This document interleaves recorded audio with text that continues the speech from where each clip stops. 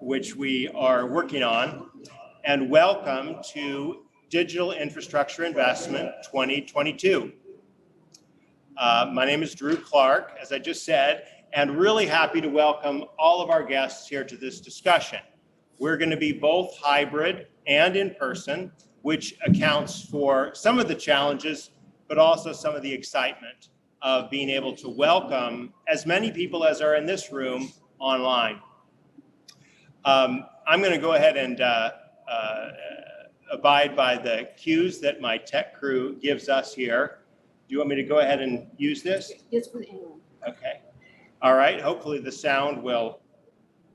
Do I need to press a button or will it turn on? All right. That's pretty good for the room. Hopefully it's not creating feedback for those who are not in the room. In any case, hopefully that's working out well. Appreciate all of the help that so many people have provided. We've had more than a few technical difficulties, but really happy to kick off Digital Infrastructure Investment 2022. And this is the third year in a row that we've done this conference. We did it 2 years ago online only because Broadband Communities was online only. We did it last year hybrid, and we're doing it again this year hybrid. And we're very excited that the setup that we provided, hopefully we'll have the kinks worked out by the time we pass this on to the coalition.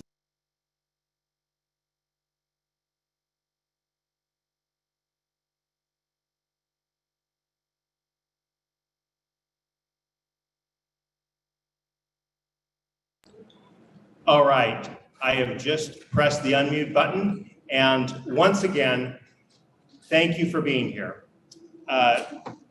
This conference is designed to bring together two communities that are both very important in their own right, but are even more important when we put it together. And if you don't mind, just let me tweak a little framing on our Zoom room here. It's bringing the financial services community together with the broadband operators community. And Broadband Communities, of course, is just an excellent forum for bringing the operations community together. And there have been sessions on finance, and I participated in some of those in the past, but we're laser focused on the two together. And there's really no better time than right now to bring these two communities together, because with 42.5 billion in broadband funding through the Broadband Broadband Equity, Access, and Deployment Act, part of the Infrastructure Investment and Jobs Act, there's lots of public funding available. But private financing still plays a key role, not only in its own right, but because of the matching requirements associated with IIJA. And so we'll hear about all of that over the next 2 hours. We are going to try to stick on time and stay on time.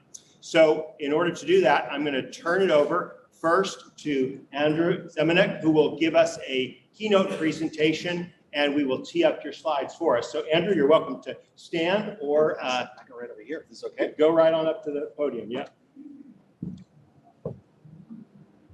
How's this working? You can have the presentation up here. We have the presentation live, so you just tell when you want the slides changed, and we will change them. Gotcha. This way, everyone online will be able to see too. Well, I got them right here, so I think we're all set. So we might just start off. I'll do a quick introduction. Firstly, thank you very much, Drew, and to Broadband Breakfast. Terrific to be a part of this discussion. Really looking forward to the next hour or two. My name is Andrew Zemanek. I'm the Managing Director at Pinpoint Capital Advisors. We are a boutique investment bank, and we are focused exclusively on communications infrastructure. And I'm on page 2 for whoever's controlling my presentation. We're focused on communications infrastructure, and what that means for us is exclusively fiber wireless infrastructure, like wireless towers, for instance, in data centers. That's all we do. Moving to page 3, we, as a boutique investment bank, are involved in capital raising. We raise capital for small and mid-market fiber businesses. And we raise that capital typically from longer-term, lower-cost institutional investors. And we're going to talk a little bit more about that during our panel discussion, but that's really pension plans, private equities, family offices, insurance companies, and other institutions like that. We also advise on transactions, which means when it's time for an entrepreneur owner to sell his fiber business, we can help. We can help run an effective, competitive process and help them maximize value. That's a little bit on Pinpoint. On page 4, I'd like to highlight a little bit about what's going on. We're now live on the screen. Are we? Okay, fantastic. I'll highlight what's going on in the fiber market. And it's pretty exciting. And this is obviously in the private financing world. You've seen a record number of transactions, record activity in both fiber investment and fiber transactions, as well as fiber investment. And this page basically highlights geographically where the investments have occurred over the last 12 months, really across the country.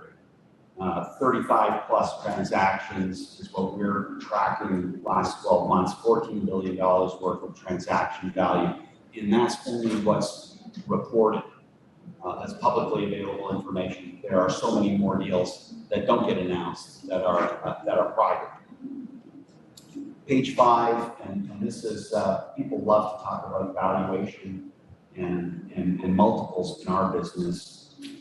But in fiber, the multiples and transactions and values obviously are nearing record highs and are at near or record highs. This page is the publicly traded broadband companies and where they've traded over the last 3 years. You can see how that EV to EBITDA multiple has tracked up.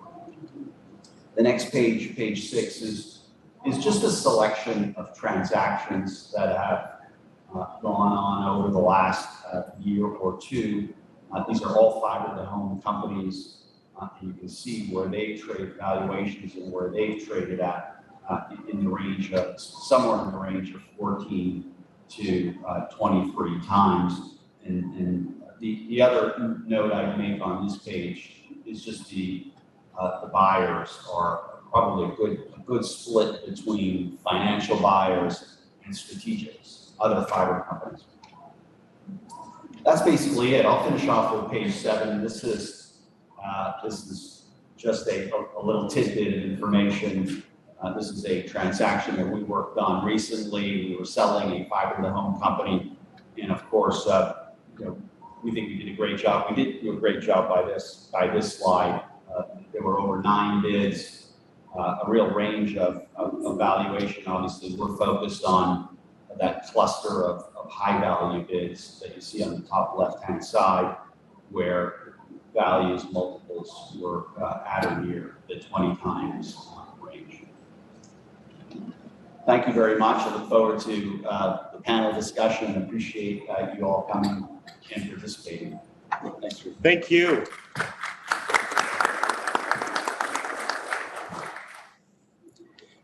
We are very excited to welcome Pinpoint Capital Advisors to Broadband Communities and Broadband Breakfast Digital Infrastructure Investment. So that's our first quick sponsor presentation. I'm very happy to now welcome our next sponsor presentation from Sean Parker, who is the Vice President of Sci-Fi Networks. Come on up, Sean.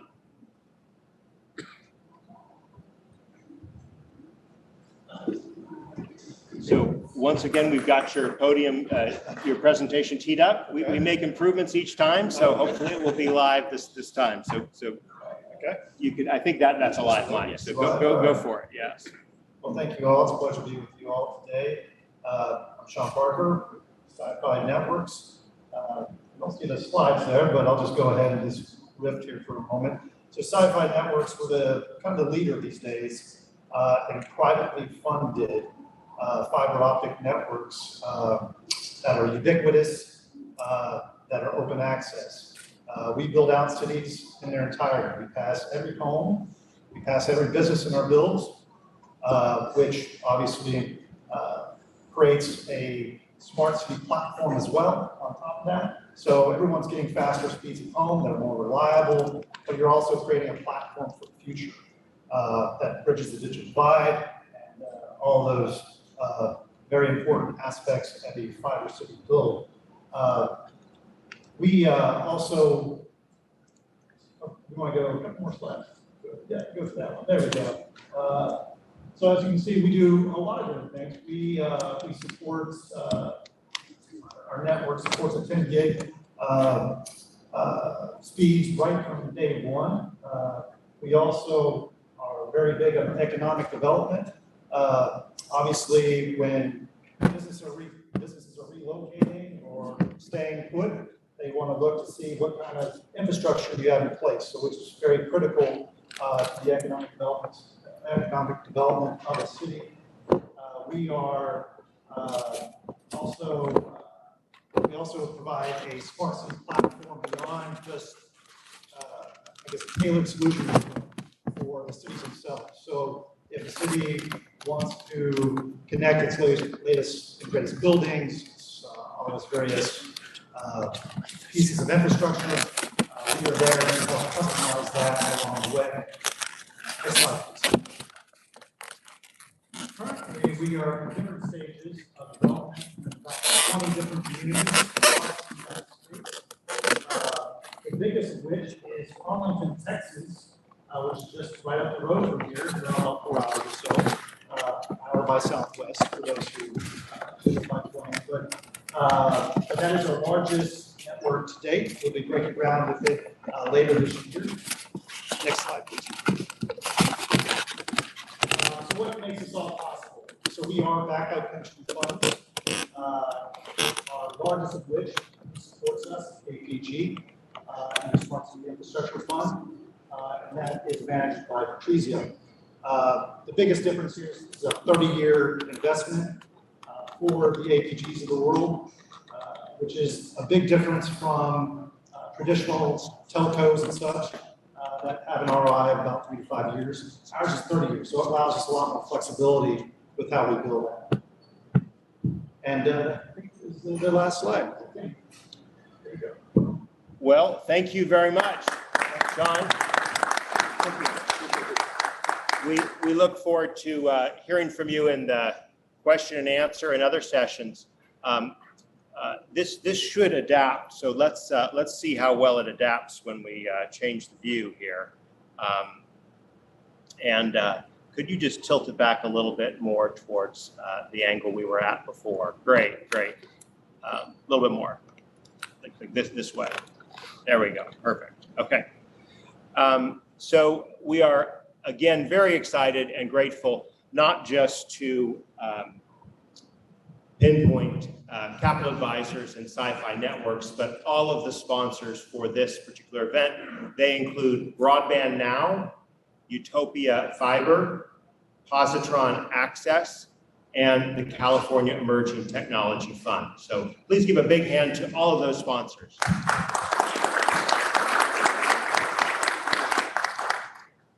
All right, so now it becomes my privilege to moderate our first panel discussion. This panel discussion has 3 people participating remotely and 3 people here in the audience. We are really excited to have these individuals as part of this program here today. And I'm going to introduce them all briefly. And Andrew, sorry I didn't give you the full introduction earlier on. Andrew is, as he stated earlier, the managing director of Pinpoint Capital Advisors, a boutique investment company that is really laser focused on the digital infrastructure space, including fiber assets, but also cell sites, data centers, and others, which is part of what we're aiming to cover in this session. He is joined remotely by David Barron, who is the CEO of Next Level Networks, and Noah Tulsky, who is a partner at Sidewalk Infrastructure Partners, and Srihari Pandit, who is the president and CEO of Stealth Communications. And I'm going to say just a tad more about them as I turn to them. But these two gentlemen on the stands, we're so grateful to welcome as well. Daryl Gentry, who is the Chief Technology Officer of Next Level Networks. And Joe, I don't remember your title. Director of Business Development. Director of Business Development. Thanks for being here with us in person for the Broadband Communities event and for supplementing what your colleagues say in their session. So I wanted to tee up our discussion by turning first to David Barron of Next Level Networks. Now, Next Level is a very creative broadband provider that is in Silicon Valley and has pioneered a disruptive approach to funding, building, and operating ultra-high-speed broadband networks. They have worked with HOAs, building owners, install and operate FTTP networks as a turnkey solution.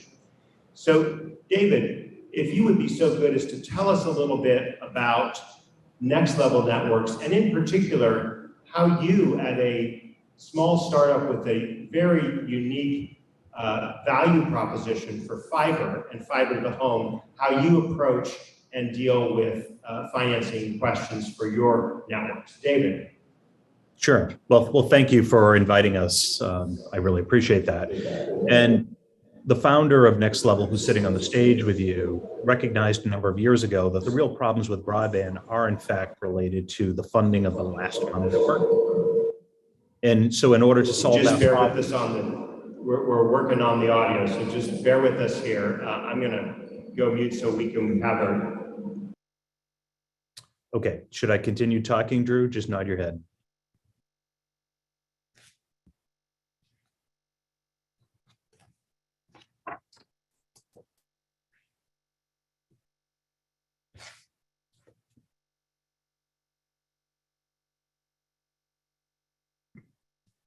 I think you can carry on. Okay, I'm sorry, I couldn't tell if you wanted me to continue.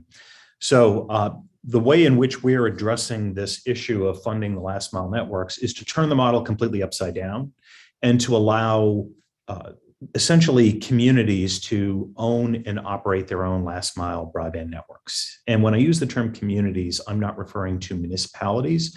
I'm really talking about building networks on a micro scale and enabling homeowner associations, as Drew mentioned, as building owners, or even neighborhoods that form cooperatives. Somebody needs to own the asset essentially, and that's the key for our model.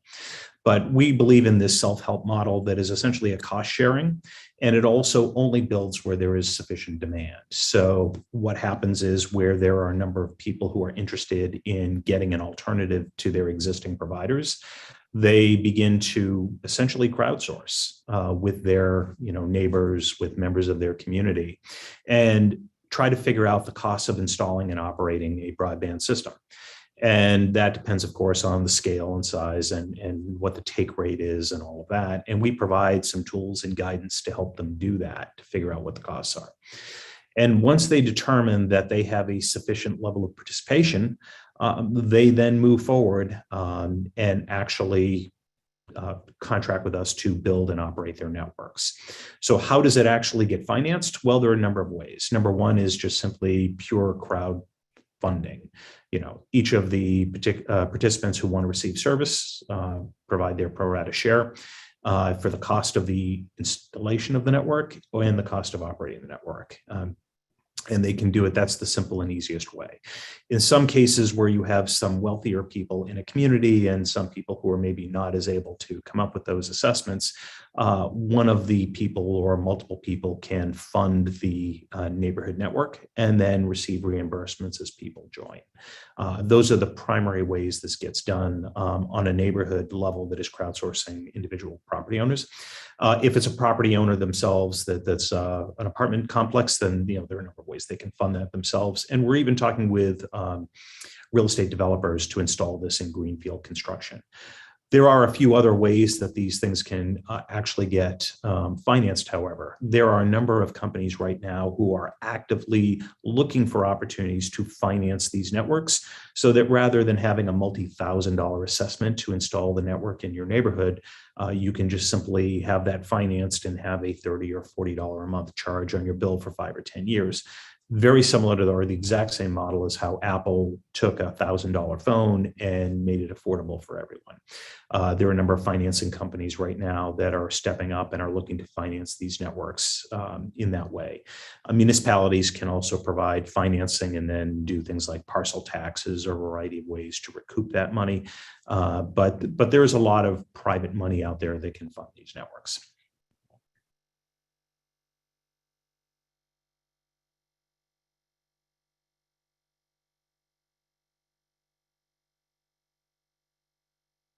I have to unmute myself. Multi-step process for audio, but David, I think we heard the core, right? And it is that you're basically talking about a fiber investment, and just like an iPhone needs to be made affordable, a fiber investment to the home needs to be made affordable. But maybe the point to underscore is that you're talking about a consumer owning their own fiber, correct, David? Collectively, yes. They own the fiber as a group. It needs to be a cooperative or an HOA, but yes, that is correct.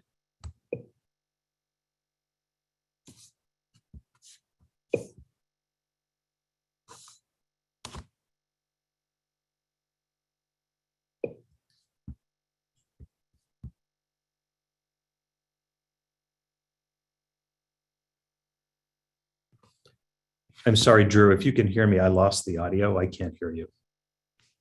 Maybe Daryl can pick up and answer the questions.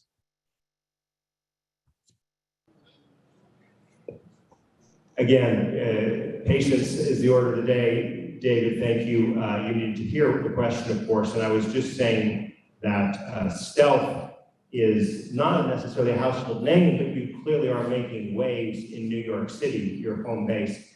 Tell us a little bit about Stealth and how you've approached fiber building in the core of one of the densest cities in the world, New York City. What's your permit process like, and how do you go about building fiber to your communities, Shahari?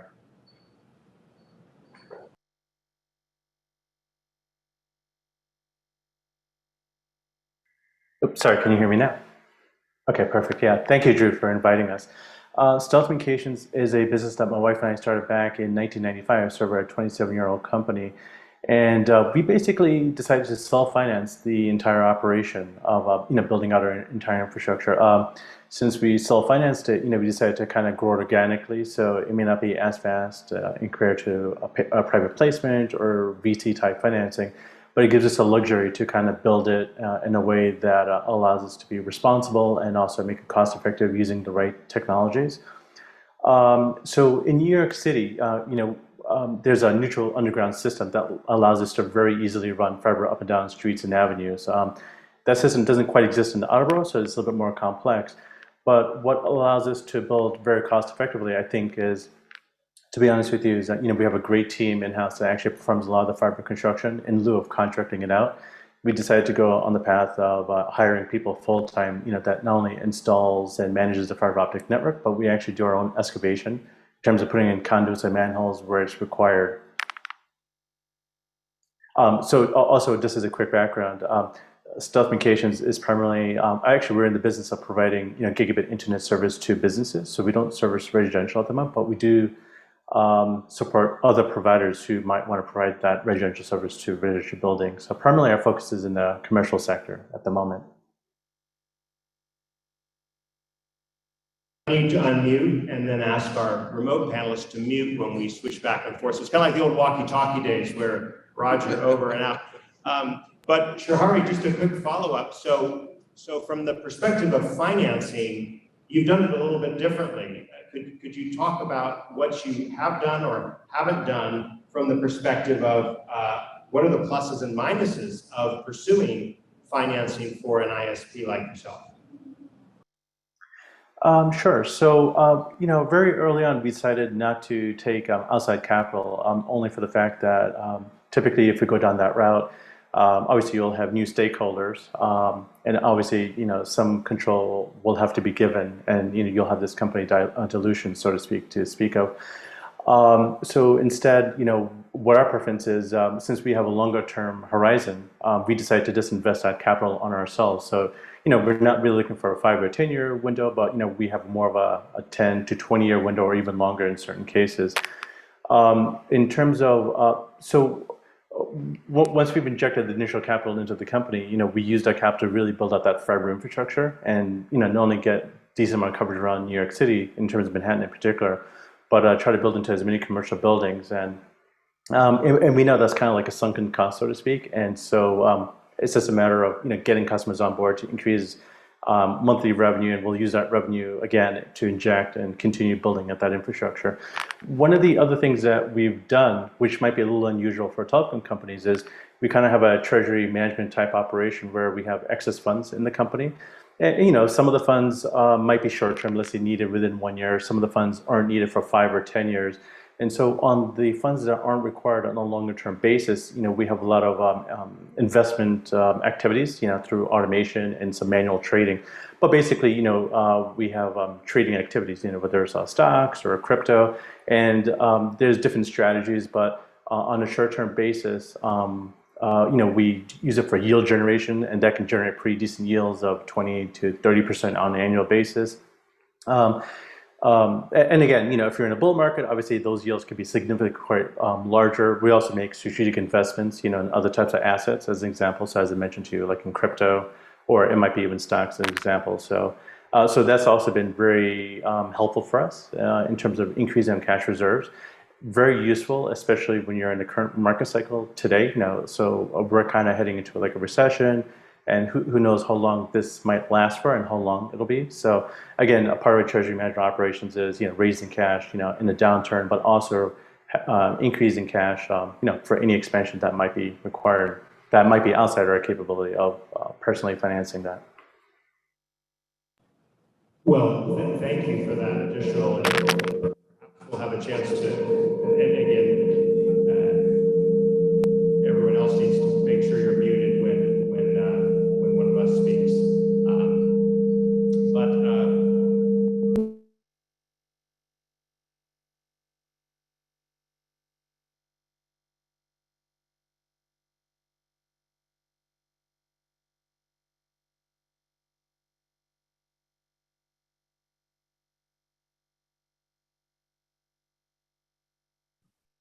Ballroom C is muted again.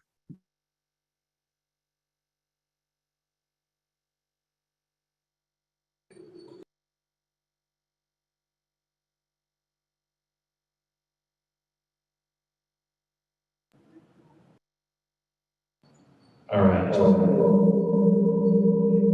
Noah.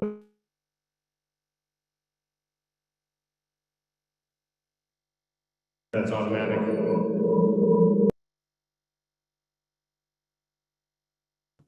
I'm sorry, but all I heard was my name. The last minute or so has been muted, at least on my side. So, to ask the question, Noah, could you speak a little bit about the goals of Sidewalk Infrastructure Partners and what you regard as your particular perspective and take on financing role in the infrastructure space? Sure. So let me speak a bit more broadly about my firm, Sidewalk Infrastructure Partners, first, and our approach to investing in delivering infrastructure solutions, and then can double click on our CoFi strategy, which has to do with delivering shared 5G solutions in coordination with cities. So as some background for the group, my firm, Sidewalk Infrastructure Partners, was formed roughly 4 years ago by Alphabet with the mandate to deliver transformative outcomes for infrastructure through the application of technology. Our view generally is that infrastructure as an asset class has been sort of woefully unequipped with sort of the latest and greatest technological solutions that have driven efficiencies and productivities in other sectors. And it is our deep belief that by applying technology and infrastructure, we can achieve better outcomes across sustainability, efficiencies, resiliencies, and ultimately create more valuable infrastructure. So through our ecosystem of capital partners, including Alphabet, Ontario Teachers Pension Plan, and the Stepstone Group, we have the mandate to deploy capital into pioneering transformative infrastructure solutions. And we've done this in a number of places.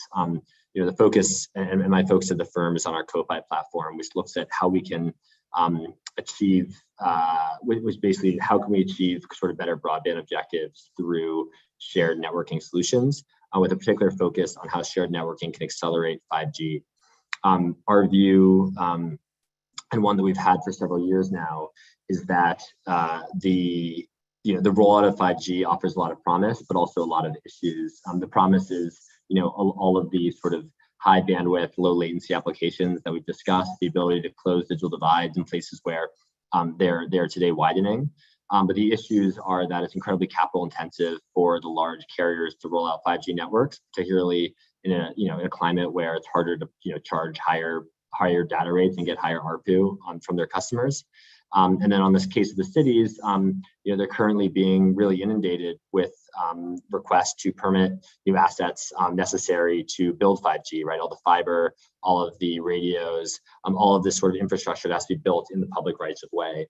And so our view is, how can we as a neutral host capital provider help to sort of broker that relationship between cities, which are seeking to streamline the way 5G is built out across their cities while meeting their needs when it relates to digital divide with smart city applications, and the needs of the carriers who want to accelerate the build out of 5G, but do so in a more kind of rationally, but while allocating capital behind it more rationally.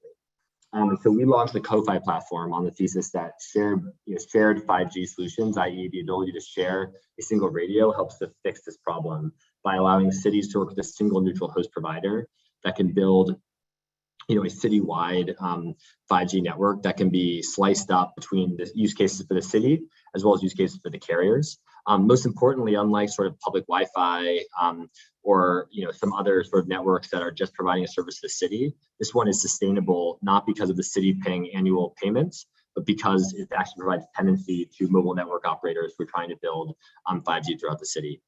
So we've acquired a company called DenseAir, which is sort of the world leader in shared wireless networking. And they've created a 4G and 5G platform to actually share multiple MNOs on a single small cell. And we are sort of now in the process of rolling out this solution across the US and then multiple markets in Europe and Asia where DenseAir is present already. So that's a little bit of background on us and our Ko-Fi strategy. Well, thank you for those remarks. And I think, again, it's so useful to have you as part of this discussion. Let's broaden it out to our fourth panelist as our core group. Andrew, if you wouldn't mind speaking a little bit about what is it about fiber that makes it such a exciting investment for finance-oriented folks. Here, go ahead and take the mic. Yeah, absolutely. It's actually quite simple. With fiber, and the fiber to the home specifically, is a fantastic investment.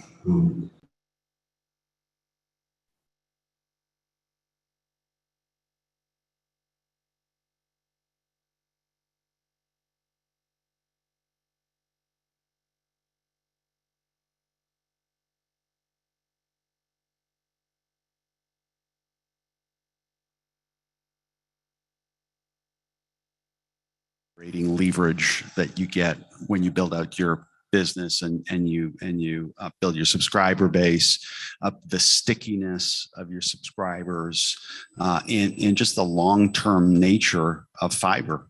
Fiber is increasingly seen as the fourth utility. When you make an investment in fiber, you're making a very long-term investment.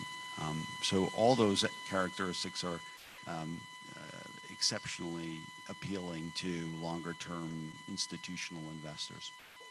What's driving the record number of investment we've seen? Is it all related to the pandemic and the sense, Andrew, that people really do need and value the symmetrical connectivity that fiber can bring, or is there something else going on in the financing world?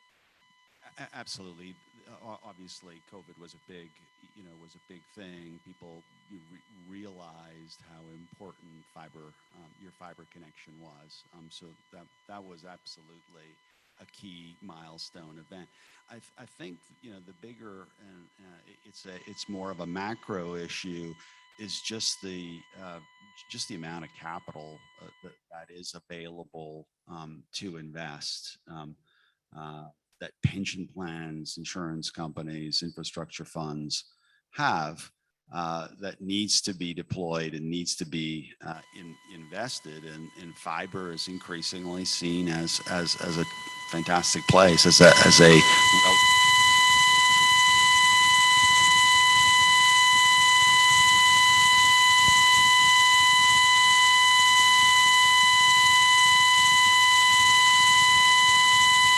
Okay. Yeah. All right. Let's continue to go forward. We hope all of our panelists who are remote can also hear our discussion. It is a balance, because this works wonderfully in a small environment, but when we're trying to have a big room like we've got here, we do have new complexities. I want to hear from David and Srihari about what you think other fiber providers are thinking when they're considering both private funding and public funding for new fiber investment. Is this a kind of a natural and easy opportunity to pursue financing? Or what are some of the pitfalls that you two worry about when you think about your next steps in investing and laying fiber? Let's go to David and Srihari then. Sure. So, if we're working on a potentially, let's say, a public-private type partnership, obviously you want to make sure you have sufficient capital, and ideally more, to be able to take on that project. And it's also about risk management and execution. So for us as a private company, it just means that you got to have, let's say, sufficient letter of credit or sufficient cash within the company, to be able to handle that type of project and execute it all the way to the end. Otherwise, you might need to raise additional capital in order to complete that project. And some providers may want that. It depends on the size and complexity of the transaction, I think, in terms of what needs to get built out. But in general, we only like to bite on what we can choose, so to speak, and grow comfortably in that regard. David Barron.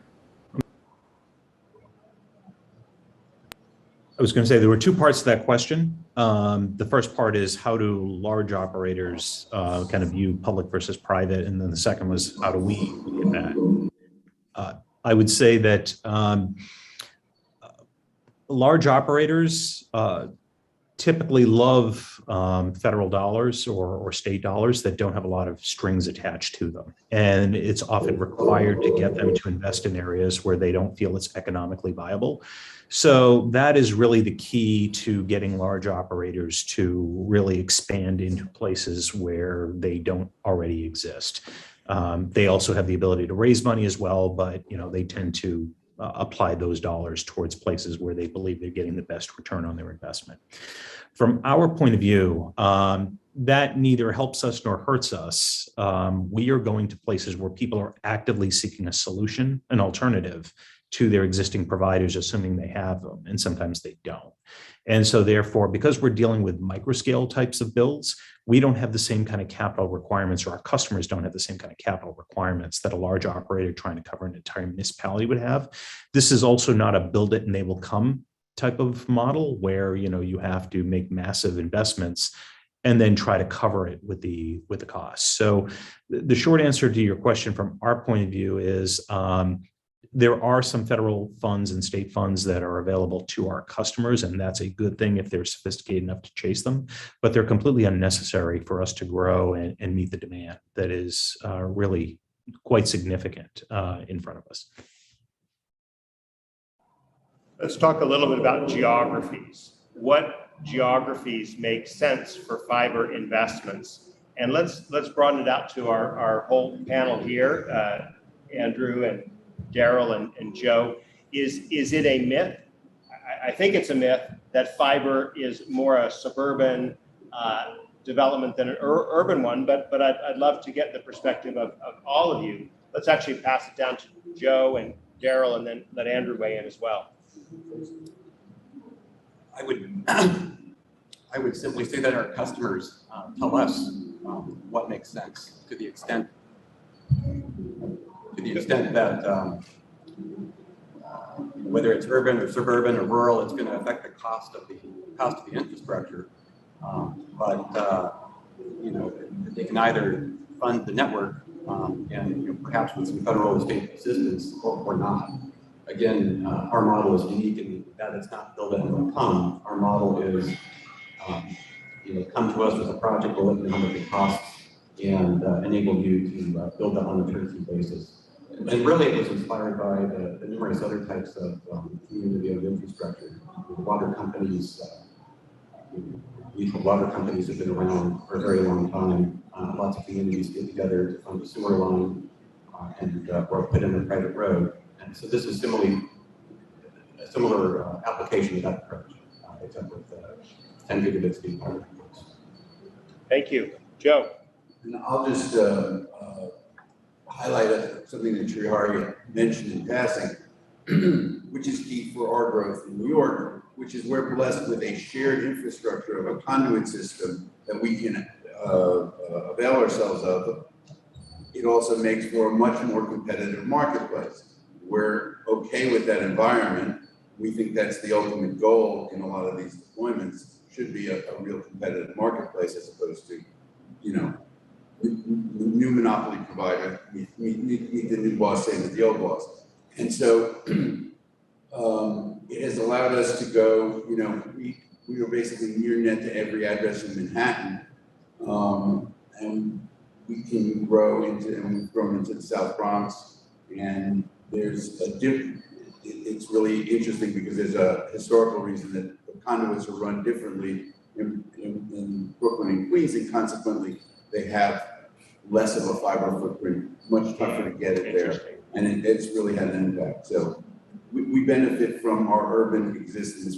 We talk about it a lot to our customers, so they're aware of it, and we've tried to point it out in these sort of fora to use it as a model where a lot of the municipalities I know are looking at a shared conduit infrastructure. I believe Srihari's byline piece was about that.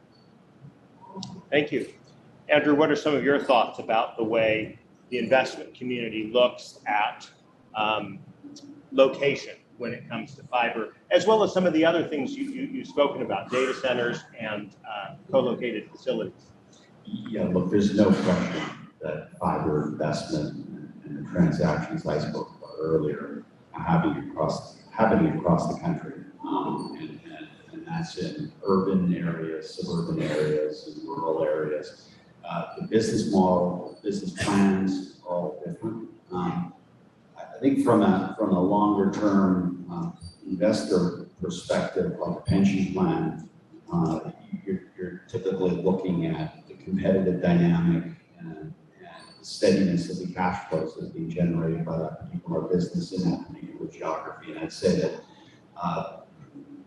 typically suburban and rural opportunities are more exciting just because of the competitive dynamic. There's obviously less overbuilding going on compared to more urban areas. So that would be my perspective. I want to definitely get Noah's take on some of the things that Srihari and Joe have mentioned. It's probably worth a whole discussion on its own, maybe a Broadband Breakfast Live online session on how you get a city to do a conduit system. that is open access, that is accessible by stealth networks and others. But from your perspective, Noah, how does this sound to your ears? Like, what are you looking from the co-owned or co-investment type of infrastructure, and how does Sidewalk in particular kind of see your play in that space?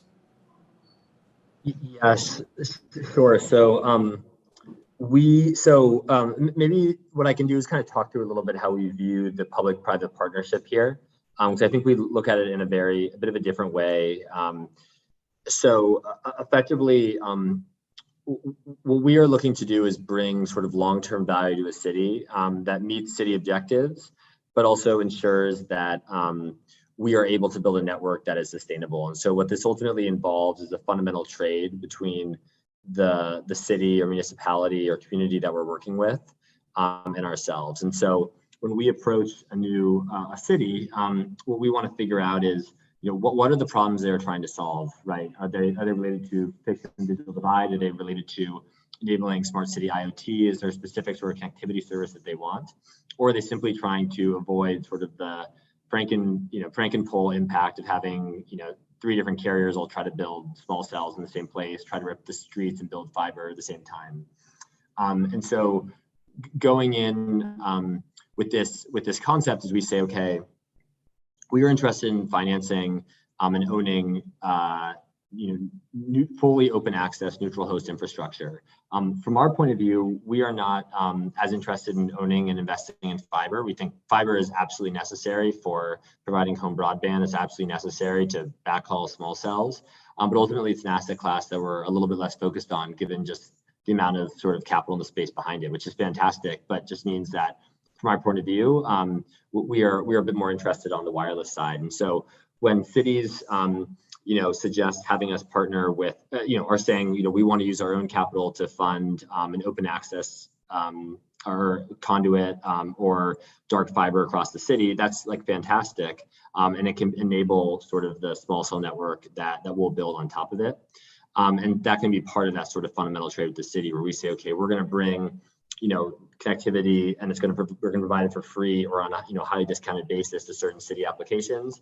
In return, the city will give us access to poles, give us access to that open access fiber network, and on top of that, we can run ultimately what's a sustainable 5G network that has tendency from MNOs, enterprises, et cetera.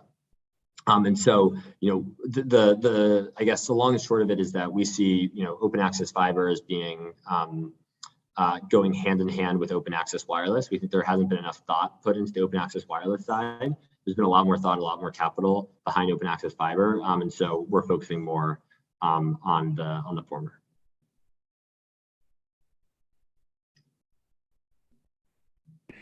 Andrew, could you speak to the small cell and wireless equation for investment?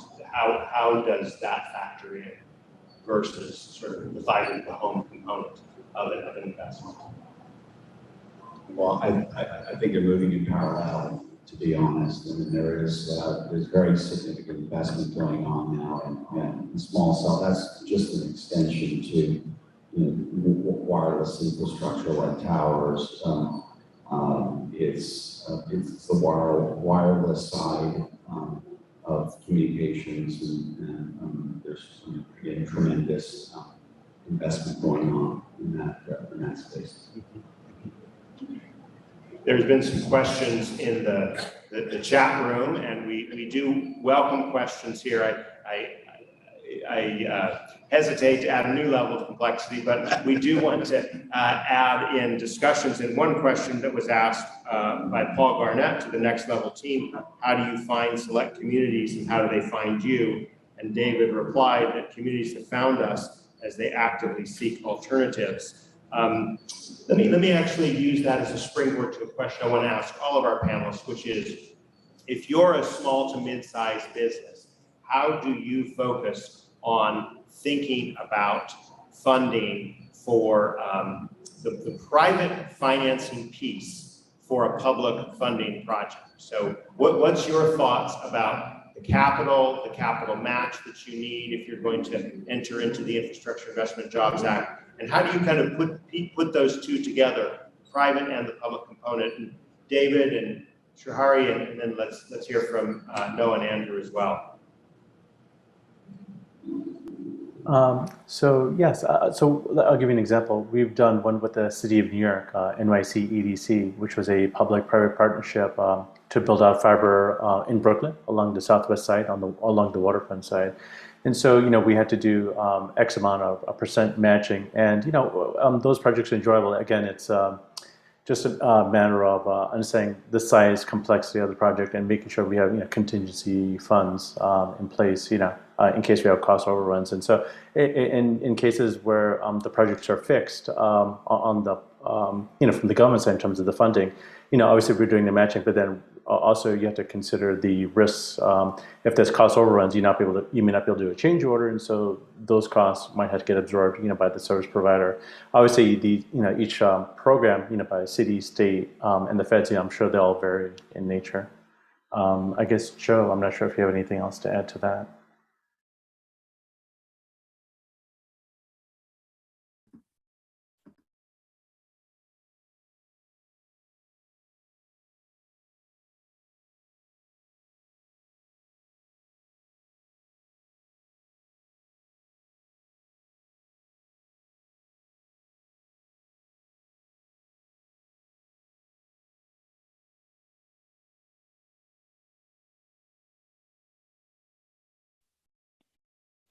Drew, you're muted.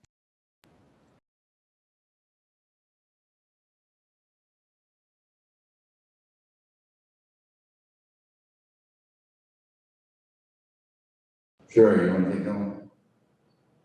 Oh, I'm sorry, we didn't hear anything. We just heard the last word that you just said now. Are you considering any projects, any IIJA projects, Srihari? Oh, not at the moment. Our expansion right now, we're focusing on, it'll probably be close to, let's say, New York City, and that'll be a self-financed project.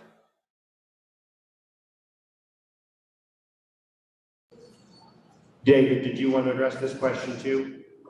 Yes. So we believe at this stage of the game and for the foreseeable future, it's our job to help do the connecting of the dots between funding companies and our customers to the extent that our customers want them. So right now we have a relationship with Generate Capital, who is willing to fund, I'll call it well-established homeowner associations. And there are a number of other partners right now that are talking to us about potentially funding all kinds of other types of customer projects. But it's our job to make sure that there is a wide range of potential funders and to communicate those to our customers. Over time, let's fast forward a couple of years from now, I think it'll just be much more ubiquitous and people can find funding companies on their own.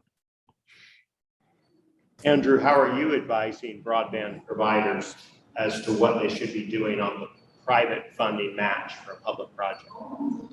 There's so much capital out there. You really gotta look at your alternatives. Our recommendation is hire an investment banker and run a process and get to know some of these groups that provide this type of financing.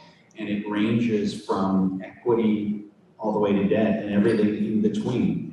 And it's not just for large companies anymore. We work on structures that can get you the best pricing terms, whether you're a $20 million company, a $30 million company, or a $200 million company. It's out there, and it's capital that's efficient, and it's going to help you compete and build your networks. Andrew, just say a word about some of the recent projects you've been involved in and how that might be an illustrative example for others. We work with a variety of different companies, again, all small and mid-market, that are racing to build their networks. And it's funny, some of them they're mostly suburban and rural businesses, and there's a mix of the type of capital. So sometimes there is public funding, sometimes there is grant funding, and we step in with private financing to bridge the financing gap. Sometimes grant funding doesn't cover everything, doesn't cover operating expenses or overhead. Sometimes the timing doesn't work with grant funding. The differences between when you're going to get your grant coming in and when you need the capital to build your network. And then there's some situations where we're helping companies that are rural companies, but there's a level of density such that you don't even need grant funding. There's an investment thesis and model around building it with 100% with private capital. Awesome. So let's make sure if you're not part of the program, just turn your video off. Thank you. So we are super excited to have this panel. I'm going to ask one question as a closeout for all of our panelists. I think what we're going to do is we're going to stay live, our live stream, our guests who are online, but we are going to take like a 3 to 5 minute break so we can do a little more tweaking on our audio to make it even better next session. And I do want to again thank our panel for being part of this. We have a very exciting program. Next up, we're going to talk about public financing. And I also want to really encourage you to stick around for the Coalition for Local Internet Choice session that begins at 3 Eastern, 2 Central, right after we conclude here. So let me turn first to our remote, and then we'll conclude with the people in the room. What is the end game for fiber investment? Okay, all of you here are in the private sector, right? We are aware of public players, public aspects. That's a vital part of the broadband ecosystem. But each of you represent a private company that's trying to make money on this broadband tsunami of higher capacity internet. So specifically let's start with David and Shahari and Noah. What is the end game for small and mid-sized fiber to the home companies? What do you think it should be or is going to be? And obviously we'll get different perspectives from David and Shahari than from Noah and Andrew, but speak to that same question. And then anything else you'd like our audience here and online to know before we close out. So David, you first. Well, from a company point of view, the end game is we're trying to solve a problem. And we want to be in as many markets as possible and helping as many people as possible solve this problem. And so we will ultimately, hopefully, make a lot of money from that. But over time, it's really about making sure that everyone has access to fiber, because that's really becoming a foundational type of utility that will enable everything in terms of communications, both now and even more so into the future. Did that answer your question, Drew?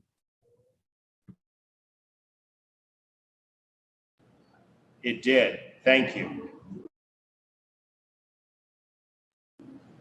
Shahari, what's your answer? So, for us, we don't necessarily have an end game per se, but we'd like to continue for it to be ran, meaning how should I say this, a closely ran business, without any external financing. So it allows us to grow at our leisure, and it allows our employees and customers, to be quite satisfied without the stress of, let's say, raising any external capital. But I would say, again, we'd love to expand, outside New York City, and as Joe pointed out, and in the Byland article, our success, and I think what we could do to better, how should I say, promote a better marketplace around the United States, and which is really the end game is, we need to have some basic infrastructure that solves the right-of-way issues and running conduits and fiber, so to speak, very easily. So the biggest cost for us is installing conduits, like in Brooklyn, digging up every single block, to provide businesses with internet services. Not only costly, but it's it's a huge amount of time in terms of getting that deployed and installed. So imagine you have to do this across the U.S. It's just unreal. So this is an investment that's probably better suited for the governments to kind of install this neutral underground conduit, and by doing so, it would promote the growth of the ISP industry back again. Like in the 90s, when we started, there were thousands of ISPs all across the US. Now we're kind of dwindling down, and it's kind of just a handful of providers left, so to speak. Maybe exaggerating it there a little, but my point is, what we should do is try to encourage and foster growth of our providers, and that will in turn, enable more fiber deployments, a better marketplace in terms of reduce costs and higher capacities naturally. But to the extent that we just create new types of monopolies, I don't think that really moves the needle enough in terms of developing a better marketplace. And so we believe, having a neutral conduit system not only enables more competition, fiber-based competition, but it also helps, 5G deployments and other wireless deployments. Because remember, at the end of any wireless connection, there's always a fiber connection that supports that infrastructure. I'll end it with that. Thank you. Thank you so much. Noah, what are some of your thoughts on this question? And maybe just a tad more word on what Sidewalk Infrastructure Partners' end goal yourself is for you in the 3 to 5 to 10 year. For what does success look like for SIP as you go forward, in addition to what success looks like for these small to mid-sized fiber providers? Yeah, no, absolutely. I may not be the best to weigh in on sort of the future of small and mid-sized fiber providers. I'll give my thoughts regardless, just from my perspective. I fully agree with Shahari, which is that governments and particularly IIJ funding is incredibly well suited and is probably the best funding to deal with the issue of building out conduit. Governments are going to be able to deal with the idea of the problem of building infrastructure and public rights of way is probably best done by public entities. And so I think as we think about long term, ideally a lot of that funding for conduit, especially in sort of especially in lower density, less wealthy areas, is going to be increasingly done by governments. And then I think what you'll see is that there'll be an incredible amount of consolidation across the fiber industry as small and mid-sized fiber companies are largely consolidated within larger dark fiber providers, companies that previously maybe focused more on long haul and are increasingly focused on city fiber. Think about companies like Zayo, et cetera. And then you'll increasingly see the ISP universe, I actually think, become increasingly decentralized as fiber becomes commoditized, conduit becomes publicly owned, and the actual application level and the services are provided by an increasing number of sort of software-defined players who are able to provide those services over the top. So that's my view generally on fiber. Success for SIP is let's build out 5G more equitably and more inclusively and quicker. Right now, way too many communities are getting ignored. And so through our Ko-Fi platform, we are looking to finance and own and operate citywide shared open access neutral host networks in small and mid-sized cities across the US and across the world that can host carriers, that can host enterprises who want to have private networks and can deliver city use cases and ensure that areas that would otherwise not get true 5G service until 2029, 2030 are actually addressed in the next 3 to 4 years. We think this is a national security imperative. We think this is a humanitarian imperative, and we think it's a technological imperative to ensure that the applications that we all rely on that came from 4G are not only created in 5G and created here in the US, but are actually able to be accessed more equitably around the country. And so over time, we are looking to sort of be providing these networks hand in hand with cities, hand in hand with carriers, hand in hand with enterprises across the city and around the world. Thank you. David, did you have one more quick point you wanted to make, or? I did, yes. In terms of a long-term goal, we're often, I think, inaccurately described as the 1% solution that only the wealthiest people can afford to install their own networks. And we have a number of paths to go down market, financing, of course, going into the middle market, but more importantly, going down into the lower income realms. We believe our solution can actually be very effectively applied in partnership with local and county governments. And so in the long run, we believe that we would love to see this solution actually play out across all ends of the economic spectrum. That would really be what we would like to see in the long term. Well, let's give the last word to Andrew. Please give us your thoughts on what the future holds for these small to mid-sized fiber providers. Yeah, absolutely. I think is very bright. If you're a small or mid-sized fiber company, you've got to build as fast as you can. Find that private financing or that public financing that you need to do it. Build out into your adjacent communities. you've got a window of about 3 to 5 years. The country will look different in 5 years. The end game is consolidation. Small and mid-sized owner entrepreneurs are going to get consolidated. They're going to do very well, become very rich. There's going to be fiber everywhere, and it's going to be a great growth. Well, on that somewhat optimistic note, we are going to, before we thank our panelists, a reminder, we have a panelist for our next session on. Thank you for being on. We're going to keep the live stream running for the next 3 to 5 minutes. We are going to take a short technical break to address the speaking, and then we'll come back with a sponsored presentation by Positron Access and our second panel on public financing. On behalf of David Barron, Noah, Shahari, and Andrew, please, and of course, Daryl and Joe, please give me a warm round of thanks.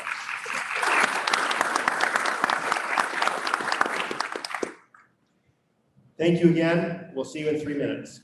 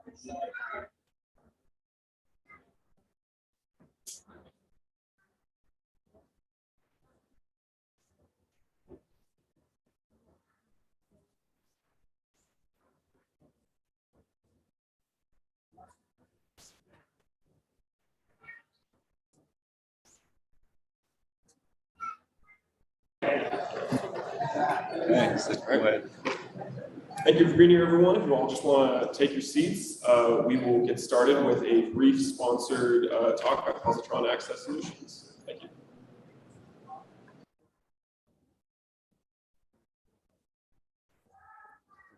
If you can allow me to share my screen, it would be appreciated. So thank you, everyone, for having us part of this conference. And sorry, my flight got delayed, so I'm joining in from the airport. So hopefully I'll be able to see you towards the end of your session. So Positron Access is a proud sponsor of Broadband Breakfast, and we're happy to join you at the BBC Summit this week.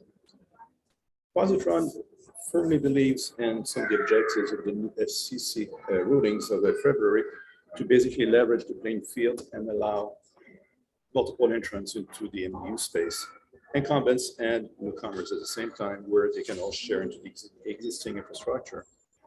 Doing so brings about some interesting challenges as to whether someone should invest in fiber inside the MDU. Fiber to the MDU is obviously a no-brainer. So Positron gives you some options to anyone looking at improving coverage inside an MDU without all of the complexity, out of the disruption for trying to retrofit a brownfield building with fiber. So we are there to basically allow you to terminate the fiber connection, use the coax or copper cabling, and still deliver gigabit speeds to all of the tenants, all of the units inside the building for about 20% of the cost of doing it with fiber. So we are exhibiting. We'll be able to show you more about our solution as you walk about the show floor in the coming days. And I'll be also part of the panel Wednesday afternoon on the same topic. So again, Positron Access is a proud sponsor, and our G.HN Access solution really redefines the market for small and large operators. And I wish you a very good session starting now.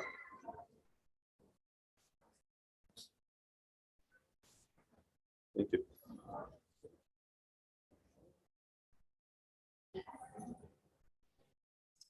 All right. Ben, go ahead. Thank you, Pierre.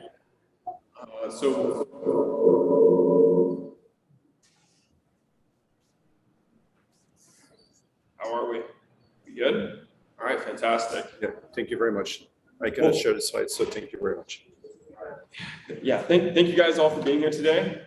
Today we're going to talk about the 800-pound gorilla, which is IJV, and how that relates to public financing options. And I guess I'll just turn it over right away. We have 4 panelists with us today. We have 2 in person. We have Roger Turman, who's the Executive Director and CEO of Utopia Fiber. And we're also joined in person by Tom Coburn, who's the Managing Director for KeyBank Capital Markets. And joining us virtually, we have Sunny Wright McPeak, who's the President and CEO of the California Emerging Technology Fund, and Matt Schmidt, who is the Director of the Illinois Broadband Office. So we have a wide range of experience from across the country. And without further ado, I'm going to actually use this as an opportunity to kind of springboard into a question for you, Roger. And you can kind of use that as an opportunity to talk a little bit more about what you do and what Utopia is. But I want to start off by just asking you, what are some of the pros and cons associated with working with getting funding from a government entity? All right. Well, a quick background on me and Utopia Fiber. So we're a consortium of public entities, of cities that build open access fiber networks. We're currently building and operating networks in 21 cities. Those are in Utah, Idaho, and Montana. We're going gangbusters. These are, are growing, and more cities are coming looking for solutions. And things are going really well. It's the largest open access consortium in the country and the most competitive. We have a lot of service providers that all benefit from this public infrastructure we build. So the question of funding, that's a fun one, because strings are usually attached or qualifiers, et cetera. Also, many of the federal programs, we basically say, hey, America is not happy with the broadband solution, so here's a whole bunch of money to solve it. And we've done this over and over and over, and then we spend the money and we say, okay, did we solve broadband this time? And we move the needle a little bit, but usually the money spent for federal programs doesn't make quite the impact that we hope. I think largely that's due to incumbent lobbying, right? These programs get intentionally structured to be anti-competitive. What I mean by that is that they're structured to make sure that the incumbents are able to get the money and do some incremental improvements, but they are designed not to allow competitors to benefit from those funds. And so we see things like opposition to the term overbuild. Overbuild is a great thing. America would love some overbuild, but that's often vilified. We like competition. We also see broadband thresholds that are far too low, even comical, defining broadband as 25 meg or so. And even though some programs notch that up and say new money, needs to hit 100 meg or something, the communities we serve, I say we got these cities and communities all over the place. 100% of the areas we have built in all of these different communities, including even rural areas, are considered served by these definitions. I mean, we were just completely ineligible. So it's an example. These communities themselves have stood up and backed financing to make this happen in their communities because they were not served by their own definitions, and yet, federal and state programs we're not solving their needs. So I'm excited at the opportunity. There's a lot of area in Utah and these other states we're looking at to benefiting from the federal programs coming down the pipe. But there's enormous populations out there who are frustrated with their broadband, and the money's being steered and structured in a way that won't benefit most of America, unfortunately. I'll next pass off to Tom Kovrig, who, as I said, is Managing Director at KeyBank. I want to pose this question to you, Tom, which is, what kind of recommendations would you have for any entities or communities that are looking to make use of government funding? So that's a very good question. Before I jump in, my name is Tom Kovrig. I'm a Managing Director with KeyBank Capital Markets. We are a nationwide, large regional bank, if you will. We have presence throughout basically the upper half of the United States. And over the last several years, we have made a dedicated and deliberate effort into the financing of digital infrastructure. Some of you may have seen me on panels before. Typically, I was on panels on the last day, on the last time, and people were like rolling out of here or looking at their phones or, getting ready to get on an airplane. But now that finance has taken a front row seat in terms of priorities, I think it's important to talk about not only what recommendations that I would have, but really what a good strategy is. And I think, from our experience, what we've seen is that finance tends to be the last thing that people think about when they're contemplating a network. And the reality is just as much as you put thought, design, effort, resources towards planning your network, your physical network, your financial package should be the same. And so when you consider going to your constituents, your stakeholders at the last minute, when you say we've got this great network, here's how we're going to pay for it, you're going to get a no. So from our perspective, plan early, plan often. I'm from Chicago. It's always a vote early, vote often kind of state. But when you talk about putting financial packages together with your network, there's a lot of components and moving pieces that you should consider. Public finance is only a part of it. From my perspective, public finance really is any types of public dollars that are available, whether at the state, local, or federal level, that will provide funding for your network. And as we've heard over the last several months, there's $64 billion coming to this infrastructure. And where is it? What is the program? What are the checklists that you have to fill out in applications? None of that's been developed yet. And as Roger can tell you, the cost of fiber is skyrocketing. Labor is becoming more and more scarce, and the need is only growing. And quite honestly, in the world that I live in, interest rates are rising significantly. Just over the past 6 months, we've seen considerable rises in interest rates. So I think that public finance is only a component and part of what we call a capital stack. I'm a firm believer that every network will look very different, and every network will have different attributes. And in a similar way, so will your financing package. So as you consider what's out there, yes, public finance, I'm a public finance banker, there's nothing more I love than to have all of you line up here and give me a bond deal, especially since a lot of our working group for the Broadband fiber deal and for Utopia are sitting in this room. They'll be happy to sign up with you too. But I think the reality is, look at all your options, look at what's going to get you the best flexibility, because quite honestly, if you do a bank borrowing, for example, banks only go out 10 years, maybe 15 if you have a good relationship.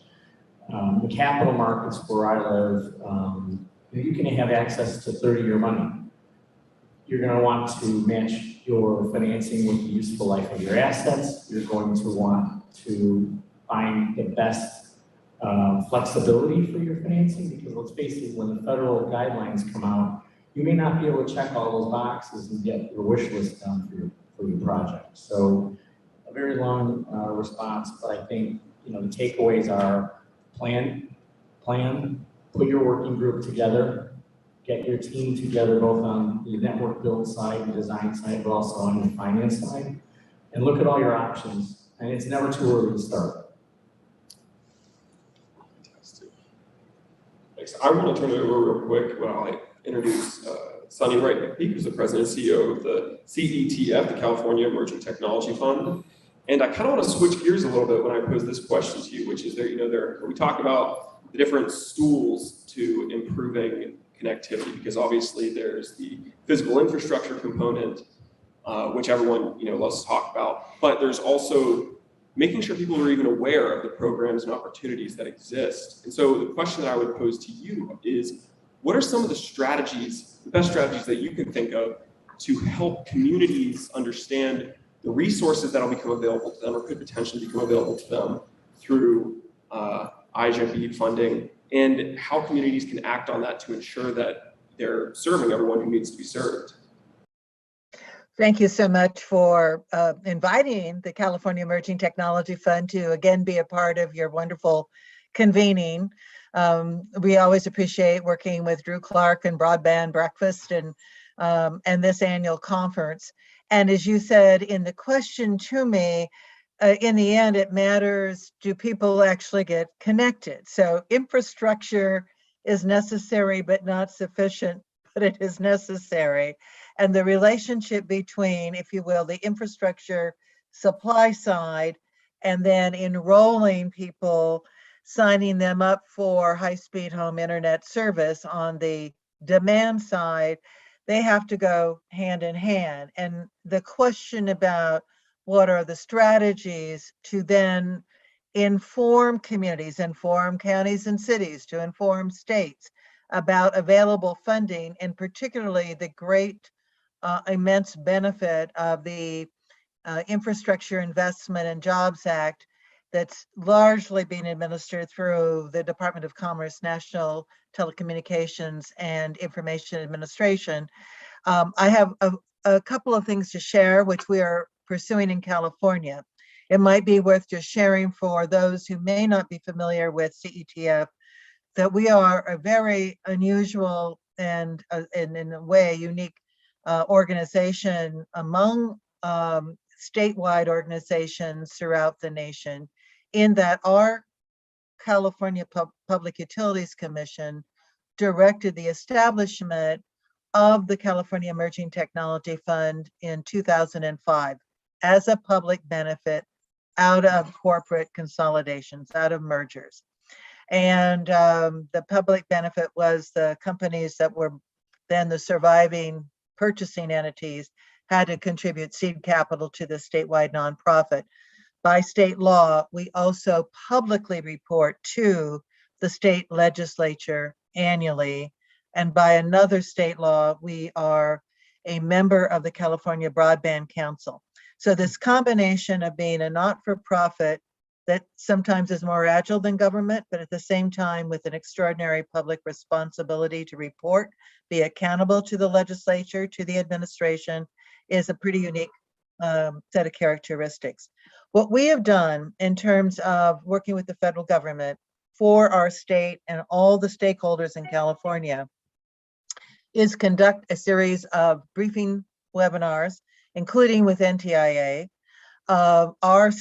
Our U.S. Senator from the state of California, Alex Padilla, was a part of a briefing of about 600 people back in November.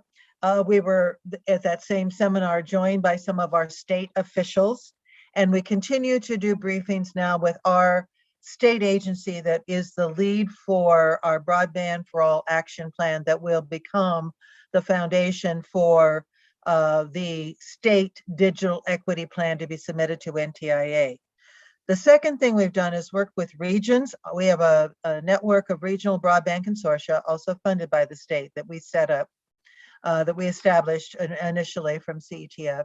We work with the metropolitan planning organizations and councils of government to issue requests for qualifications for prospective partnerships so that we get a focus on last mile, public-private partnerships, or public alone or private sponsored projects, but priorities to drive middle mile investments, which are state investments to the tune of about $3.25 billion in California.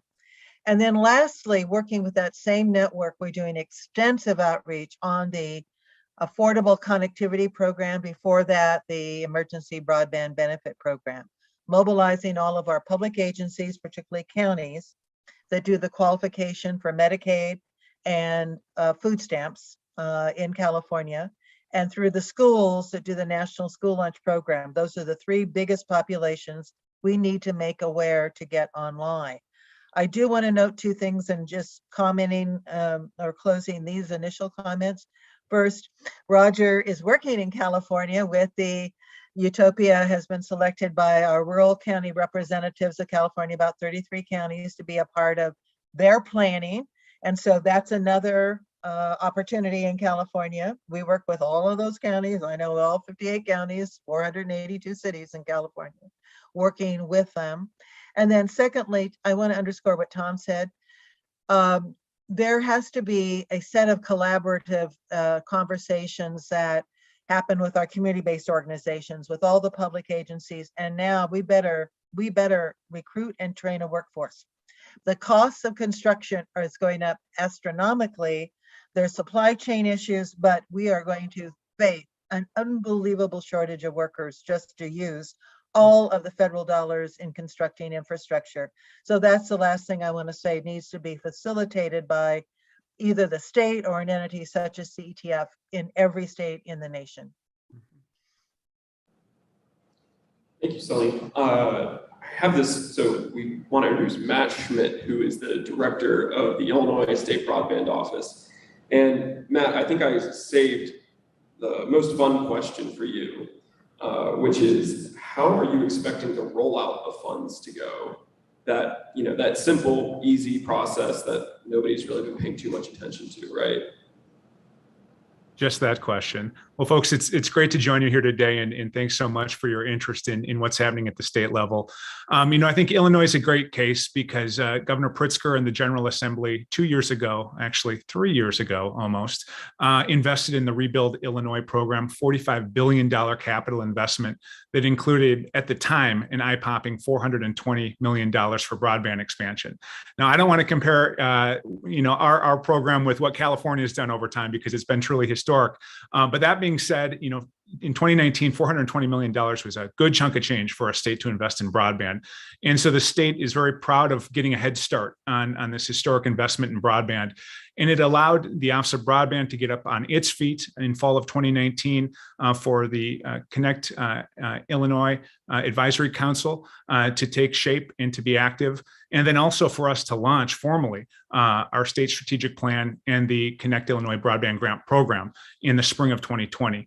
And so we have 2 funding rounds under our belts right now and a lot of lessons to be learned. And I think it really puts the state of Illinois in a strong position moving forward as the state positions its next funding round, leveraging capital project fund dollars, roughly $300 million of federal support for that next round. And then, of course, the subsequent round thereafter that largely will leverage BEAD funding. And so we're building this program based upon state best practice, back from my days in Minnesota as a former legislator, and been following this issue closely for a long time in different capacities. But I think it's important to recognize that there's a lot that's been learned over the last decade, a lot that's been learned across the country. And so we're looking forward to applying that in every round of funding that we have, whether it's round 1 of Connect Illinois, round 2, round 3, which is open now, moving forward to round 4, which will leverage BEAD funds.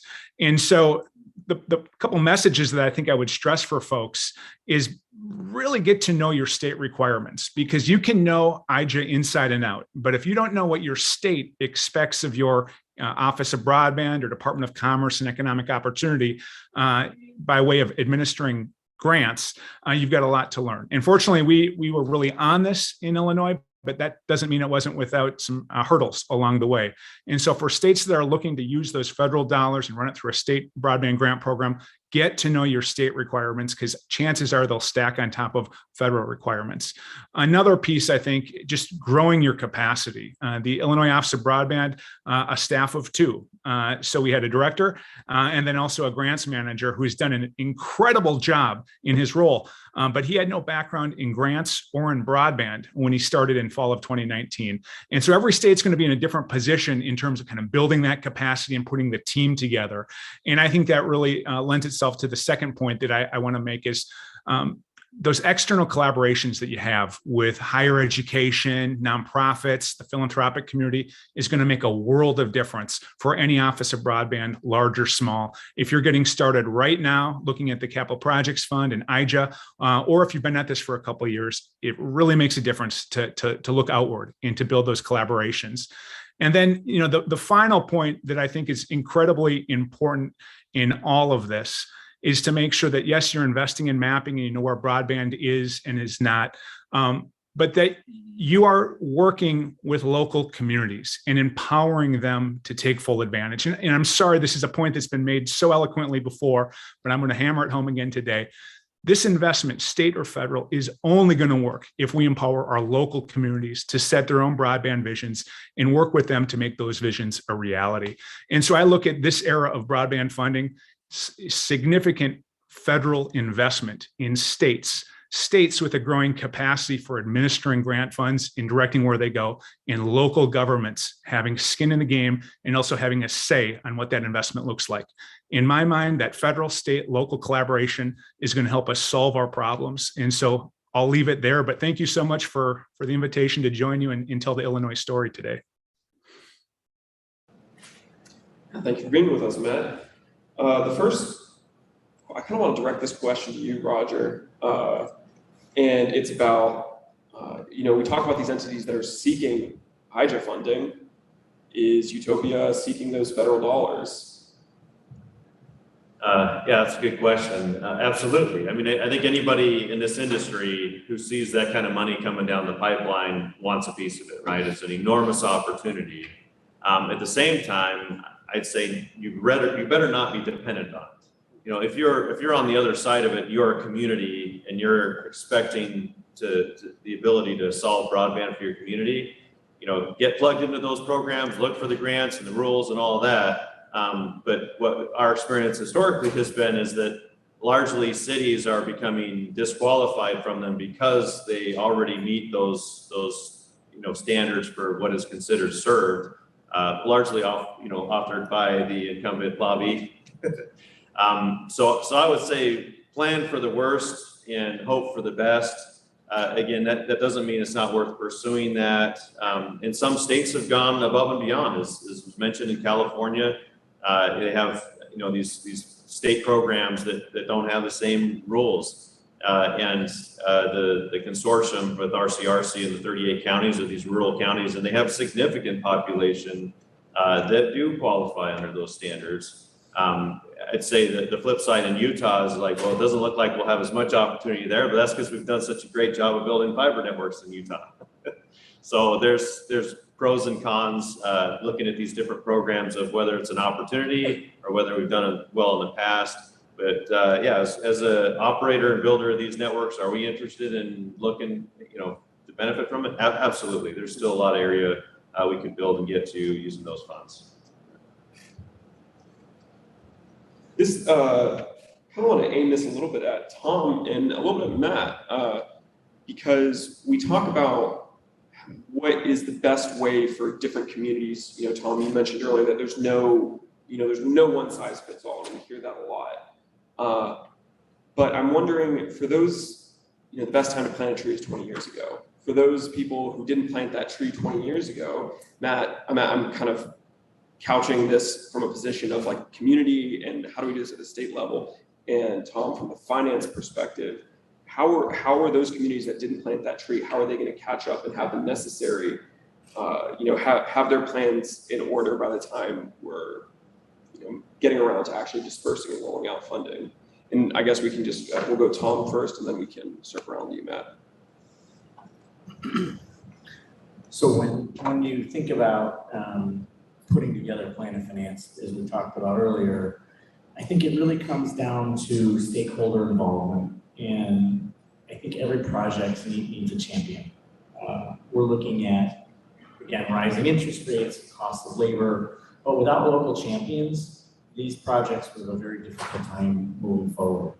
And so those champions who we work with, the Rogers of the world, if you will, they're the people, they're the individuals that will move the needle. And so I think, putting together a solid team, I think pulling together resources is very important, but without stakeholder involvement, without these champions, these projects will have a very hard time moving forward. And so I know that's not a financial answer to your question, but the reality is those champions in the local areas will know everyone who has to get involved. And if they don't, they'll find out who it is pretty quickly. And so I don't know if that's a direct answer. I can't really think of an answer given how different every financial package really is.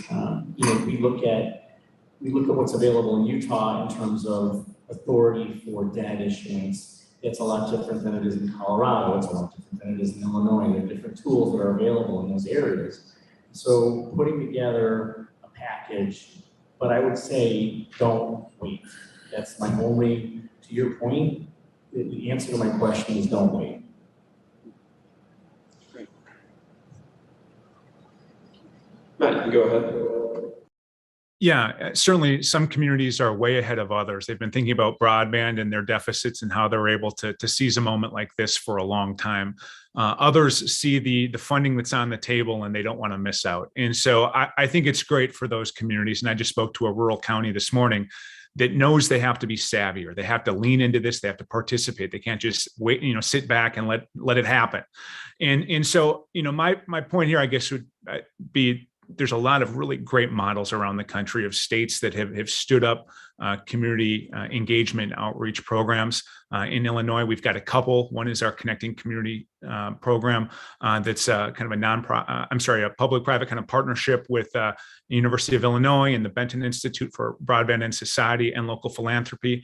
Another is our Accelerate Illinois program that receives some philanthropic support from Heartland Forward to work with the similar stakeholders and do a deep dive, 14-week intense weekly engagement with communities that have committed to using some of their ARPA local fiscal recovery fund dollars for broadband, or have committed to applying for state or federal funds for broadband, want to invest, want to see their broadband visions become a reality, but they don't know what that vision might be exactly.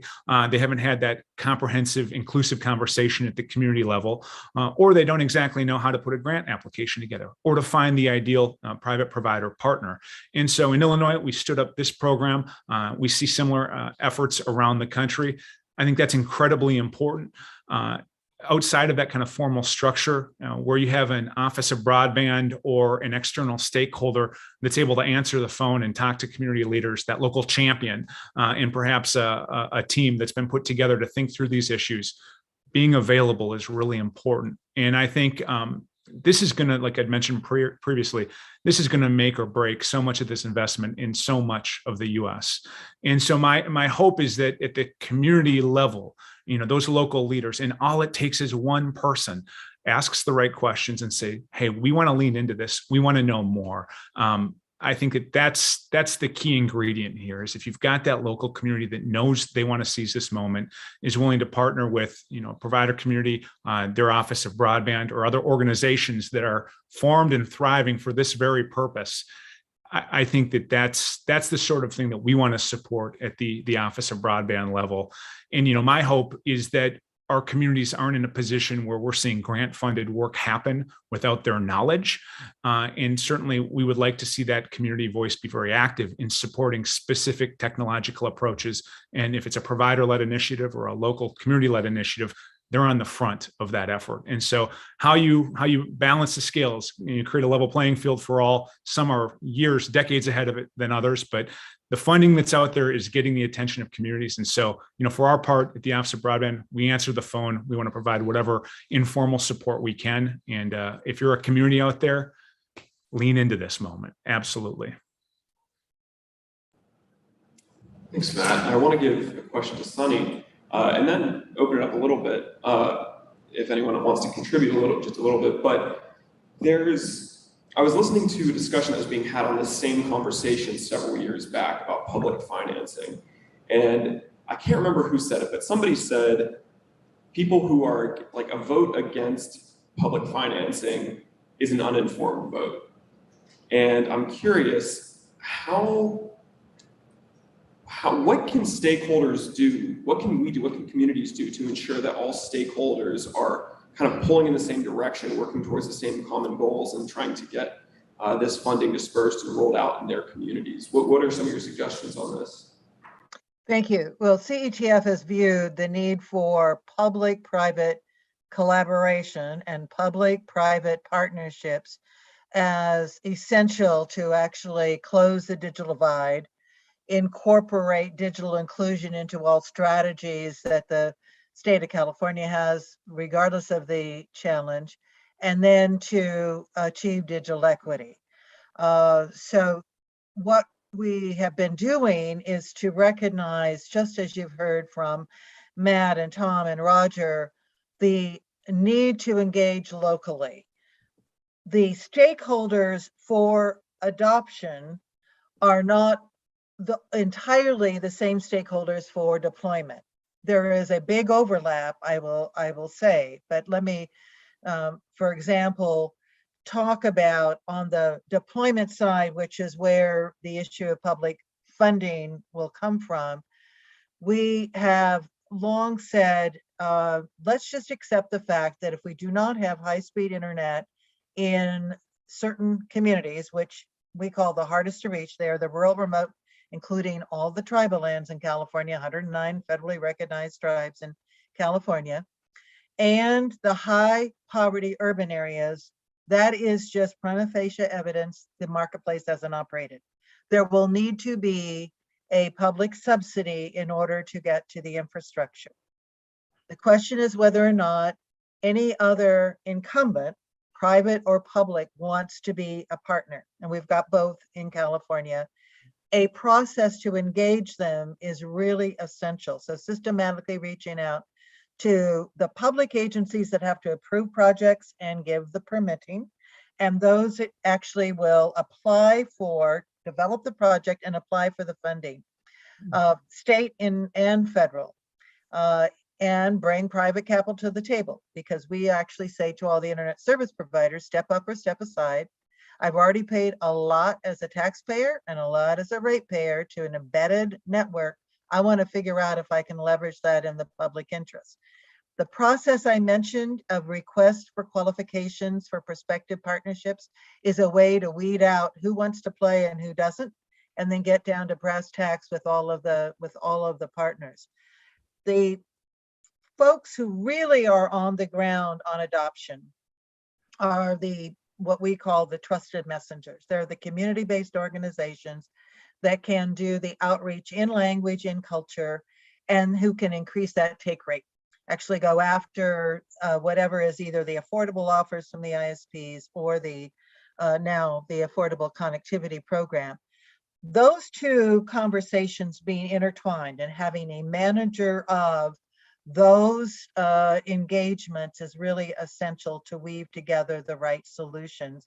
And I will close in responding to you by saying we now have internet service providers who are thinking in terms of, as they deploy, how they partner with the CBOs, the trusted messengers, to help on that take rate at the same time. And Matt, it's great to be with you. And believe me, California has learned from your leadership in Minnesota, in Illinois. We weren't always here. We sort of have to rise to the occasion if you show us a pathway. Thank you, Sunny. Roger, I know you got a panel that you got to balance too. I don't want to keep going. We have a couple more great events coming up next. So if we can just close out with a couple sentences from each of you, what do you want to leave with the folks who are in the room who are going to go out and try to capitalize on public investment strategies that we discussed here? I would say where there's a will, there's a way. And what I mean by that is if you've got elected officials or group or even community leaders and you want to solve the broadband problem in your area, you need to organize that effort, look to good partners. We've come up with all sorts of crazy things. I shouldn't say crazy things, but here's a city or here's a project, and then we sit down with our financial advisor, with Lewis Young, or underwriters and other partners that we've had. Many are here at this conference. Say, what do we have? How can we do this? And it's been amazing the rabbits they pulled out of the hat from a financing perspective to get these projects funded and successful. And I would just say that, from where we were a year ago, when I think I sat up here a year ago, to where we are now, things have changed. Some things haven't changed. For example, the rating agencies have not developed criteria to rate these bonds in regard to digital infrastructure, but the market is becoming more accepting of these types of credits simply from the perspective that they get the joke, just like all of us in this room do, that digital infrastructure, broadband, is emerging from the pandemic as a necessary service, as an essential service. And so we were able to market earlier this year, for the first time to my knowledge, a bond deal that was secured solely by system revenues. It had no backstop, no form of surplus or supplemental type of revenue that was pledged to the bonds. And so I think, the thing that I would leave everyone with is, again, the market is starting to evolve from the pandemic in a way that accepts this as an essential service. So it's important to capitalize on it. Matt, you just want to give us our final word? Sure, and I'll make it real quick. Suni, thanks so much for your kind words and great discussion, everybody. I think that the point that I would make in closing, because so much has been raised here, is we look at the broadband undertaking as a three-legged stool, right? We hear a lot of that in public policy: access, adoption, and use. And rightfully so. Access and adoption are getting a lot of attention, but now is an absolutely inspiring time for us all to be thinking about use. What are we going to do with this incredible asset and connectivity once we have it? What does that mean for our communities that have been left aside from so much growth over the past 10, 20 years because of geography or distance to urban centers? What does it mean in terms of flattening the playing field for communities and families and businesses to compete, regardless of where they're located, as long as they've got cutting edge broadband infrastructure? And so that's a piece that I don't want to get overlooked. utilization. What do we do with it when we got it? So thanks again, Ben, Drew, everybody. Great to join you today. Thank you, everybody, for attending. That concludes. And before we thank our panel, I just want to give a couple closeout words and a tee up for the next sessions. Thank you for Ben for moderating a great session. And again, we have heard two great panels here today. One focused on the private equation and how important it is that there be private financing, even as we have a lot of public financing now available. And we've heard people who are on the front lines, literally, of the state efforts in California and Illinois, and in the municipal efforts, what Utopia Fiber and KeyBank are doing. Before we close out, I want to remind everyone, you can stay on the stream if you're on the stream. We're going to roll right into the Coalition for Local Internet Choice Super Session on broadband partnerships for these extraordinary times. That will be a three-part session beginning in just 2 minutes. And I also want to give a huge thanks to our sponsors. They include Pinpoint Capital Advisors, Broadband Now, Utopia Fiber, Sci-Fi Networks, Positron Access, and the California Emerging Technology Fund. I want to particularly just shout out and give a thanks to Positron Access because we missed the opportunity to hear their presentation that they had a little bit earlier. And I just want to show for those who are in the broadband communities show, and you can see it on the screen there. Positron Access will be making a presentation on turning copper into glass, extending fiber services over MDU wiring. And this will be available on Broadband Breakfast, but I also want to point out that Pierre Trudeau will be speaking on May 4th at 3:20 p.m. Hope you will make sure to participate in that. On behalf of all of our sponsors and on behalf of our great panelists, one of whom had to check over to the other room, Ben Kahn, Broadband Breakfast, Tom Kovrick, KeyBank, Roger Timmerman, who just stepped out, Sonny McPeak, and Matt Schmidt. Thank you for being part of our discussion and presentation.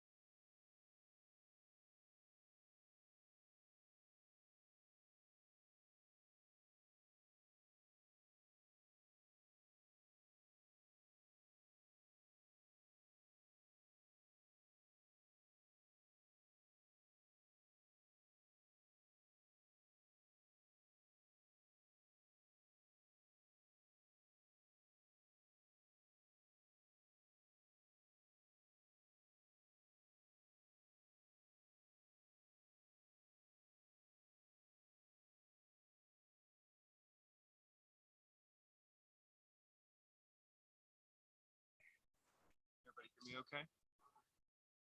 Can anybody hear me? Can everybody hear me okay? Fantastic. Leave this on.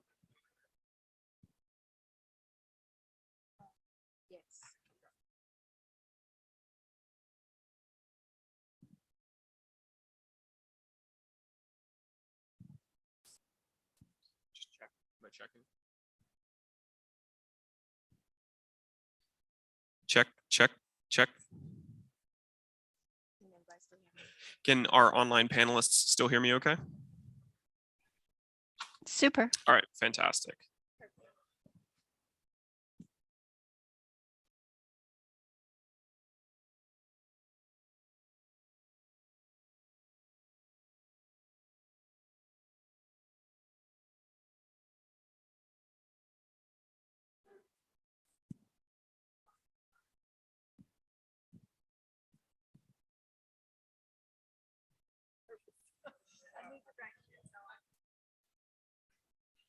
Hi, my name's Rachel. Just remember you have to speak into the microphone.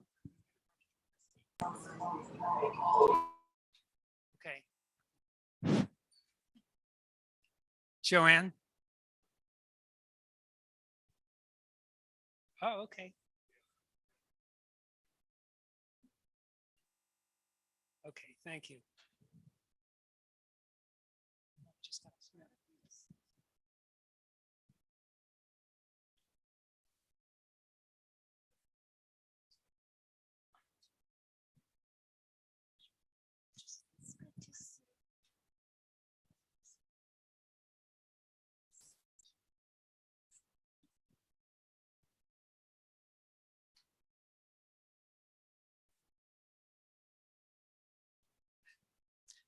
Good afternoon.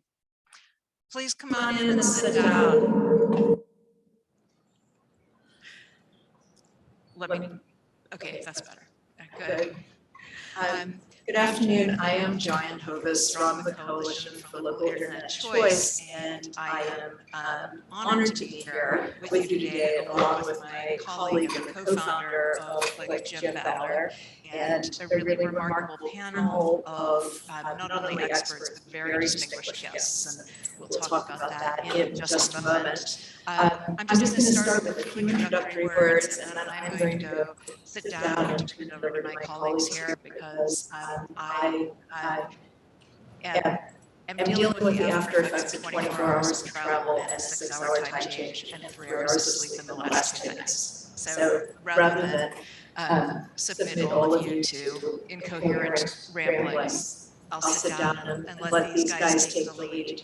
But I'm particularly glad to welcome you today at a time that is not only remarkable and unique from the standpoint of broadband, but I think is particularly remarkable from the standpoint of one of the things that is at the heart of CLIC's existence, which is a local role and local decision-making and local input and local influence over our broadband future.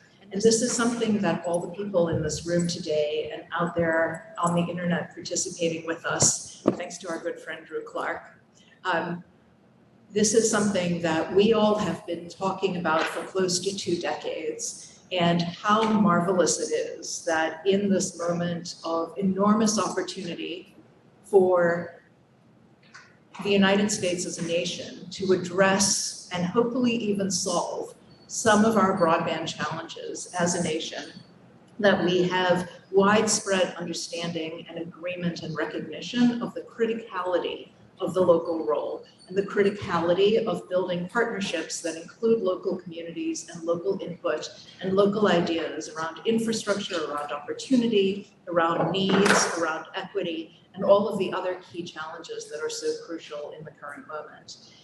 And the role of local communities in this, which is not self-evident to everyone, unfortunately, and in some states is still limited, is, however, increasingly recognized in many states and by federal policymakers of both parties. Entirely a bipartisan matter to understand the importance of local input.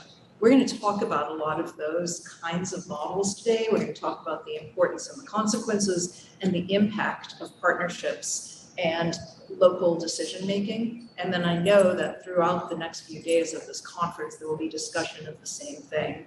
I just want to highlight and give recognition and gratitude to the states who are working actively to solicit the input of their local partners to make sure that those local partners have a voice in who and how and when and under what circumstances broadband issues will be addressed. That this is not simply the decision of some company located seven states away that may never have set foot in that community, but that the community's needs and wishes and own ideas are respected and built into the process. So thank you to the states who are thinking that way under a range of different models. And thank you to the communities that have made local decision-making and local input so important and have brought it to the forefront of state and federal policymaking. That's a big picture on a lot of why we are here. And now I'm going to go sit down, but it is my pleasure and honor to hand the microphone over virtually to my friend and colleague, Catherine Rice, who will share some very important and special thoughts for us with us. And I'm going to hand the physical microphone over to my friend and colleague, Jim Ballard.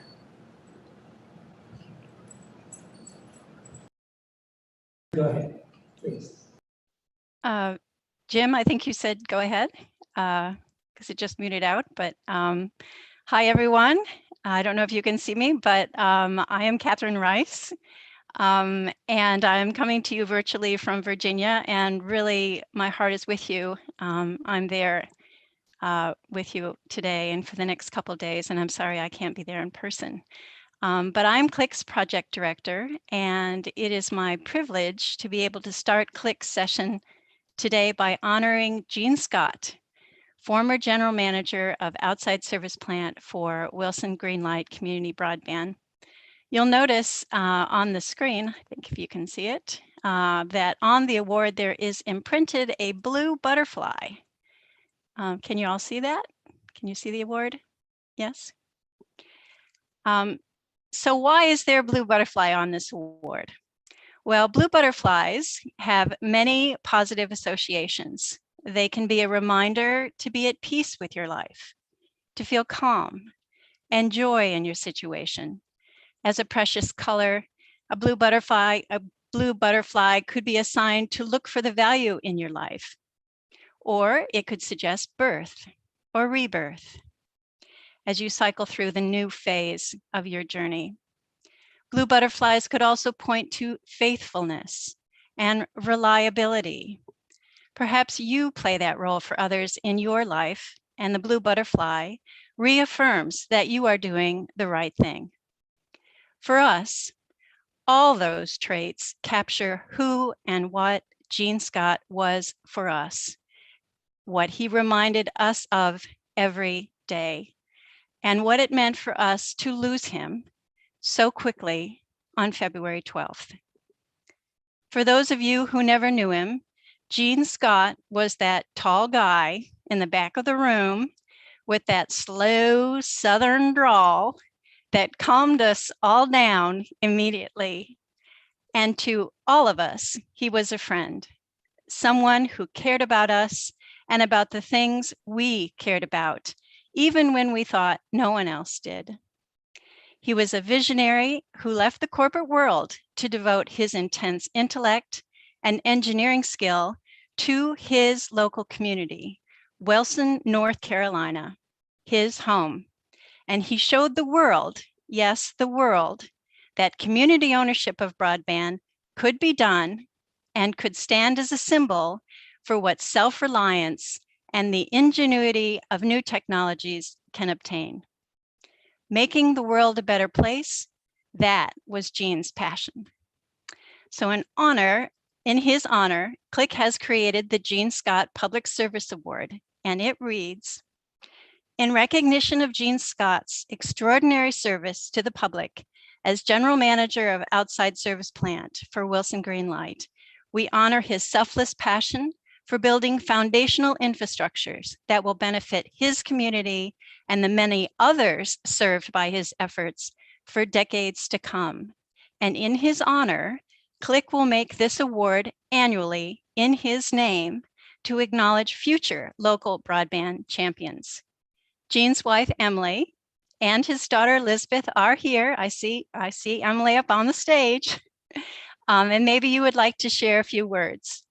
But before she does so, let me just explain that the actual award was handed to Emily last weekend. We didn't want to make her carry around a lot of glass on the plane. So Emily, Jim, and Joanne, take it from here. Thank you so much, Catherine. And the award is beautiful, and I'm grateful to CLIC for this award in Gene's honor and memory. And I appreciate that I'm not having to transport it back on the plane to Eastern North Carolina because it is very fragile. And thank you, Catherine, for those beautiful words. And I am not a public speaker, so I hope you don't mind that I just read a few brief notes. Good afternoon. I am Emily Scott, Gene's wife. Thank you does not seem nearly enough to say to CLIC for this meaningful award to honor and acknowledge Gene's work in designing and building the infrastructure, making it possible for the city of Wilson, North Carolina, to own and offer green light to provide broadband service to its citizens. Gene would be astonished, very astonished, that his contributions were recognized, and so humbled that such an award was created and to be presented annually for outstanding efforts in promoting and expanding broadband capabilities to all citizens. Gene's family, friends, and colleagues are very grateful that you have honored him in this way. My daughter Elizabeth and I thank you for inviting us to join you here today.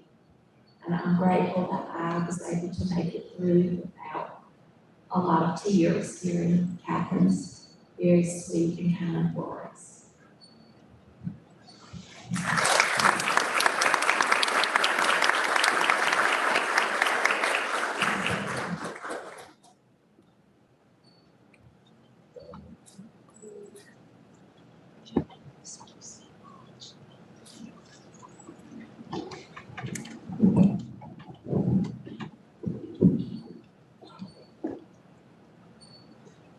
We're now going to move to the first session. We have here with us Gary Bolton, who is the President and CEO of the Fiber Broadband Association, and we have video connection with Angela Siefer, the head of the National Digital Inclusion Alliance. Now, there are two main components to success in broadband of the kind that we're looking for. Number one is to have robust, open, future-proof networks built as rapidly as possible. The other is the human element, to have our whole nation using these networks in multiple ways, and that those networks are available and utilized extensively by all walks of our society. And Gary and Angela, we have experts on both of those components. And let me start by asking Angela and Gary to tell us about their organizations, and then we'll drill into some of the ways that those organizations contribute to the fulfillment of our hopes, and in particular to talk about the partnership elements of that equation. So Drew, can we go to Angela, please? Hi, Jim. Hi, everyone. Thanks for having me. I'm joining you from Columbus, Ohio. I'm definitely feeling a little FOMO not being there with you all. I'm sure it feels a bit like a reunion. I was discussing this with a colleague and I was like, I bet it's like a reunion where the freshman class has crashed it because there's so many new folks in the space now. So I'm the executive director of the National Digital Inclusion Alliance. We got started about 8 years because there wasn't an entity representing on the ground digital inclusion work. So now there is. We represent the folks who do digital inclusion. So this is community-based organizations, libraries, housing authorities, local governments. We're helping folks get connected to the internet at an affordable price, learning how to use it. That's the digital skills and having the right device. So we are that space where we're helping them talk to each other and learn best practices from each other. But then also we write up a lot of those best practices. There's lots of resources on our website, digitalinclusion.org, and we take that message to policymakers, which per all of the talk today has been successful. Thanks, Jim. I'm Gary Bolton. I'm President and CEO of the Fiber Broadband Association. How many of you are members of FBA? Thank you guys for that. Before I say anything about FBA, I just want to address Emily and Elizabeth. So Jean, those of you at the Fiber Broadband Association may know that Jean was the chair of our education committee. And we put a big effort forward on workforce development to make sure that we have the fiber optic technicians across the nation to be able to deploy all this fiber. And this program was really modeled around Gene. Gene as the chair, but he also, what he did at Greenlight and what we needed for this program. Not only the classroom, the lab, and the apprenticeship part, but it was all kind of sewing the glove around Gene's hand. And so when you think about broadband being about people, Gene was one of the very best. So really, glad that you guys are here because he's really what our whole industry is about. And I hope you guys can feel how much the impact he had, not only in this room, but across the whole nation of everybody who's trying to connect communities. So thank you guys.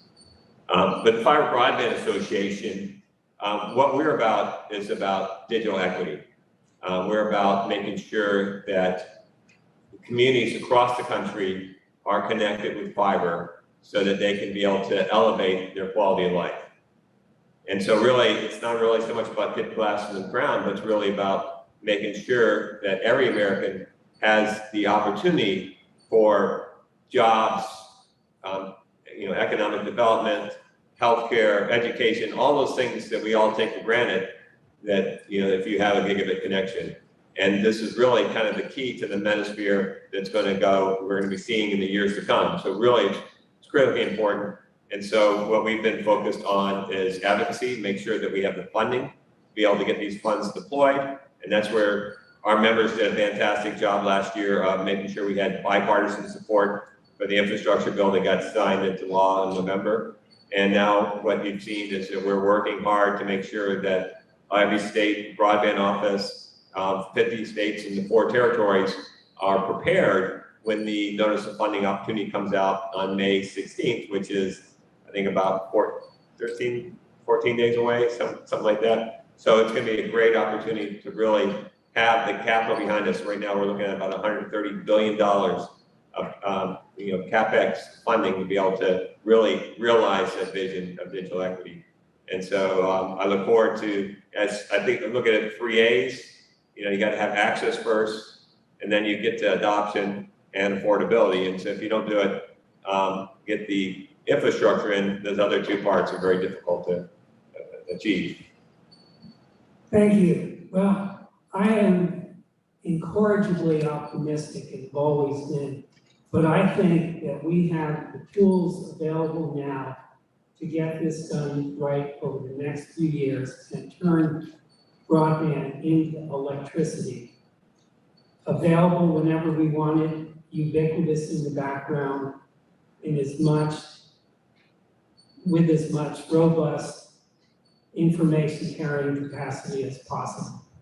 Now, the states are going to play an essential role in this process. Gary, you just touched on that. I'm going to give you back the mic and ask you to identify some of the most important things that you think that the states can do right.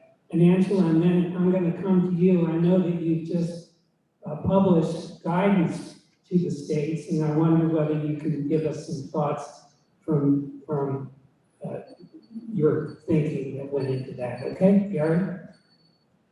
Well, thanks, Jim. Yeah, so one of the reasons that we try to get out in front of this with the, so if you haven't seen our playbook, we'll have it at our little table next few days. But we published a playbook for all the state broadband offices. I think the last session, the state broadband office for Illinois is on, and he said that his office has that giant staff of 2 people. And that's probably twice as many people as some of the state offices have, even if they have a broadband office. And it's a real challenge. And so one of the things, the first thing we've seen is when you start making broadband about politics, then you start hearing things like no overbuilding or technology neutral. These are all political terms that are really trying to say, we don't want to get more fiber out there because we don't want competition, right? And what's really important is it's about making sure every member of your community is connected. And so when you start, the first thing that happened when, I went to, the White House invited us in on April 1st to say, a year ago, say, hey, the president's put out a new infrastructure proposal, and it's going to be 100, they looked at a gig symmetric, then they went to 100 meg symmetric, and the first thing is some other technologies that can't do 100 meg upstream, say, whoa, you're going to do all this, billions of dollars of money, and you're going to exclude these whole areas of the industry. And so next thing you know, it got dumbed down to 20 megabits upstream. Well, all that's a moot point, because if you're putting in infrastructure, it's not about speed, it's about being able to provide the foundation that you can build on for generations to come. And so the first thing that we need to make sure that the states and the local communities don't get shortchanged. Just like we saw with my good friend Chad Roop, the state of Montana, their digital redlining, anybody that was identified as a Starlink for the RDOF. So 640,000 homes were identified to be RDOF Starlink recipients. And of course, the long form hasn't been approved. They'll probably never get that Starlink funding, but yet they're going to be excluded from all this infrastructure money. And so we cannot afford for these digital redlining to prevent people from getting the fiber they deserve. So it's really about making sure that the states are well educated, and another thing we'll hear is matter of fact, even FCC Commissioner Carr made a comment the other day that you can stand up a fixed wireless network in a matter of days where it takes years to put out fiber. That's ridiculous. I mean, why would you shortchange people when we have the money today to be able to do the job the right way, from the beginning? Thank you, Gary. Angela, sure. The states have an opportunity, and I would say an obligation, to make sure that digital equity is woven into their plans, right? They do need to create digital equity plans in order to access the digital equity capacity money.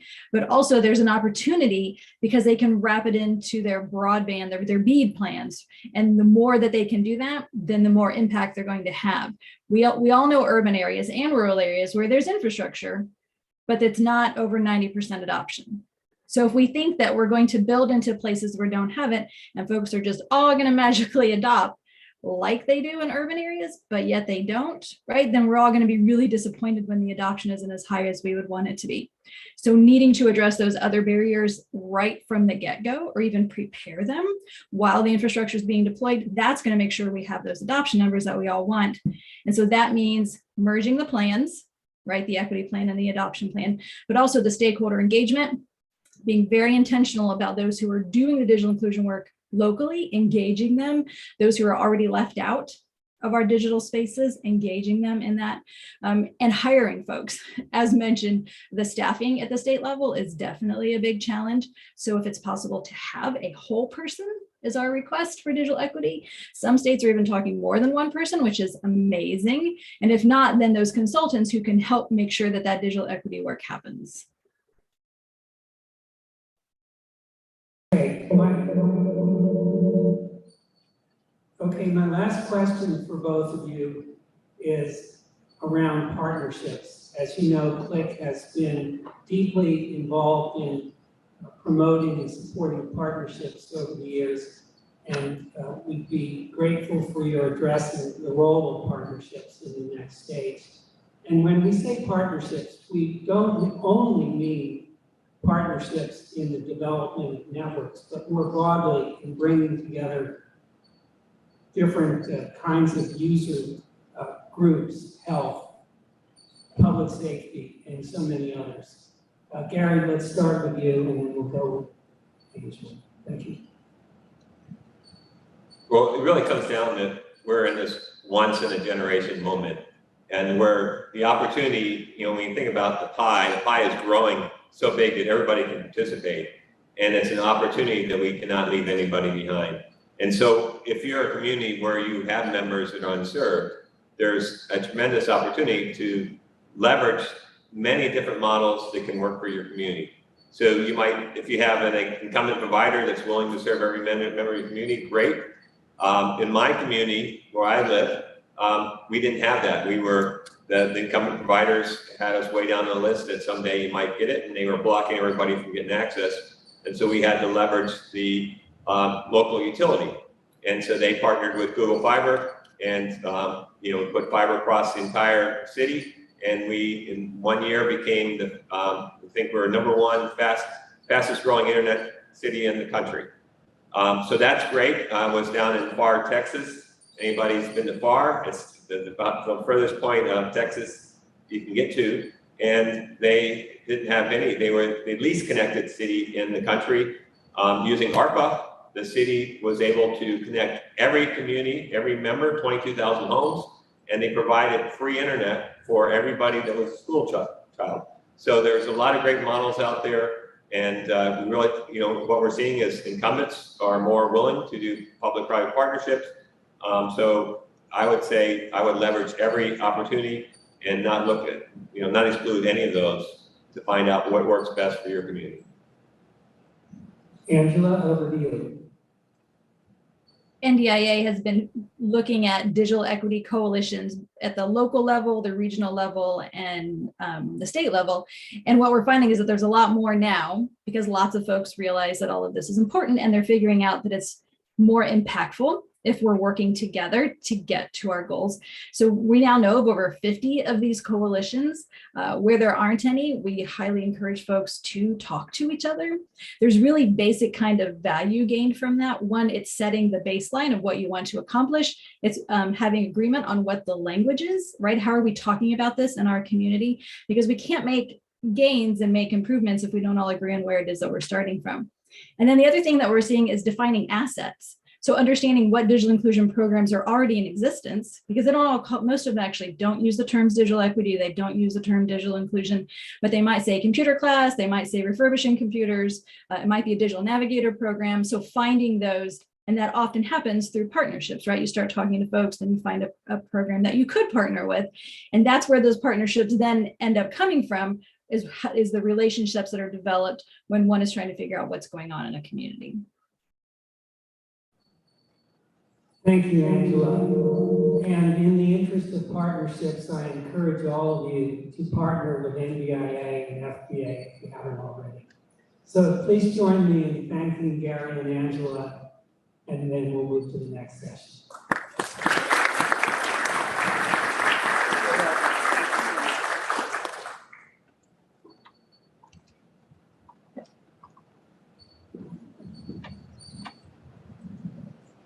Fletcher, move it.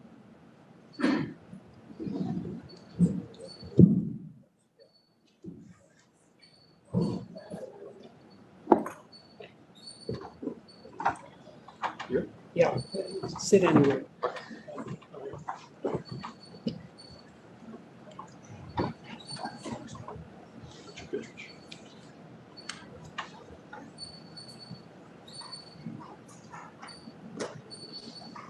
Okay, now, the next two sessions, we're going to look at partnerships around the development of networks. And we're going to look at that from the perspective of private sector and the perspective of the public sector. This session will be the perspective of the private sector. And we have with us representatives of companies that have been deeply enmeshed in partnerships successfully, and we hope to learn a lot from them. We have to my immediate left, Fletcher Kittredge, the president of GWI in Maine, a very difficult community to serve, but he's done it over and over again, and we'll learn about that. We have next to him Mark Stroma, a former member of the Texas legislature, who's been the head of Google Fiber in Texas for the last few years, and Google has had a very interesting history over the years.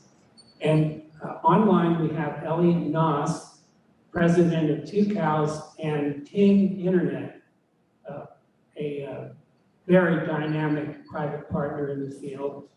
And do we have Doug Smith? There you are. There's Doug Smith, the chief network officer of Loomis North State. Doug is pinch hitting today for Diego Anderson, who unfortunately lost a brother and couldn't be with us today.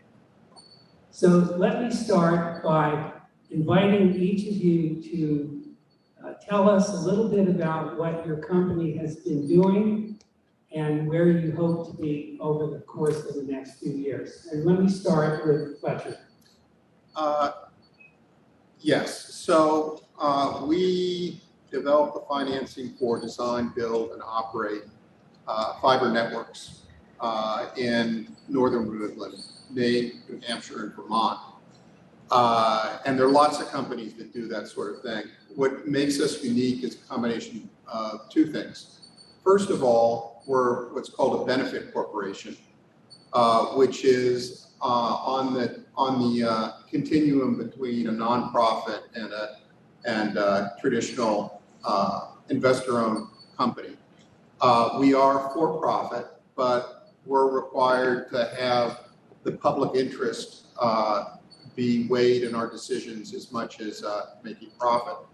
And the other thing is that we both work with private investors, so and that's all oriented towards overbuilding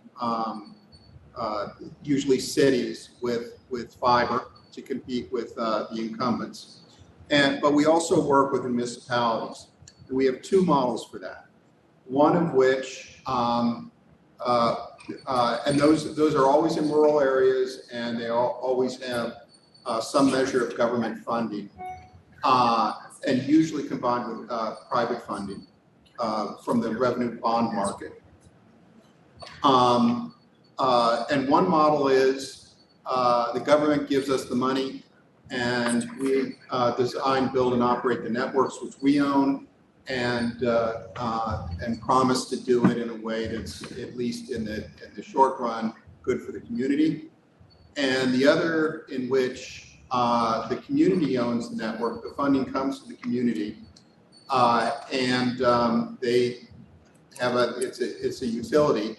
And in the areas we live, it's usually groups of towns, usually 25, 30 towns get together, and we're a contractor. And the community owns the network. They make all the major decisions on pricing and that sort of stuff. And we do the work under contract for them. Go ahead, Mark. Okay, thanks. Hello, everybody. For those of you who it's your first time in a windowless conference room for hours at a time and not 2.5 years, me too. It feels a little weird. It's especially weird if you immediately have to get up on the stage and talk about stuff. There's no short version of the Google Fiber story, so when we focus on the part of it that deals with public-private partnerships, I'll give you the short version of the origin story because it's relevant to public-private partnerships. The origin story of Google Fiber is that in 2010, a group of people from Google were working on a response to a request for input on the national broadband plan. And I don't honestly, like many origin stories having to do with Google, I'm not sure if this is true. No one's ever told me for a fact that this is what happened, but the story is Sergey Brin, one of the co-founders of Google, walked into the room where the people were talking about this and said, you know what, we can't ask the government to do this, we need to put our money where our mouth is. Let's go build a fiber optic network and improve the market. And it was important because at the time, a lot of people didn't believe that there was a market for gigabit speed internet service for fiber to the home networks, despite the fact that there were already some successful proof points. And so Google announced, we're going to build a fiber optic network in some cities. Do you want it to be you? And 1,100 cities sent in applications. I was actually, as you mentioned, I was a member of the state legislature in Texas at the time, representing the Austin area. I was part of our submission requesting Austin to be the city that they chose. They didn't, they chose Kansas City. Like I said, there were skeptics. I think what we learned from Kansas City and subsequently is this. Mark Twain once said, too much of anything is bad, but too much whiskey is just enough. And that's how people feel about broadband. Whether they need a gig or not, they want a gig, because what they want is a frictionless, unconstrained experience of the way you described electricity. Right when you said that about making the internet like electricity, I was trying to log on to the hotel's Wi-Fi and couldn't, because unlike the electricity in this room, you have to have an access code to access the Wi-Fi. So I'm with you on the vision here. Public-private partnerships are important to us. Gary, are you from Huntsville? And how did I not know that? So Gary mentioned that in Huntsville, Alabama, the utility built a fiber to the home network with us as their anchor tenant. And now everyone in Huntsville has access to gigabit speed internet service. And again, they've validated that the demand exists. But I really want to talk about our more recent partnership with West Des Moines, Iowa, because Huntsville is a city of 100,000 and multiple providers in the market. West Des Moines, Iowa did a survey of its citizens and asked, what would you like to see changed in the city of West Des Moines? What could we improve? And it was the city asking the question. It was an open-ended question, but people could have said streets, they could have said parks, they could have said trash collection. They didn't ask for any specific city service improvements. By a large majority, the biggest response was, we want better internet service, which the city probably thought, that's not our job. But that was what the citizens wanted. So they undertook a project to deploy a conduit network that enables private telecommunications providers to deploy fiber through that conduit network and deliver gigabit speed service. Here's why that's so important. West Des Moines is a city of about 30,000 households, adjacent to a bigger city, Des Moines, about the size of Huntsville. West Des Moines would not, to be honest, would not have been on our radar to deploy a fiber to the home network. They took the initiative to build that conduit network and pave the path to induce our investment in their city. And we are now serving customers with gigabit speed service in West Des Moines years ahead, in my opinion, of when private investment would have gotten to them. So that, I think, is the best kind of case study for what, and they did that before there was a broadband bill pumping money into the public sector. So I really think they're somebody to look at. I can't resist a short war story. When you mentioned the 1,100 communities that responded, it reminded me that I was a consultant to Google at the time, and in the RFI that introduced, I added a question to ask communities to give a narrative of why they wanted to partner with Google. And the answers ranged from, well, we're going to die, unless Google comes in to work with us to the other end. You know, this process has caused us to look at ourselves, look at our assets, look at our gaps, look at our goals, our ambitions, and you know what? We're going to go forward and do a project with or without Google. And I think that kind of thinking, which appeared in many of the responses, helped jump forward in the nation's desire to get broadband to where we are today. And thank Google for having helped instigate that process. Let's go now to Elliot Noss.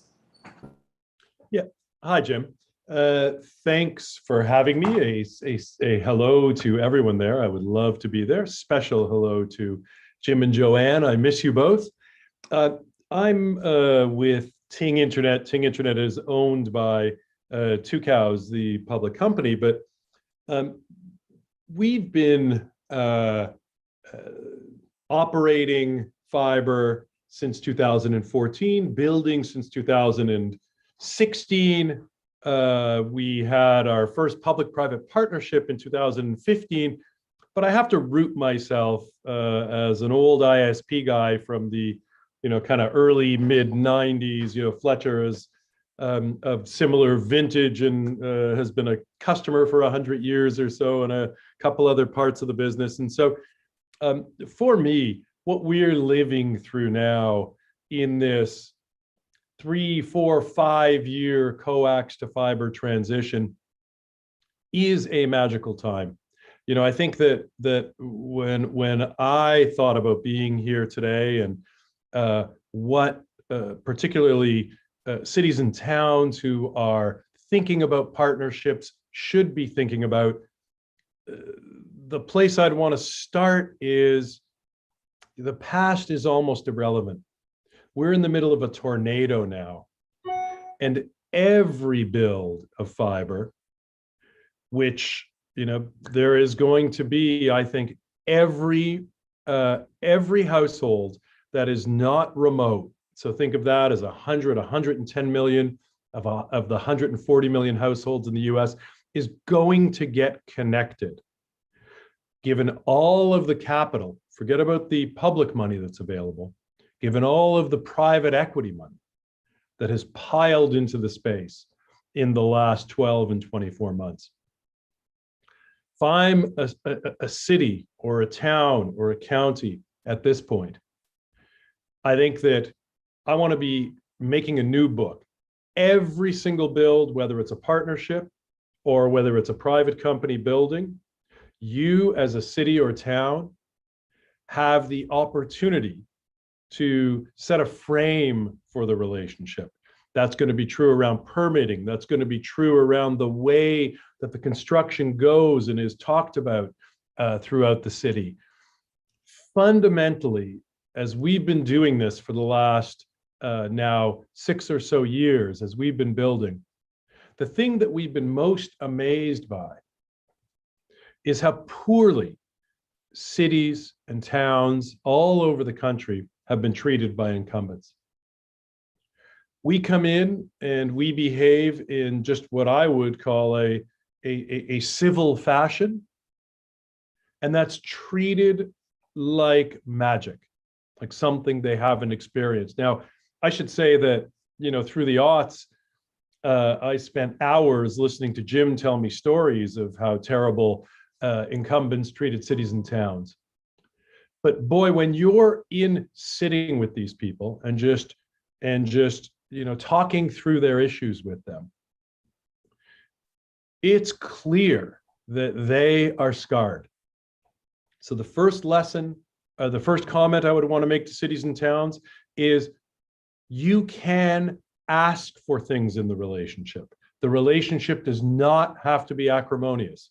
Second, be creative. Remember that this is going to be the biggest civic works or infrastructure project in your city or town likely since cable was laid in the 70s or 80s, maybe into the 90s. And third, think out of the box. Think about the things that you might want to do, even if you've never heard of them described before. When we're having dialogues now with cities and towns across the country. You know, it's amazing some of the creative ideas that can come out of those dialogues. So, you know, I want to start by sharing that. I really just think it's it's just such a fantastic time for those of us who have been, you know, sort of in this space for a quarter century, for those of us who have been waiting for this inevitable fiber revolution to come. You know, now is the time, and I think we all should just really appreciate it. Doug, we're going to go to you next, but I'd like the audience to know that a predecessor of Loomis, CFW, that's Clifton Ford's Waynesboro in Virginia, may very well have been the first public-private partnership involving fiber that I know of. They did a deal with the city of Lynchburg, Virginia in around 1997, 1998. And it was a partnership made in heaven for both sides. So Doug, let's go to you now. Yeah, and thank you, Jim. And you're exactly right. You know, one of the things about the Lumos North State history is, you know, we're a 100-plus-year-old company that did start off as a telephone company, but we have transitioned over to, you know, a future fiber company as we've transitioned through meeting our customer needs. With that, you mentioned, you know, our first real partnership was in the early 90s as we laid backbone fiber in a little college town where Liberty University is at, called Lynchburg, Virginia. And really that was mainly just to bring industry and the internet to that town that was thriving at that time, but just needed more capacity as we came through there. And then really, if you think about it, we started the journey with the whole residential fiber to the prem around 2008 is when we started building our fiber to the prem infrastructure. And really our first public-private partnership came a couple of years later in 2010. We did a $16 million public-private partnership with Allegheny County in Virginia.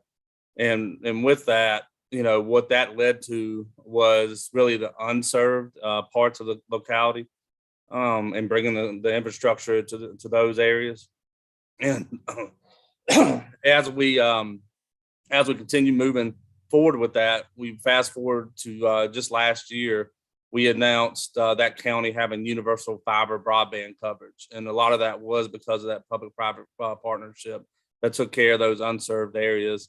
You know, you were talking about somewhere around the $4,000 per premise pass type of cost to meet those back in the 2010 timeframe. So it really helped jumpstart that plan as we move forward. And then if you really look at what we've done over the last couple of years, we've continued that heritage with doing public-private partnerships with Botetourt County, the last 2 body grants, and sorry. And really really making it to where you look at that, we're really bringing universal broadband coverage to that locality. And then the most recent one that just got announced actually just last week was Orange County, North Carolina. And that one, you know, bringing fiber broadband service to 28,000 addresses. So, you know, we have a long history of doing these partnerships, and really how it comes to, I know Elliot hit a couple of key points. It's us being the education side of it as we come into these localities and bringing our expertise and how we can partner and bring better service to the community. All right, so next questions, I'm sure many in our audience are interested. What do you bring to the table of a potential partnership that makes your company stand out? And what is it that you look for from a community that makes the community stand out? Because you've got lots of choices nowadays.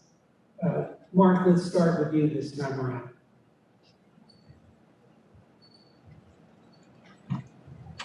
I'll start in reverse order.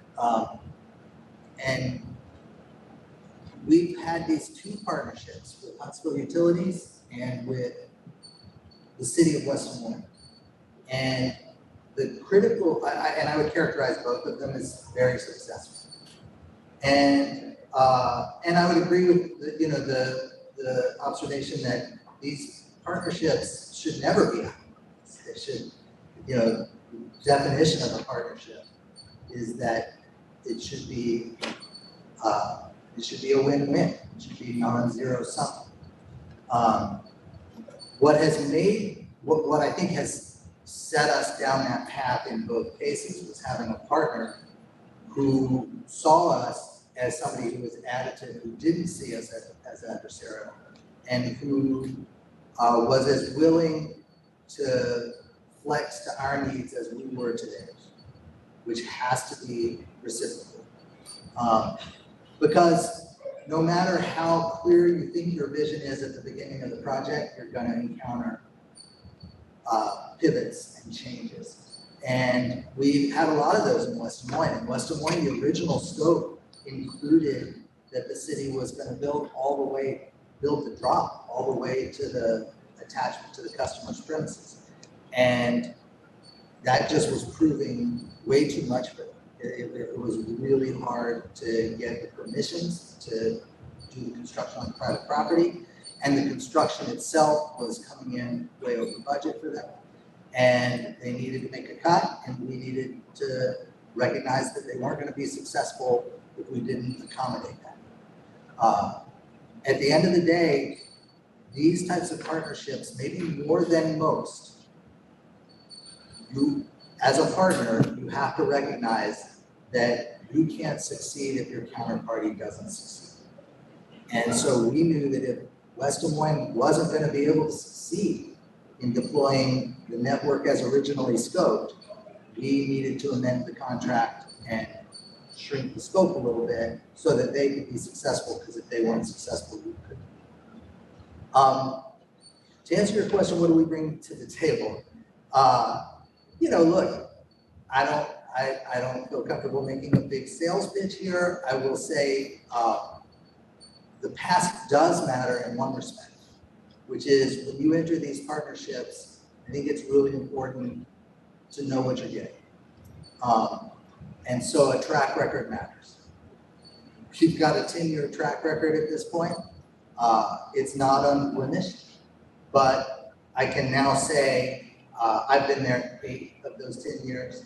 I can say the lessons learned from the times we misstepped are actually what make us so valuable as a partner. Winston Churchill said, you can always count on the Americans to do the right thing after they've exhausted all the alternatives. When it came to innovating and experimenting with new methods of outside plant deployment, we exhausted all the alternatives.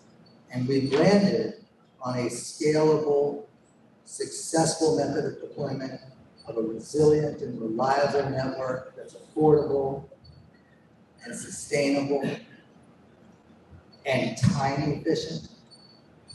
And what I can say is that no one's done as much of that at the scale we've done it over the last 10 years as we have. Even the things we got wrong are what make us a good partner, because we pivoted, we learned from it, we got better, and we got it right.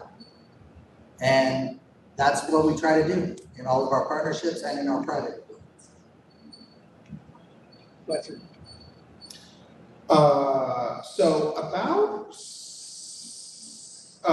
7 years ago,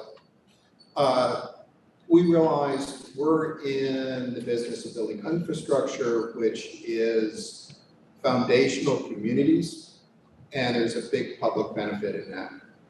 And so we climbed the wall of fear and decided that in the long run, we could make more money by, in the short run, aligning ourselves with the public interest. So we decided what we're really in is the business of creating public interest. And so we feel we essentially have a fiduciary responsibility, the communities we work with, to put their interests ahead of ours, because we think in the long run that will result in over a series of decades in a more stable relationship and more stable cash flow. Our investors tend to be people like pension funds and endowments and people who are and insurance companies that are interested in the long term and stability. So we do things like, we say things like, well, you could give us a government grant, and to the traditional public-private partnership, we give a bunch of money to a private company and then they do something for you. But in the long run, they're going to maximize, they're going to run that network in a way that will maximize revenue and minimize their additional investment in it, which is how we got to where we are today. But we can look at this and see the best deal for you is if you take the money and you outsource everything through competitive bid, but you ultimately have control. And you know, these networks, and I'm talking about rural areas, they're government subsidized. These networks generate, in the out years, enormous cash flows. They always have, but even more so when you use fiber with lower operating costs and lower construction costs. And that cash flow can go in the investors' pockets, and in 20 years they can ask for another government subsidy when it comes time to refresh the network, or the community can control it and decide whether they're going to use the cash flow to cut prices, do digital, you know, some other purpose, or use that money eventually to fund network upgrades. And what we look for is, our motto is we don't go where we're not wanted. So we're really looking for community buy-in. Great. We're now going to go to Elliot and Doug, but while we're doing that, think about questions that we'd like to engage in discussion over the last half hour as well. Okay? Doug, let's start with you, and then we'll go to Elliot. Yeah, I think, you know, a couple key points as we look at it. I mean, you know, one of the key items I've heard a couple people mention here today is, you know, what is the return the companies are looking for, right? You know, we're Lumos North State, we're a privately held company, and so you look at the type of returns versus being competitive in the market space, because one of our key areas is, as we go into a new market, new locality, is truly being that partner to where we're coming in and being a competitive versus the current cable companies or the incumbents that's there. And that what that means, a competitive product with the fiber to the prem solution. You know, we now deploy the XGS PON, which is, you know, the higher speed capabilities that's out there today. And with that, our price points, we keep those very competitive no matter what market we're in, across the board. And then on top of that, you know, I would say some of the things we sit down and talk with the community leaders about is other aspects outside of just the personal home needs in the locality. Because what you'll find out is there's other infrastructure like libraries, fire stations, community parks that we play a key role in. And we do things around that when we're usually working with the localities of bringing, you know, what we call community Wi-Fi to those community parks that allows people while we're building the network, or might not be in the potential path of the network being built, to still have a place to go to and have access to a high quality network throughout the day. And those are the type of partnerships that we really want to build with the localities as we move forward. And then on top of that, you know, really it is about, you know, when we're meeting with the localities, rather through an RFP or a market development process, really finding the best fit, you know, because there are some times that, you know, the timing isn't right for us or the locality, or, you know, other things around the locality. We just feel like we need to work with more to make it more a successful process. You know, I know Elliot mentioned permitting and some things like that. You know, that's definitely a big item to see how ready the market is, because it is a major overhaul when we come into a market, and then that hasn't potentially seen the type of construction or the scale of construction that we bring to turn around a market. Because usually our hope is when we go into a new market, no matter if it's, you know, 10,000, 20,000, however many addresses it is, to come in and completely be done with our projects once we start construction within about 18 to 24 months of the main construction build. So that's a lot of permitting and a lot of work that goes on to get that done. And even before you see the construction crews there, you have a lot of legwork being done behind the scenes to make that possible as we move forward. Elliot. So first, in terms of what we look for, you know, very much on Fletcher's point of, you know, we do not want to spend a minute convincing a city or town of the need for fiber. There are so many now who recognize the need. So there has to be interest. That's not a problem anymore. You know, I think that Mark was referring to microtrenching at some length without saying it, and I do want to, you know, put a fine point on this. We're heterogeneous in the way we build networks, but we certainly look very favorably when a city or town will allow microtrenching. And I would be remiss if I wasn't, while I have a chance to address people on the public side, there is a weird, strange, unnatural fear of microtrenching. You know, I understand that some directors of public works may have had problems with it, you know, 2 and 3 and 5 years ago, but you know, boy, it's a pretty sturdy technology now, and there is a fairly high level of superstition. I want to use that to make one last point in what's, you know, what we would say on the partner side, and that's really pay attention to the fact that financing the fiber network, building the fiber network, are maybe 12, 18, 24-month exercises.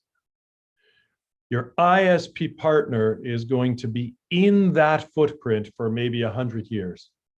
If we can use the copper networks as a precedent. The most important thing for you to focus on is who has happy ISP customers, because those are all your voters. Those are all your friends. Those are all your colleagues. So, you know, I really would encourage focus on the ISP operation. Finally, in terms of, you know, what we think we bring, look, we're old ISP guys. I don't say old telecom people. I don't say old broadband people. I say old ISP people. You know, we think we have the happiest ISP customers in the world. You know, when I'm saying what I'm saying in terms of what towns and cities should look for, I don't think I'm just talking my book. I think, you know, to Fletcher's point again, when he was talking about relationship with city or town, you know, look, everybody in this room, or the vast majority, get and understand well that fiber is infrastructure. Infrastructure like heat, light, water. It is a historical accident that private companies are providing infrastructure like this.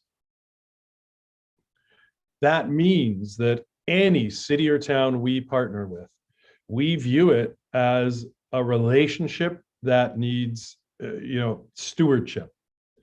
That's, again, to Fletcher's point about relationship and partnership. I like the word stewardship because it really connotes a sense of responsibility for providing this infrastructure to cities and towns. And so, you know, I think that, again, fresh eyes, this is a unique moment in time, and be greedy and make your choices wisely. Thank you, Elliot. Do we have any questions out there? Yes, please state your question and I'll repeat it back for the speakers. We're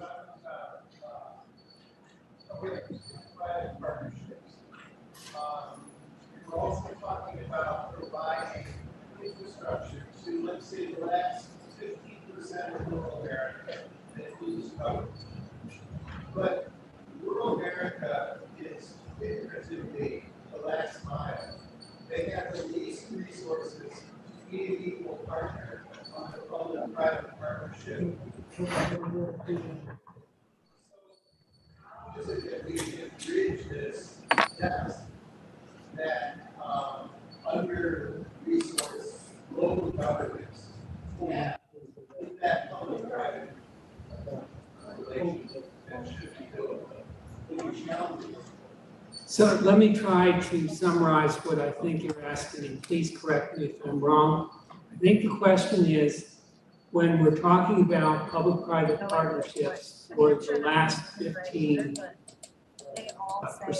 the most rural, the most vulnerable populations, they're also the most challenged in negotiating a balanced approach that a more urban community might be able to negotiate. How do we protect the interests of those communities? Is that a fair representation? Okay. Yes. Which speaker would like to take that over? Okay, Fletcher, you're first. Okay. So there's a lot of experience with this now. I mean, we're a different place than we were 5 years ago. I would point you particularly to Vermont to a very interesting model.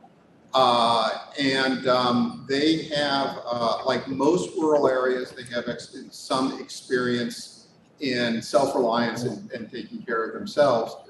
And, you know, you get a group of towns together. You get a set of committed volunteers who, and they don't need technical expertise. What they really need is understanding relationships and people and that sort of thing, and finance. And then the funding is there through two sources. One is the grant funding you have now, but the other is that can be leveraged in a capital stack through revenue bonds. And because the revenue bond market is really starting to like this. We work with one of these utility districts that raised $60 million in I think it's 6 separate tranches of 10 million each over the last 6 years. This is EC Fiber. And there are a set now of, at least in the northern New England, of consultancies and groups that have experience with this model, where you can go out, and as long as you have a set of people who are capable of operating as a board, you can go out and get this experience from their a half dozen to a dozen different consultancies. We're not one of them because we want to bid on the work, and you can't tell people what to do and then turn around and be the people to do it in a good model. But there are definitely examples out there and a lot of information available from the states, like the state of Vermont, the state of Maine, on how to do this. I don't have a lot to add to that. The one thing I would say, I think there's two respects in which the question applies. One is being short of resources financially, and that hopefully is ameliorated by the federal investment in these spaces. But the second, and I think maybe the larger part of your question was, but also short of just the negotiating capacity to make sure we cut a good deal. I think the consultants are helpful, but if you're a really small town, even with federal support, you may not have the capacity to bring in that type of consultant, which is where Vermont where towns consolidate and Google Fiber is actually with Vermont CDs. Yep. But I would say, what I was gonna say is also look to your states, right? I mean, I see Pam Wagner from Connecticut, Texas here. I think states want to provide that type of support. And the CUDs are a creation of the state, as I understand it. Yeah. And if a state hasn't created that, fostered that ability to consolidate communities, they can still be a, not just a clearinghouse, I would hope, but somebody who helps set the standards that would govern the types of agreements that communities need. And that should, they should be able to bring the expertise to play the protective role in those negotiations. And I would just add, please make sure when you look to consultants, you also bring good legal talent into the process. More questions? Yes, Raleigh. This is sort of a ballot question. Which states or models, either good or bad, in creating an environment where the cities can work with you? The question is, what are good models around the country of places, states where they're congenial to public-private partnerships?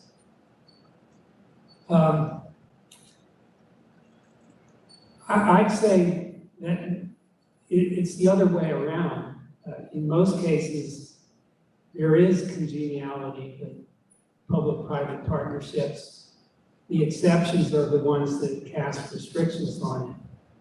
And we've had over the last few years, fewer restrictions on the ability of communities to develop their own projects or partner with private sector. What we're fearful of is the new wave of restrictions are on opportunity to participate in funding programs. That kind of resistance is just beginning, and that's what CLIC's about, among other things, to resist barriers coming in that form.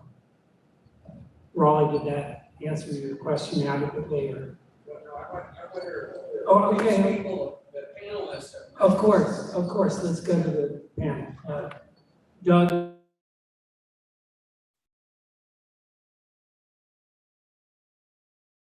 Who are you calling on there, Jim? Yeah, I'll let you go first, Al, if you want to go. I just didn't. I didn't know if he was. No, if you, I couldn't hear who he said. The question, Elliot, is. No, I heard the question. I didn't hear you if you called David. Okay, I'll just jump in and answer. I want to give. I agree with Jim saying that it's more about bad than good, and I'll give two examples of bad. There is, and bad tends to be, by the way, incumbent, either influenced or directed legislation. We all know about municipal broadband restrictions, but there is a state that has a restriction that creates what I would call a tax per foot build, that now all the cities and towns in the state are having to deal with by at a local level, passing exemptions or limits, or having to go around that state restriction. I remember very well in St. Louis, there was, the way I was told the story, an incumbent's husband who was on city council, an incumbent senior executive's husband, and got a tax passed that was basically $1 a foot a year or something like that. And that, had the impact of essentially eliminating the risk of fiber competition. So those are the types of things to avoid. And boy, if you're a state office administrator sitting in this room wondering how to attract people, first thing to do is look inside of your legislation and make sure there aren't trapdoors like that. And I do, Jim, if I could, one quick comment on the previous question. There's a bit of math that I want to share that I just don't hear talked about, and I don't understand why. I think that there is so much private equity money that has now come into the space that the first 90, 100 million homes plus are going to be built. That means that the $130 billion that was referenced earlier is primarily targeted at unserved, not underserved. So just by my math, you've got 20, 30 million homes and $130 billion to serve them. Now, of course, all the money's not going to get spent, but boy, if I was in one of those more remote, unserved areas, I would feel like I had a competitive advantage. And the last point I want to make there is if you're a city or town and you're putting up money for a network, you better own it. Because in this world today, if I even want to think about owning the network, I'm paying for it. And I still see examples where companies are getting money from cities and towns, sometimes helped to get, some of that federal money, and then they're keeping ownership. And that just makes no sense to me. Thanks. I just thought of something while you were speaking, Elliot, so I wanted to just give this one back to Raleigh. 2 years ago, you would not have thought that Arkansas might be a state that was a leader in deploying broadband. But last year, its 80% Republican legislature voted unanimously to broadly extend municipal authority in developing broadband networks and public-private partnerships. And this year, it's recently announced a state broadband plan that also recognizes the potential role that municipalities play. You heard me say that I'm incorrigibly optimistic. I'm hoping that as we attack full force the need to get broadband everywhere, there'll be more signs of that as we go forward. Further questions from the audience? Yes. Jim, I just wanted to mention that we're talking about the capital stacks to make these public-private partnerships happen to meet any gaps. There are federal funding that are trying to attract to underserved areas. I'm working on this for that part of the partner advisors, working with the reserve and the system. I'm starting a fund with CLIC, Community Development Financial Institution, under Treasury to meet one of the gaps that we already identified. I talked to the associate machine created with regard to the gap between what families can pay or and what the company is providing the service or the municipality that has broadband, what they need to charge to be whole, right, or make a rate of return on investment. And here I'm talking about in areas of South Texas, for example. I worked with FAR early on, and now we're decentralized joint focus technology, of course, in Brownsville now that's being a public-private partnership model really extensive to the line. So we have some anchors, but to do all the best is what I'm realizing we do now. And I know that there are these gaps. So we started with Gap Fund, Live Fund, and also working with this, others to try to finalize this. Then I'm going to be talking to some of you all who are here today to see what are the other gaps, matching funds, what else do we need to mobilize in communities to make the capital stack work. And of course, we're going to be mobilizing with those entities that have we have some incredible co-op, we have some incredible, of course, municipalized and FAR. We have other smaller ISPs, ISPs for they kind of have a social vision. So I think we know it can work, we know we need that. I want to look at what are all the other gaps to attract this funding to very underserved areas and when mobilizing communities to celebrate projects that are fiber-based, because we also have that challenge of the term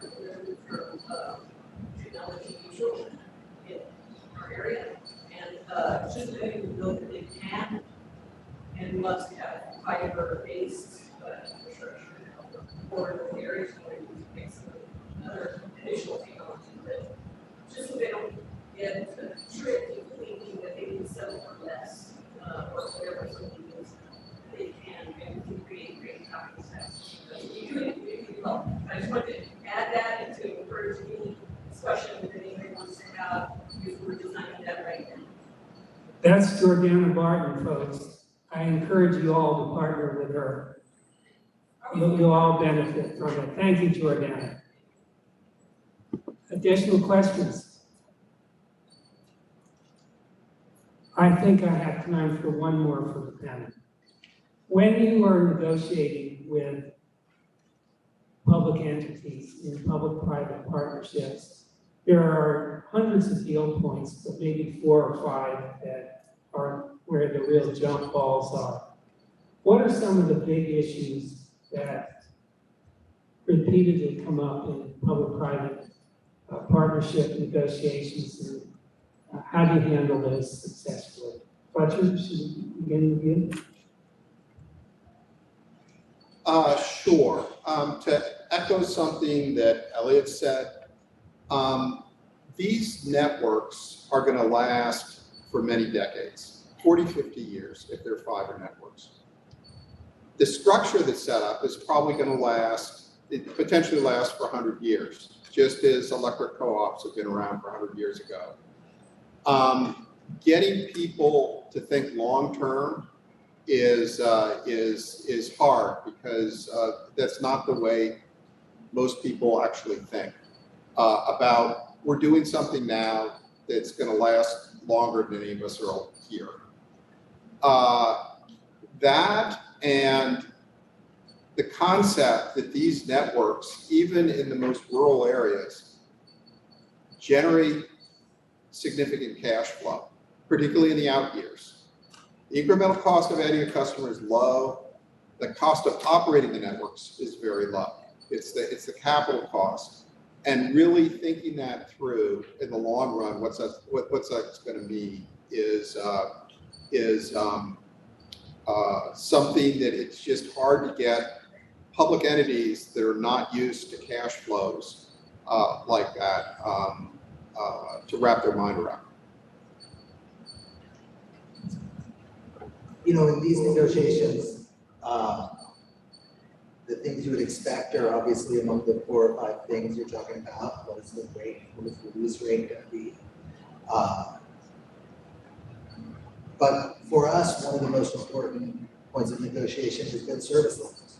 So, you know, I talked about some of the mistakes we made early on. It used to be, you know, when you have a brand new fiber optic network, you should have the most reliable network with the best uptime. If we're going to partner with a public entity and let them operate the network, we have to make sure that it meets the standards that our customers have come to expect. We worked really hard to get to the point where we could meet that expectation, and when our network is operated by a third party, we have to make sure they can meet that expectation. And then probably the most mind-bending term has been what happens after 20 or 25 years, what happens after the initial term? Because somebody said it's a 100-year relationship, right? And companies, I don't know, our companies are just not financially equipped, personnel equipped to think about what happens in year 26. What should be the terms in year 26? But it does matter. And it's been really hard for us, as well as our counterparties, to think about valuations and to think about how we obligate ourselves beyond 25 years. And so that's been, I would say that's been one of them. Who owns the extensions? Who owns the extensions, whose option is the extension, what rate, if any, should govern, or what rate of increase should govern the extension. That's a really hard thing, I think, for both public sector and private sector to think about rationally. Let's go to Doug and Elliot. Yeah, I mean, I think that, to be honest, one of the things that we are seeing, and it's a good thing for the customers is the service KPIs that now that's being added.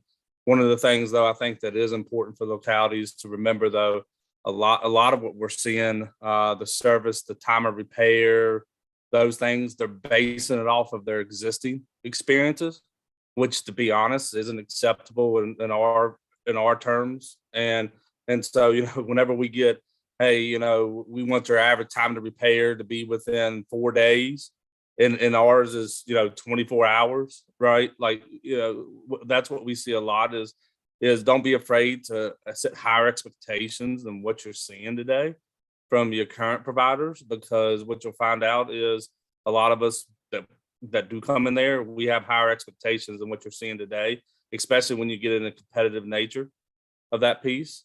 And so, you really start talking about, that time to repair, time to install, those type of indicators.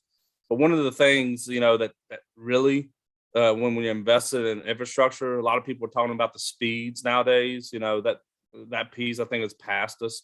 We're all building, a lot of fiber infrastructure. Your issue is not going to be the fiber; it's going to be the electronics you install, and that's just upgradable as time goes on. But one of the key things that I think is going to be important, especially as technology evolves, the smarter home evolves, and then more telehealth, it's going to be a lot about latency, right? And that's a key metric that a lot of us are working on behind the scenes. We already have kind of industry standard latencies, but in probably 2, 3, 4 years, that's not going to be the standard anymore. It's gonna be cut in probably about half of what you're seeing today, and that's going to be able to enable truly the next round of automation and those functionalities as you move forward. And so I think that's where I see a lot of things happening with the current ones that we looked at over the last couple of years. And then I know a number of the panelists already said a lot of the stuff we see in there is short-term gains. You really need to look at the long term when you look at it. Everybody's worried about what type of assistance or funding do you get in the first 24, 36 months of the network going live. That piece is one of those things that usually when we finish up our negotiations, we look at it at least a 5, if not 10 year of kind of key things that's in there and then you've already heard the life expectancy is 40, 50 years of what we're investing at a minimum in our infrastructure. Yeah, I think the one point I would add, Jim, when you're talking about jump balls or terms that come up regularly, is open access. I started and will end as an advocate of open access. And today in the US, there is not a vibrant ISP community. So there are very, very few examples of successful open access projects.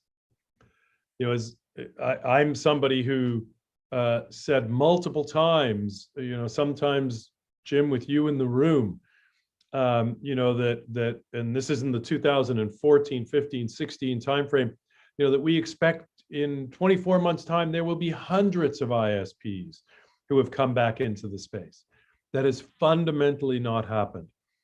In my trying to understand why, where I've gotten to is, when I was a young entrepreneur, although I was relatively speaking older, I was in my 30s at the time, most of the ISP entrepreneurs were in their 20s, probably Fletcher when he got into it was. That was an exciting world to go into. There are not a lot of young entrepreneurs in their 20s today who are getting into running an ISP. They're getting into Web3. They're getting into a dozen other spaces. And what that means is until the models evolve and until things get a lot riper, open access is more of a a hope than a reality. And so that is not suggesting that communities should not give themselves a route to that down the road, but really kind of making that their hill to die on in 2022. I just don't know if that's the right place to be. Okay, I'm going to ask one last question and then we'll break to switch panels. Wireless, opportunity, myth, combination, how do you account for it these days and how do you explain your reactions to it to your communities? Who wants to start with that? Well, I mean, I don't mind starting there, Jim. Like, just because you say wireless and, I always distinguish between fixed and mobile. We're all wireless. So if you're talking about fixed versus mobile, and even, fixed wireless broadband as provided by some mobile carriers, I'll just say that my theory of networks is fixed when you can, mobile when you have to, and when you have to gets less and less and less with time. And then, look, I think that when it comes to fixed wireless, the T-Mobile or Verizon offerings, those are the problem of the cable companies who are going to have to fight for the good enough consumer. I don't think they're going to be really that important to the fiber providers. Doug, what do you think? David? Yeah, no, I think Elliot hit it right on the head. I mean, to be honest, where we're at with the fixed or satellite or everything like that, we still see a strong future in our fiber to the prem. Where you look at the capabilities that we'll continue doing on that, and a lot of times, I mean, all you're doing with the fixed wireless, right, is giving that last mile, right? You're already running fiber to that tower that's feeding there. So if we're willing to invest in that infrastructure to get it all the way to the premise, and you can't beat that reliability and that future proofing, that capabilities as you move forward.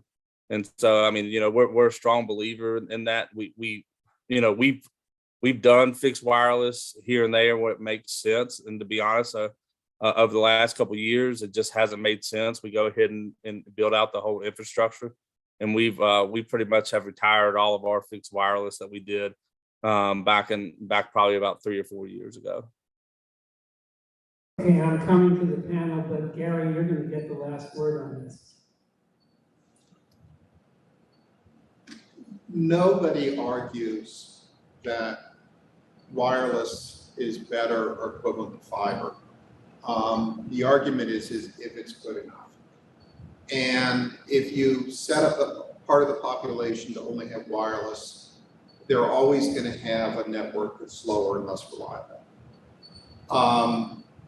Where we see wireless most, and the people who absolutely need it, are at the lowest end of the income scale, where they can't afford to have both mobile and fixed. And so those people ought to be taken into account. But it's a digital divide. It's just not as good. It's not as reliable. And we really got to look to the people who that's their only choice and realize that they can't participate either economically or civically or socially completely in society. And if we don't fix that problem eventually, it's going to be with us. We're pretty deeply invested in point-to-point wireless as a way to achieve the same goals of our concept. We think it can be done reliably with low latency and high speeds. We're at the very earliest stages of evaluating mobile wireless, and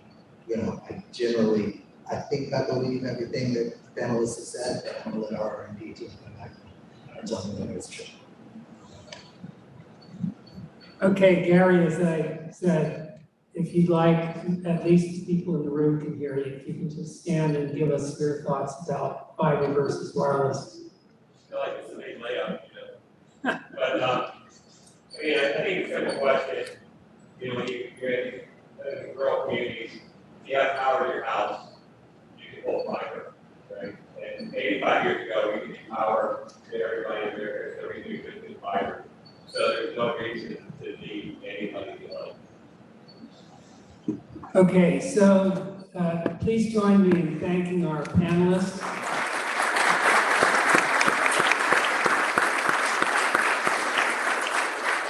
And please also join me in thanking Drew and Ben for solving the technical problems that they encountered at the beginning of their last session and making this one as smooth as they've made it.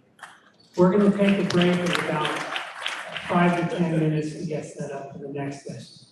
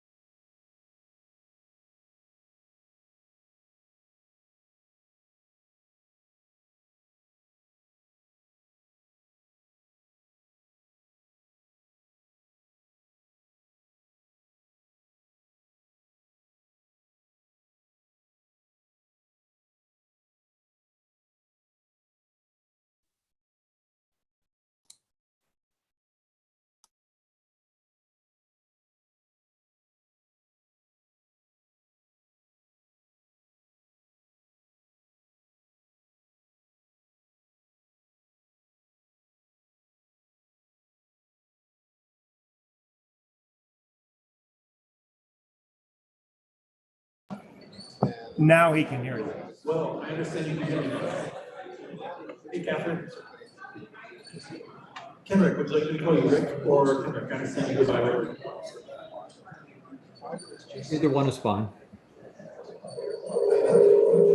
That's what happened. Okay. They got one off. All right. Ken, tell me again in 2 seconds what I should call you. Yeah.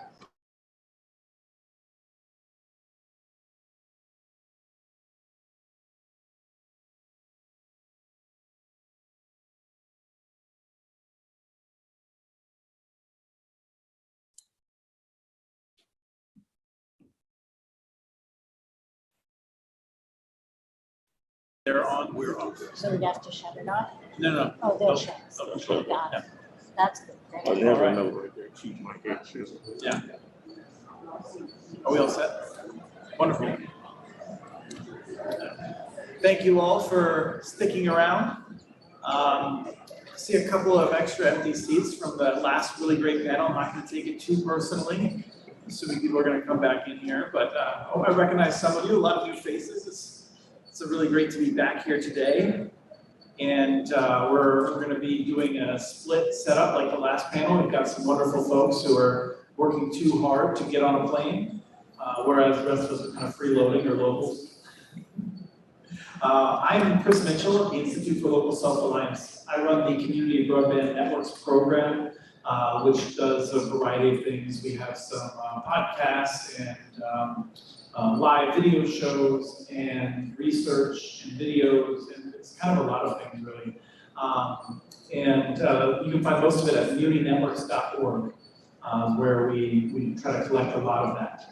I'll be emceeing here as we have a wonderful panel. We're getting the perspective of the public side on partnerships. Let me first ask Catherine to do her introduction, and then we will go around, and because we really can't go back and forth, I'll just ask Will and then Kenrick to go one after another then.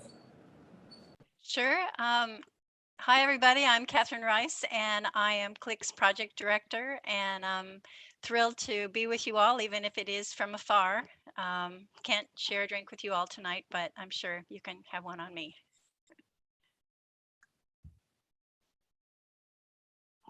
That's it. So I'm Will Aycock, the general manager of Green Light Community Broadband in Wilson, North Carolina. I'm quite sorry I was not able to attend in person. I can't wait to see many of you again in the flesh, but couldn't make it this time. And it sounds like Catherine is offering to send a credit card number y'all's way for the drinks later, I'm guessing. So I guess you'll work that out with her offline. Good afternoon. My name is Rick Gordon. I'm the director of the Maryland State Office of Office of Statewide Broadband, and sorry I can't be there, but I'm sure that you'll all have a drink for me. Wonderful, thank you. And I'll ask Joshua Williams to introduce himself. Good afternoon, everybody. My name is Joshua Williams. I still wear a mask, so I hope you can hear me just fine. I'll project to make sure you can. I'm Joshua Williams. I'm with an organization called Fuse 4, where I'm an executive fellow / digital inclusion lead for the City of Houston's Office of Innovation, and I support Houston IT as well. I am Deb Sosha. I'm the president and CEO of the Enterprise Center in Chattanooga, Tennessee. And I thought this might happen, but for people who, this might be your first time coming out, I just want you to know, this is Deb frickin' Sosha. Deb, who is behind Tech Goes Home, who launched Next Century Cities, who is now moving heaven and earth in Chattanooga to connect everyone in the community that wasn't already benefiting from the municipal network. Just someone who I work closely with and I miss working closely with on a regular basis. Yes, rock star, definitely. I'm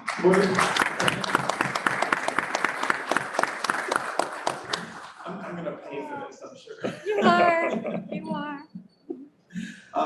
We're addressing this question of how and why the public sector is key to partnerships. And we're gonna go one at a time to go through our perspectives on this, and then we'll have a little bit more time for some guided questions, I hope. But we'd like to go in the order of Deb first, and then we'll go to Will, and then Rick, and then Joshua after that. So Deb, you can go first. And he will pay. Make no mistake. So thinking about partnering from the public sector perspective, for me, it's regardless of why or when you're partnering, everybody has to win. So thinking about how do you create a circumstance in which you get what you need and your partner gets what they need is really a high priority. Part of what works so well in Chattanooga is that as a community, we have just made a decision that we will do whatever it takes to take care of our children, right? Whatever it takes. That it doesn't matter who gets the credit, that it doesn't matter if it's, you know, one-sided on the press or not. We just don't care, right? I don't care if we get mentioned in any of that work at all. What I care about is the outcome. And when you can get to a place where partnering together provides you the outcomes you need, you stop caring about why or how that happens, right? So, you know, we've recently connected 16,000 low-income students in Chattanooga. That at no cost to the children, 300 megabits symmetrical for at least the next 10 years. That doesn't happen with a lot of partnerships, right? It doesn't happen if you don't get everybody to the table. And trust me, we had a lot of problems in the process. I think trusting each other, trust between the partners, and a willingness to take on some risk, and a willingness to do something new has to be part of whatever process. If that makes sense.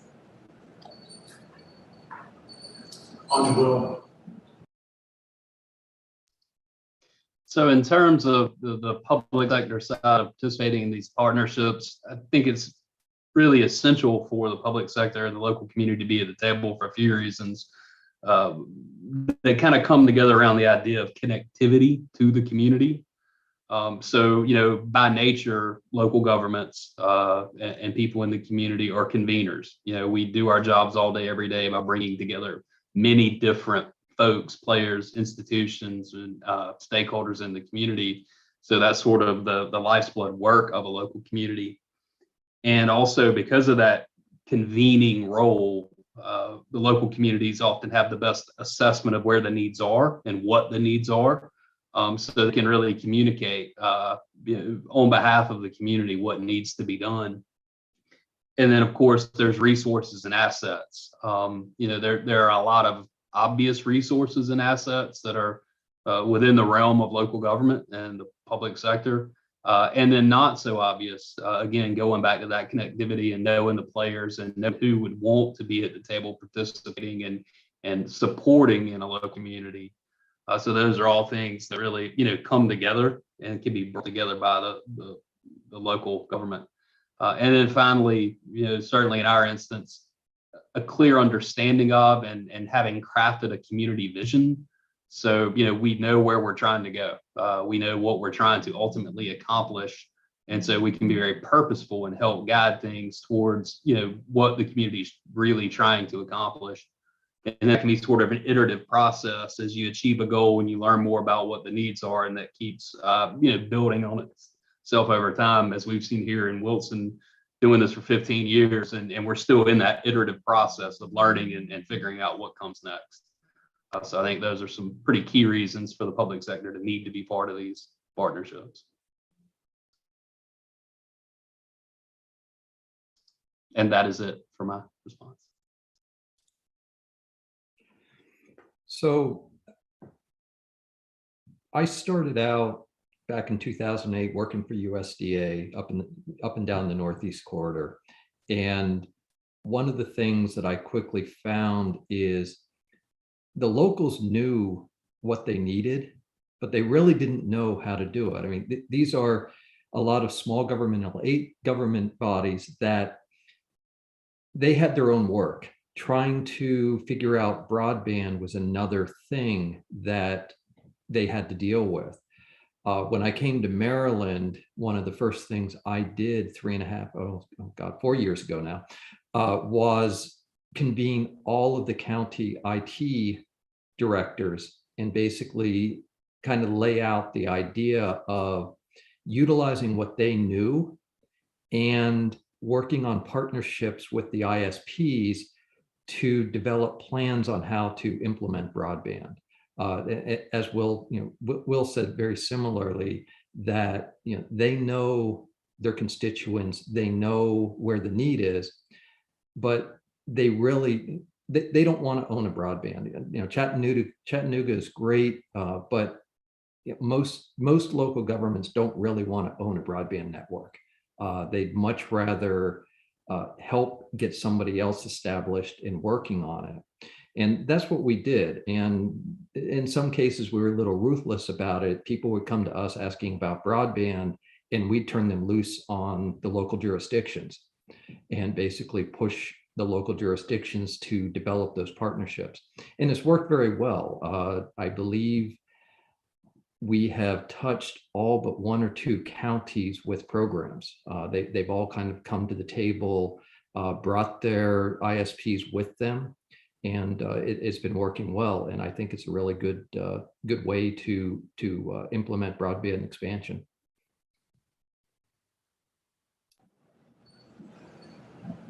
Thank you. And for us, there are 2 key factors that force or influence us to lean into the power of partnerships. And one is breaking down silos. Prior to me joining this position, I was a director of operation and finance for a charter system, and the pandemic hits and boom, I'm scrambling to keep kids and their families connected during COVID-19, right? So I'm literally computer distributor, hotspot distributor, I'm loading, I'm unloading, I'm tracking data, I'm wearing many hats, right? That's just not sustainable. And so when I joined the city, I saw that same model, and it's just by nature. If you're providing telehealth, if you're providing health services, COVID-19 hits, and you have to provide telehealth. So I'm focusing on my bubble. If I'm in education, I have to provide educational services. I'm focusing on my bubble. And when I came into the role, I just said, hey, we're gonna get a lot done a lot faster if we all just break outside of those bubbles, meet and join each other and say, hey, I'm good at this. What is your department good at? Or I can provide this service, you can provide that service, and let's just play to our strengths. So breaking down silos is a key factor to partnership with us, and then sustainability. We're trying to do work that's going to future-proof the city. We're thinking ahead. We're not just thinking 2022. For instance, like we're talking about speed. The minimum standard, that's not great right now. COVID proved that. So we're going to up the speed, but we're thinking, okay, in 2032, what would that speed need to be? What would those technical functions need to be to make sure that everybody's connected at an affordable, robust way? So sustainability and breaking down silos have been the 2 driving factors for us building partnerships. Thank you. Catherine, do you want to weigh in on this?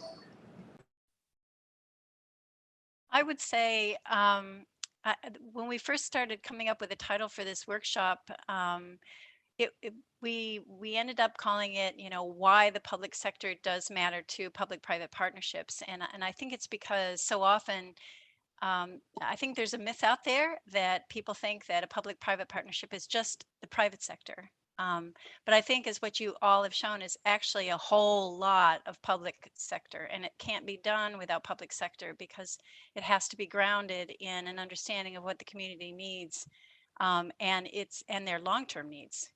And also to represent the voices that are never at the table, which actually represent a big part of the need. So that's all I would say, is that I'm looking forward to hearing more about some of the examples that you guys can talk about to show why the public sector is so important. Well, it seems like a good place to jump into examples. Let's mix it up a little bit and start with Will. So in terms of examples of our public-private partnerships, I think a very recent example that I'm quite proud of is what we've been doing at the Gig East Exchange. So, we've been in the broadband business for nearly 15 years. So, everybody or many people know the story of building the network, figuring out how to launch the services, growing and expanding into the county, building up the service base. But, we have continually looked to how do we make sure that the community is deriving the full benefit of the investment in the infrastructure. And so at the Gig East Exchange, basically it is, for lack of a better term, a innovation hub and co-working space. But in there, we're bringing programming. So we're doing entrepreneurial accelerators. We've had 3 cohorts go through. Right now, we've got 3 buildings under redevelopment by graduates of the program and graduates of the space. And I think at last metric, something in the order of 52 jobs created by those graduates here in the community.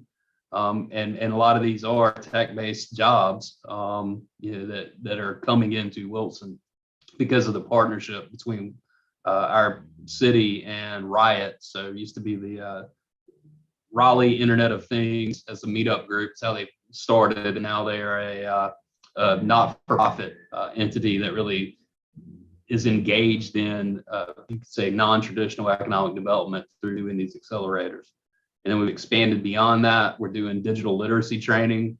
So in partnership with Corey, a group up out of Vermont, and they have been training folks here for basic digital skilling. We just had our first cohort graduate out of that. And then we've also worked with the community college to establish a fiber to the home or a fiber technician certification program, again, just about helping people to not just use internet, but be engaged in the workforce that it enables.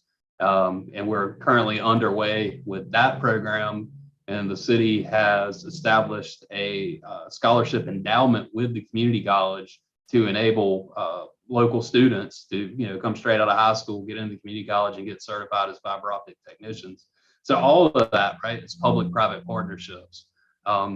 And again, towards this idea, to be cliche for a bit, but to try to help the full community through the digital transformation process. So it's not just enough to have high-capacity broadband at a reasonable price with good business practice, but how we do more and more to engage folks. And that's where we're learning now, because I know there's a lot more to be done.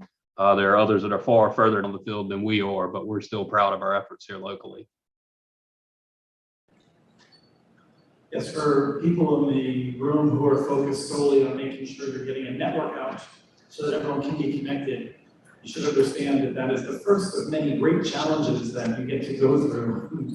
As Will was just discussing, it's really important to build up that network of partnerships to make sure that you're able to get there when you're after you get this network out to everyone. Don't think that you can just hand it off to someone who will magically get the most use out of it. People are going to be looking to you to help solve that next problem. Now let's get a perspective from our host city. Thank you. So examples, I have a couple of examples. One I would like to share with you all that brings focus to a digital inclusion nonprofit here in the city of Houston. It's called Bridging the Digital Divide Houston. What they do, they provide digital literacy skills to senior citizens, all age groups, senior citizens, after school programs that they want to do, learn how to use computers, use the internet, and just tap into that resource to its full capacity. And so I'm doing research and I'm digging, I'm trying to pull data because the city, you have limited resources. And if I only have 10,000 to spend, I need to know exactly where I can spend that 10,000 to get the maximum results. So I'm digging, I'm getting data, and I've located several communities where this nonprofit serves. And I said, okay, well, they have the digital literacy, they have the computer devices in these apartment complexes, they're just missing the connection. And so I do some more digging and some more research, and I come across this disaster resource, a nonprofit called ITBRC, and they have this project called Project Connect, where they're going around to communities, libraries, hospitals, schools, and they are getting people connected for free. Community Wi-Fi is free, no charge to them, thanks to partners like AT&T. And I said, so that's great. We have a relationship with AT&T. I reached out to build a relationship with ITBRC. I reached out to Bridging the Digital Divide Houston, and I said, look, I can bring the connectivity. I have the data that shows where these connections need to exist. Can you service these apartment complexes in these communities? And they said, absolutely. And so now we've installed our 23 and counting. It's up and running, there's no charge, this is $145,000 value add to the city, no cost to us. And these communities are connected and they're getting service Monday through Thursday, routinely, and they're getting after school care, they're getting help with their homework, they're getting digital literacy training, etc. And the other one is, of course, Comcast. I speak to groups and they don't know what lift zones are, but this group does. So we had some lift zones that Comcast approached us and they said, hey, we want to get these installed. I said, that's great, but where are they going to be installed? Because if they're going up in River Oaks or this fabulous downtown area, that doesn't serve the people that need to be served. And so Comcast is more than willing to say, hey, we understand that. Can you point us in the direction? What data do you have that proves that this community needs this the most? And so we're in communities now like Acres Home, the Cashmere Garden. I see some locals over here. He knows what I'm talking about. These are community centers that need this connection because they provide health services, after school care, et cetera, et cetera. And so we wanted to make sure that not only that these communities got these lift zones, but they were delivered to the communities that need them the most. And that's been the message that we've been sending to all of our partners. I see more partners in the back. One more is our digital equity services, RFI. That's like our long-term play where we are, we share data with these organizations and we said, hey, we've identified 3 areas I'm going to mention them while I have this mic, Cashmere Gardens, Acres Home, and Gulfton. These are communities that over 50% of their population, they're missing access to a computer and high-speed internet. They have internet, the infrastructure is there, but one community has 19.5, and the pandemic has proven that even 25 is insufficient. So imagine having a house full of kids and you're trying to do homework and work from home with speeds of 19.5. It's crazy. And so, we put out this RFI and we said, hey, we've identified these areas. We want to partner with you. We want to be able to give you access to city-owned assets in these areas. In return, you can access these city-owned assets, plug up your devices, your equipment. We get a small fee in return, and we get to connect some people at free or low cost. I always root for free if you're cheap like me. But we want to get people connected, and we want to give them high speed. Hopefully, fingers crossed, at 100 and 100, we'll take 120. But we are pushing that message because we're saying that if you want to partner with the city, we want to partner with you, but let's make sure we get those connected who need the most and give them high-speed access, and then we can expand throughout the entire city and build on the partnership that we established. So that's a long play, fingers crossed. If one of our partners in the audience, I hope I did you proud. So the interesting thing about Chattanooga is that EPB's footprint is fairly large, and what is EPB? The Electric Power Board, also our broadband provider.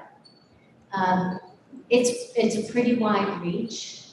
The issue is right across the street from there, because of state law, they're not allowed to provide service. Some of our children in the Hamilton County schools live outside of the footprint. So it's a challenge for us, and a lot of this area is very rural. And so a couple of things that we're really trying to do is work with the local co-ops in those areas to help them think through options that would help them bring fiber, and also working with other potential supporters around making this work, whether it's Mobile Beacon, Mobile Citizen, who provide low-cost 4G access, but really trying to make sure that everybody has access. At the moment, we are purchasing Wi-Fi hotspots and a year's worth of service, unlimited service on 4G hotspots, in order to ensure that every child has access. But that can't be the long play, right? It can't be the long play. So we really do need to help folks figure out how to bring high-speed internet to those rural areas. And that might mean that we're doing a little teaching, a little support, helping write grants, whatever it takes. I think the other piece of this work, there we go. One of the other pieces of this work that I think is so important is helping folks understand what ACP is.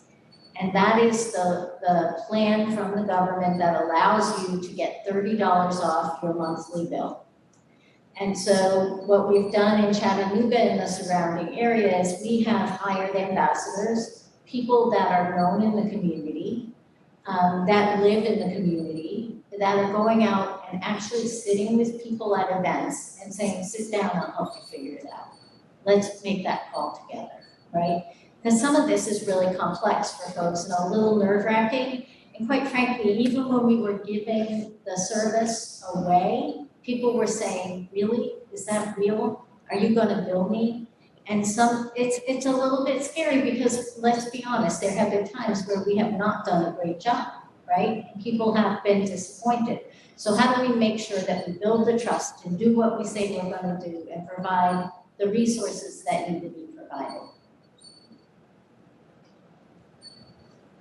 Before we go to Maryland, I just wanted to note that you were nodding along with that issue of the trust issue. Absolutely. I feel like people don't really appreciate how hard it is. Yeah. Because one of the things I'll say is that, like you mentioned AT&T, Comcast, right? Mm-hmm. There's some people that will not take a free service from the government. Yes. There's some people that will take a free service from Comcast or AT&T if it was available. There's some people that won't take it from anyone. Yeah. So I'm just curious if you want to comment on that. Absolutely. So we also participated in Comcast's product, Internet Essentials. I don't know if it's a project, but they're offering. There we go. Internet Essentials, and to your point, we would have events. We had a tech drive, a food drive, and we said, hey, hey, Bill, we have this service. It's going to be free for a year, and they were always kind of like define free.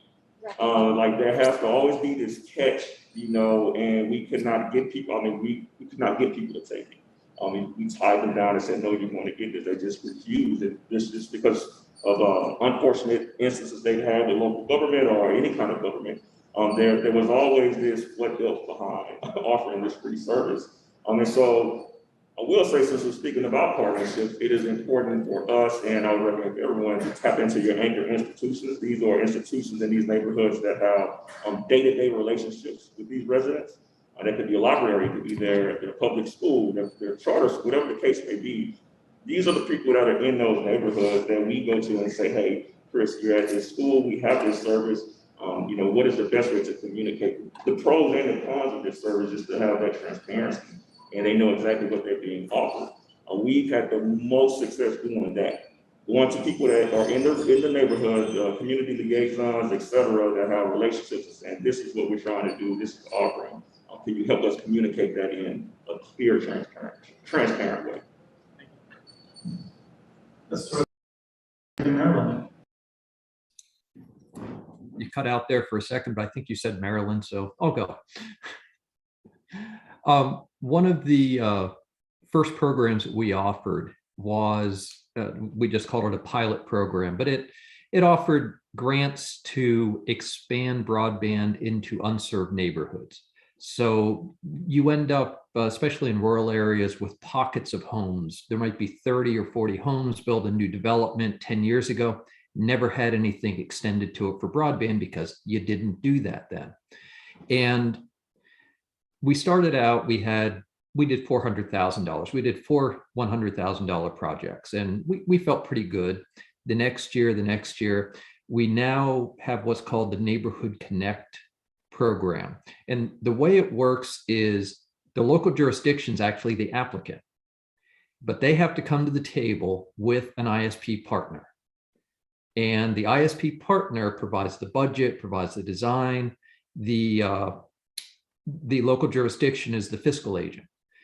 And this year we have 54 applications for up to $500,000 in grants. And we have about $18.5 million worth of applications in. So what that tells us is everybody wants this, everyone wants to work together, and they really just need to figure out how to make those relationships work. We have one county that partners with 5 different ISPs, depending on where in the county that pocket of houses needs to be, because really we're trying to extend that 2 miles down the road to get to that neighborhood. And that's just one way to really do it. We also have a Gap Networks grant program. We have $5 million in grants going out to companies that are providing free service. We have digital inclusion programs that are funding nonprofits that are doing inclusion work and trying to help people with ACP. Like was mentioned, we also offer a $15 a month subsidy that's on top of the ACP program. And literally the customer has to do nothing. If they qualify for ACP, it is an automatic subsidy. The $15 is available if their bill is above the $30 ACP program. We constantly get calls saying, well, how do I apply for it? No, you don't have to. No, I have to apply for it. How do I do that? Literally nothing. Just get ACP and it works. So you're right. There is a group of people, and I'm one of them. You tell me it's free, I'm going to ask you 6 different ways how is free. But in general, the ability of, in our case, the state to influence and to enable various programs for various subsets of communities is really important. And I think, ARPA and the upcoming infrastructure bill, the money flowing through the states, I think the feds are also recognizing that it's a good way to make sure that the money gets to where it needs to be. So. All right, I've got a really good question in a second, but first I want to see if Catherine wanted to add anything. Go ahead, Chris. I have some questions later. This is one that everyone has to weigh in on if you don't want to, but I'm going to put Deb on the spot because for years Deb and I worked on these sorts of issues. I don't know if you blocked that entirely out of your memory.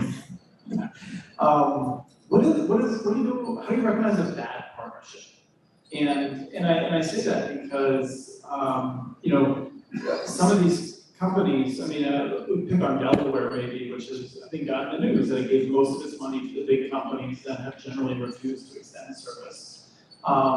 We've spent tens of billions of dollars ineffectively in rural America to companies that then didn't really build the networks that were supposed to. There's some of the least liked networks in the country. At the same time, there's this trend of, no one ever got fired by picking IBM was the phrase back in the day. Everyone knows these big companies are going to be around tomorrow. And smaller companies, you don't know what their reputation is, right? You're taking more of a risk. The incentives are all wrong for good partnerships sometimes. And so I'm just wondering, how do you recognize a bad partnership and how do you navigate this? So it's not so unlike what it takes for us to help someone recognize that we're giving them free internet, right? Like you have to figure out who do they trust, and the people that you suggested are great. I would add faith-based organizations hold a lot of trust in the community. But what I worry about a lot is that people who have, organizations that have a lot of money and come in and tell people, we're gonna solve this for you, and people believe it. I think we gotta help people not be so naive, right? Catherine could do this for you, predict for you exactly what different ISPs would say at each step of the process. We'll get to you next year, but next year comes, we'll get to you next year. So I think we can't be naive and we need to educate each other. And we need to also recognize this isn't going to be simple or easy, it's complex.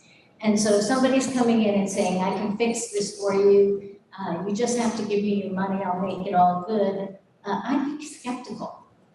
I think we need to be helping, especially as elected officials, be careful to help each other, really learn about what's working and what isn't in our communities.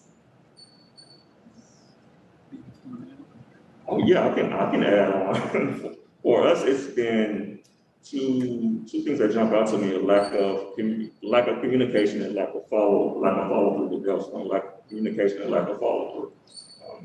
If we've been told that we're going to deliver a product or a service by X date, a day before X date, we get a notice that, oh, well, this is a permanent issue. And then we have to go back and say, hey, Bill, in our district, that's not going to happen.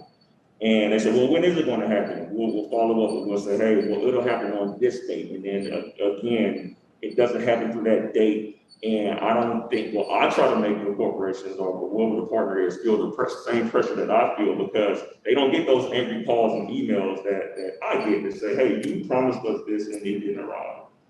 And so what we do, we bring everyone to the table and we say, let's all get yelled at. So we're all held accountable and we make sure that we deliver on our word. So lack of communication, if there is, we try to be as transparent as possible and accessible to say, this is what we need, what do we need from you to make this happen? Okay, so when it doesn't happen, how is that communicated?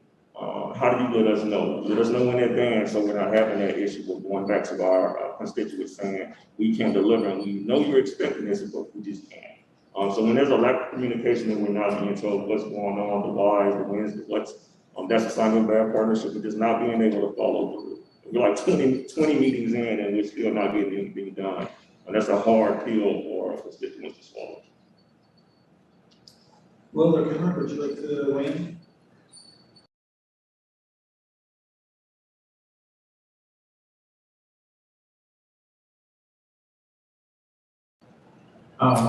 You're not able to hear me? Will doesn't want to speak. Catherine or Cameron, do you want to speak on this? Sorry, you ended up being muted and we couldn't hear the question. Well, the question was whether everyone wants ice cream. The question is, how do you recognize signs of a bad partnership? And what do you do in that situation? So first, Cameron, and then Catherine, you can clean up and we'll be able to ask the next question. So, for us, bad partnerships can be multi-tiered. If we learn that one of the ISPs that we're dealing with isn't offering good customer service, or there's a problem with getting connections, we try and investigate, what's the root cause of that, and is it something that we can help with?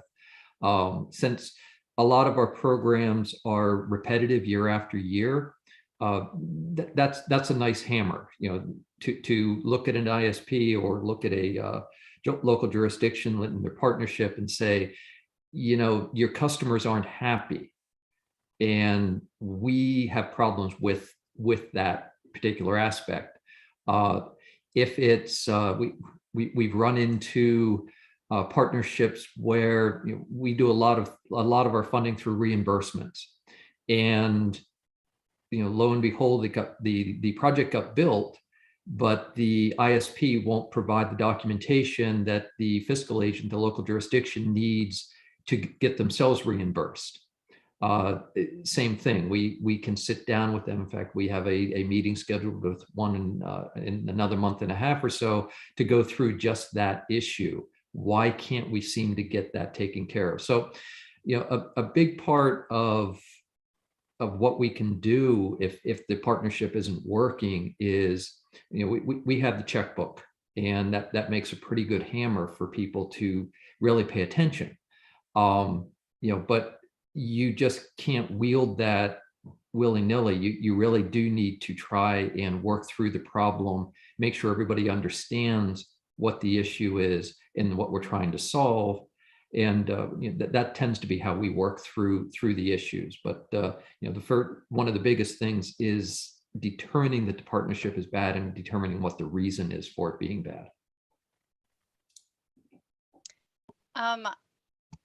What this conversation makes me think of is kind of to pull the lens back just a little bit, because I hear a lot of talk about trust, and what about if you're in a situation where you actually have a good partner, but the communication is not happening, and so you're right at the beginning, you have this fantastic project, and because it's so new, the entities haven't worked out how to talk with each other. So I guess I'm just kind of curious as to what kind of vehicles you all have used to ensure good communication, not communication just with you and your partner, but I'm talking particularly to the community, because you're dealing with really high expectation with people who haven't had broadband through COVID, and they're hungry, and all of a sudden they're finding out, well, wait a minute, I'm not going to get it for 3 years. What is, my city's just burned me again. So that's my throwback question to whoever. I was gonna throw it at Will since he hasn't had a chance to speak, so here's a live grenade. Couldn't quite hear you there, Chris. I was gonna give it to Will, Will. the gentleman from Wilson, North Carolina. How do you how have you communicated? What mechanisms have you used to communicate what you're doing to for the public? How do you engage them? So I guess there's a few things. I mean, we feel the pressure from folks that desire the service and out in the rural areas, and we're not getting there fast enough. So we try to be as transparent as possible. Try to publish as much information as possible. We show up at community events all the time. We host community events. So, if we're building an area, then we're going to go out and bring, a food truck and sit there for 3 hours on an afternoon and invite the community in, because you're going to get two things by doing that. One, the prospective customer who may be in the area that's being served during the construction process, they can come and sign up, but you can also have that opportunity to talk to the people, because without fail in a process like this, there's always somebody that's not, they're just a little further than what we can afford to do at this moment in time. So being physically present in the community, creating convenings is really important. And then having a very knowledgeable staff, because you're going to get lots of calls all over the organization about these questions, and really preparing everyone to give accurate answers and good information. And I think that's how you build trust over time. And being willing to tell people the things they don't want to hear. My family's home place is not too far from where I sit today, and still does not have access to water for various reasons around construction. And so I have to go out there and tell everybody in the neighborhood that knows mom and dad and grandma, well, you're still a couple of years away. There are some factors over there that are just really problematic for us. And so we'll get there, but it's not anytime soon. And that's really important to tell people in that situation, that information, so you can set expectations rather than create a reason for people to be disappointed. So that's how we handle it here in Wilson.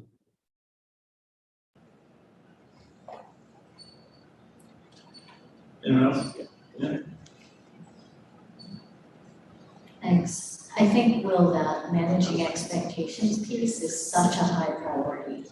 And I think the other part of that is trusting the message of the messenger and thinking about who is the messenger that would be trusted with that information. And at least in our case, we also run the Digital Equity Project, Tech Goes Home, in Chattanooga, in the county, in the region, and across the state. Figuring out who locally in each of those communities is the trusted entity has to be part of this process, right? Working collaboratively to find that. We did the whole community events and all of those kinds of opportunities. We also found there were some local radio stations that people really like to listen to in our town. One is a gospel station. There's another one that is rap and hip hop. And we have connections there, and we started having our folks go on the radio and talk about the project, which was really, really helpful to us. I think the other piece that we discovered that was really important and a problem initially for us was having a script about what we're telling the public. So we're all saying the same story. We're all giving the same information. If you call the utility, they're going to tell you the same thing. If you call the city, they're going to tell you the same thing. If you call our nonprofit, we all are saying the same thing. And having that consistent script helped build some of that trust in the project. How do you do that? So he wants to know how you build a consistent script. It really is about those partnerships that pre-exist that moment in time and coming together and saying, how are we going to share this information? What's the language we need to use across all of our organizations? The hardest part of partnerships is dealing through no, we don't want to say it that way, and somebody else wants to say it a different way, and sort of finding a place to a consensus is really difficult in these circumstances, but once you get to that consensus, it is really powerful. So it's gotta be a consensus built, and it's gotta be a consistently implemented process. Yeah, and for us, what has benefited us before we even go to the community is that partner we work with. Since I joined last year, we've been good about setting expectations for communication. And just knowing who's doing what. For example, the Comcast example, the ITDRC example, we says, hey, what is the city of Houston going to be responsible for if my connection goes out? Who do I call? Do I call Comcast? Well, if I have a billing issue, who do I call? Well, I call this person. And so we've experienced some issues, but they've been quickly resolved because they knew who to communicate to and when and how. So before we go out to the community, we set that expectation. In the mayor's office, we're fortunate enough to have this division called Complete Communities. And if you're not familiar, it is a division that focuses on 10 neighborhoods that have been deemed as underinvested, underserved, and they need a lot of help. They need a lot of attention and support. And so within each of those complete communities, there are community liaisons. So to examples of community engagement and outreach, if we're not able to be boots on the ground, or we all show up in my views or my city of Houston capacity, and I'm not as well trusted, I have those community liaisons that we tap into.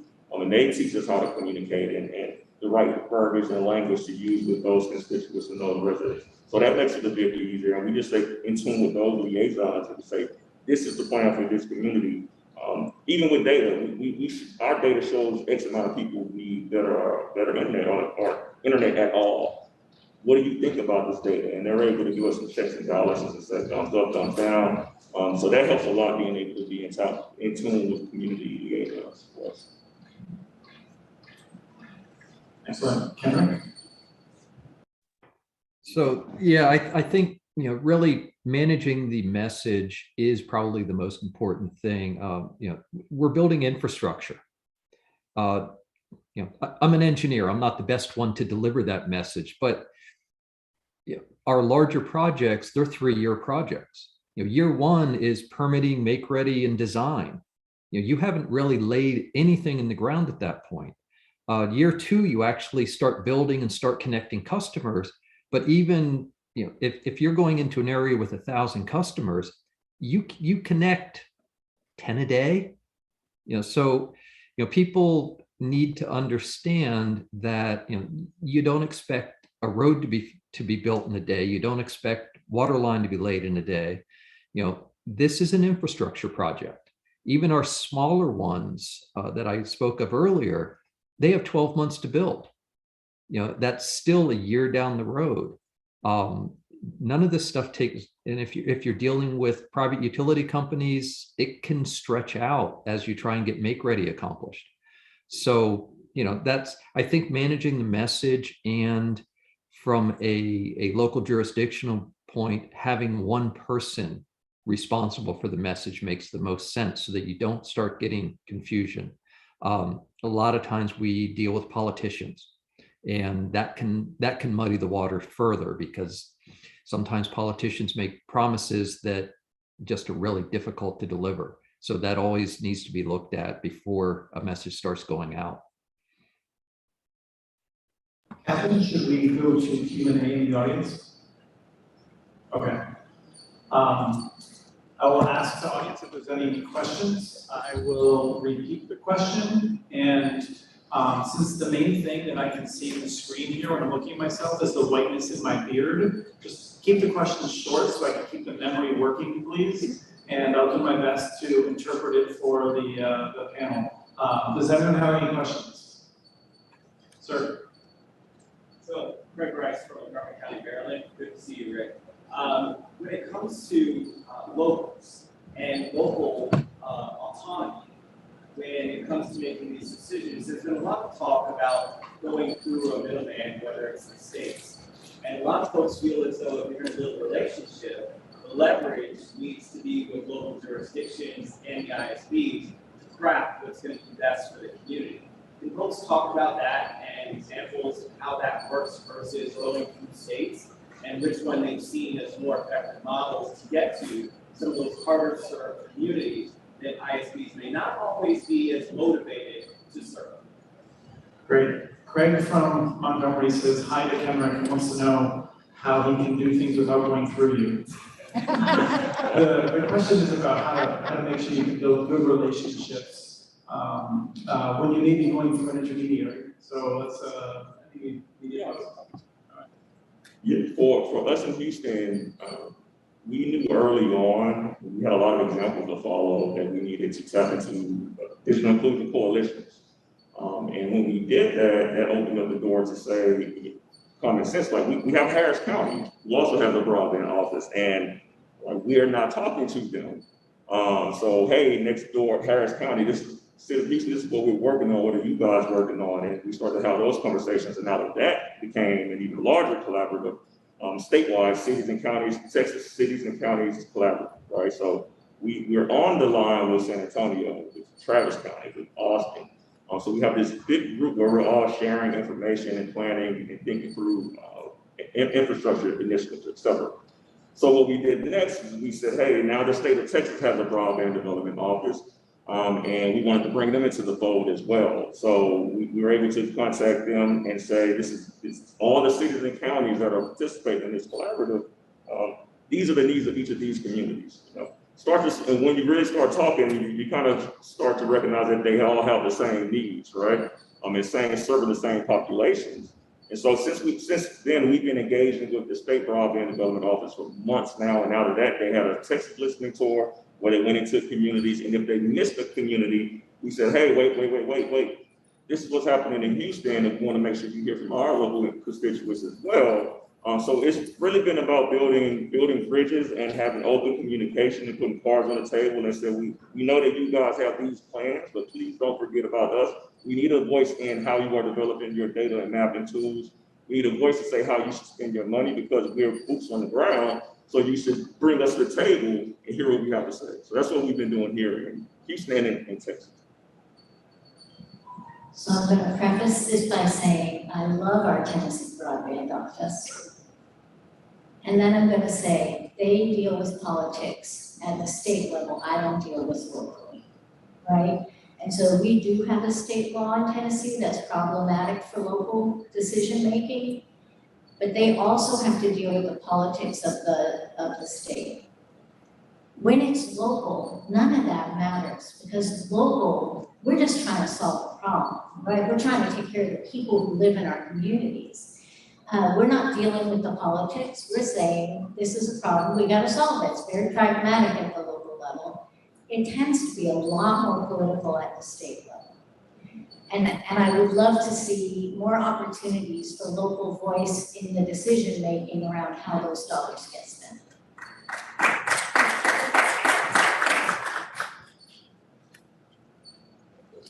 We have another question, but let me quick check if I don't want to cut off the people who are there, getting a quick response to that. And try and get the folks that are remote to the first one to answer the next question. I can't see, Drew, do you have any sense of whether they want to respond to that? It's just us up there. While we're figuring that out, let's get this question, sir. Okay, Mississippi, Gene Logan. Our state office was just created April 22nd. Beam, right. A gentleman from Mississippi. Right. So what can we do? What can I do to get them guys from Mississippi to help them?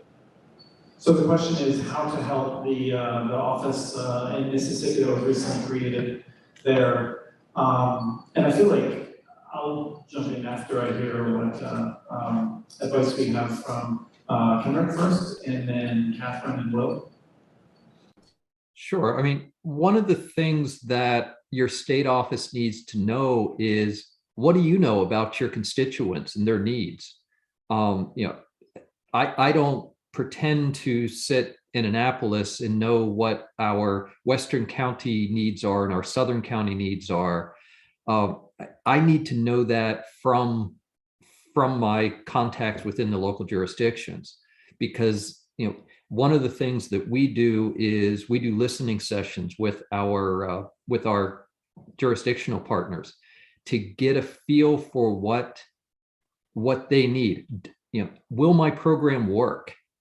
that's very critical. It does me no good to try and develop a program if nobody wants to use it and nobody sees a need for it. So that's, I would say, local jurisdictions, again, what you have and what you need. The state office needs to know that as well.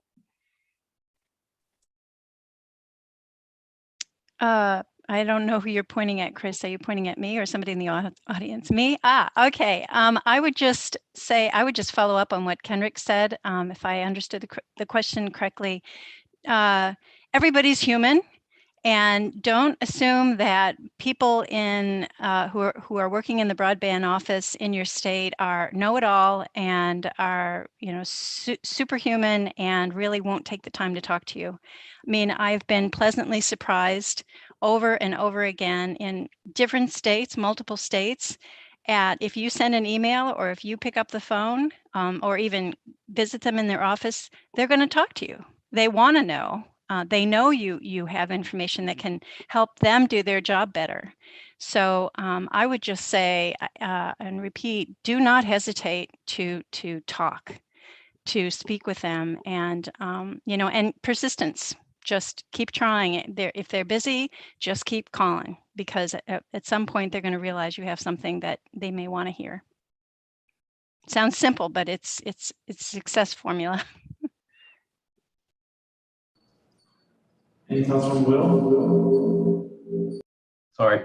Yeah, I mean, I think this might be relatively specific to North Carolina, but, understand, kind of synthesizing several things that other people have said, that the folks in the state broadband office are subject to so many pressures and requirements and competing viewpoints.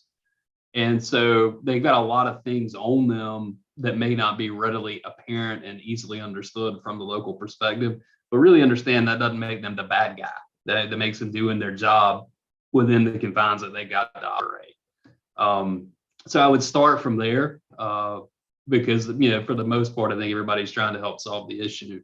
And then, the communication, the data, the real story of what's going on in your community that's quantitative and not just qualitative, to provide a little ammunition to them is probably pretty helpful. And then ask, to the extent that you can have a dialogue, what's really going on. I've had some very constructive conversations where, I was told what I needed to hear, and I can understand that, right? Because we're all working towards the same goal. But if you come at it that, it's a little adversarial potentially, that's not going to really work out too well. And certainly be open to listening. What do they need? Ask the question. How can I support you? That's sort of been my experience.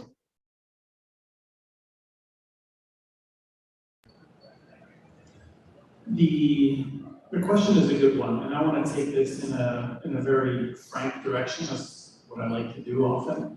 I was just in Greenwood talking about this, and I got to say that I've been in rural places, and then I drove an hour north of Jackson, a rush hour. I didn't see anyone.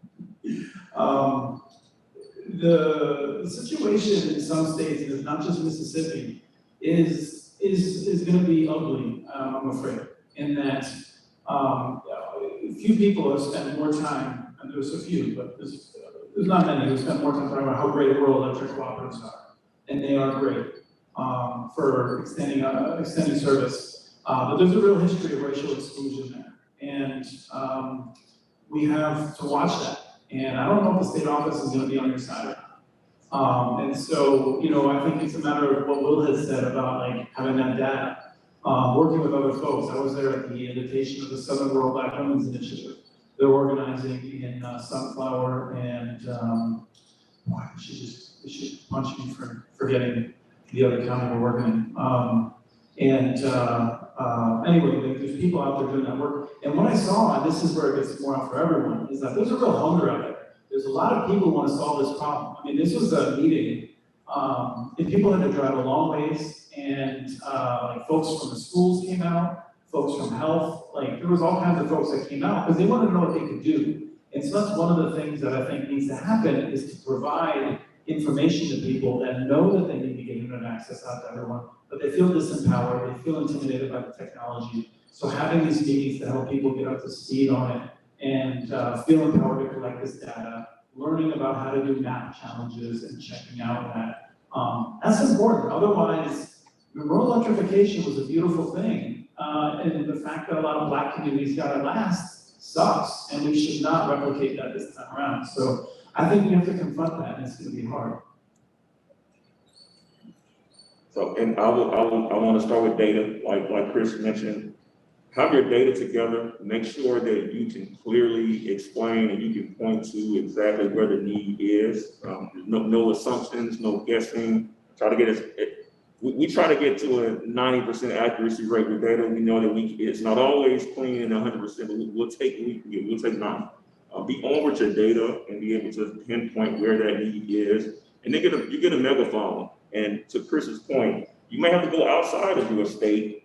You may tap into the NDIA. You may tap into National Digital Inclusion Association or Alliance. You may tap into Pew Charitable Trust. They have an Opportunity Broadband Alliance now. You may have a state or a local coalition that you can tap into. Arm them with that data, get their data, and now you have your ammunition to be able to say, hey, state office, this is where the need is. Our numbers prove it. Our external partners can speak to where the need is. This is how I met this rock star next to me, Dale. I showed I said I'm from Houston. I'm trying to connect people. I heard great things about you from Chris. And so this is how we all got connected. So I call it going outside to go inside, right? You have to go outside your state and you come back and you say, this is where the need is.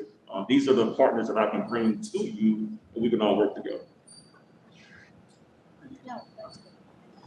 Do we have any last questions? I'm somewhat ignorant of the time. We're only at 10 minutes. We got another Texas local here. So we talked about how important these networks are for improving quality of life. We heard about that. We talked about why it's important for the communities to be involved in these public-private partnerships. And in my mind, it's important because of economic development. We haven't heard a lot about economic development. I think you just look up at the slogan for the conference, fiber, lifeblood of the economy. And you speak to the issue of how do you integrate economic development with the deployment of these networks. Yeah, I'd like to start with Will and his question from Diego Garcia from San Antonio, who's done wonderful work for decades on these issues and cable rights of way with TOTOA, the Texas branch of NOTOA, the National Association of Telecommunications Officers and Advisors. Will, the question is about economic development. I want to throw it to you because Eastern North Carolina really got hard hit over the past 2 decades. And so talk to us a little bit about economic development. Well, if you're talking about broadband and economic development, I always start with what it's not. Wilson is a very, very interesting community in that, we have some of the highest wages in the whole state. We have a larger manufacturing base here than pretty much any non-metro, but from pharmaceutical and banking and advanced manufacturing. We've got a lot of those things, and all of that predated the broadband network. But the other part of the story that's true in Wilson is that, we also have one of the highest unemployment rates and one of the highest poverty rates in the state, right? So there's a real divide. And from a broadband perspective, economic development, a couple of things. One is this idea of diversification. So rather than being so dependent on 8 to 10 large plants and operations, we're trying to encourage more and more small business, more entrepreneurial development. So, in the economic development parlance, sort of the gardening versus the buffalo hunting. And so the broadband network is really, really well suited to support those things. And that's what a lot of the stuff coming out of Gig East is all about, and like I said, we've seen a great deal of success, at least for us at our scale, out of that. The other thing the world, everybody knows, it's changed and we can see it, because of broadband access and because of the fiber in the community here, as opposed to not available in some of our other regional, neighbors.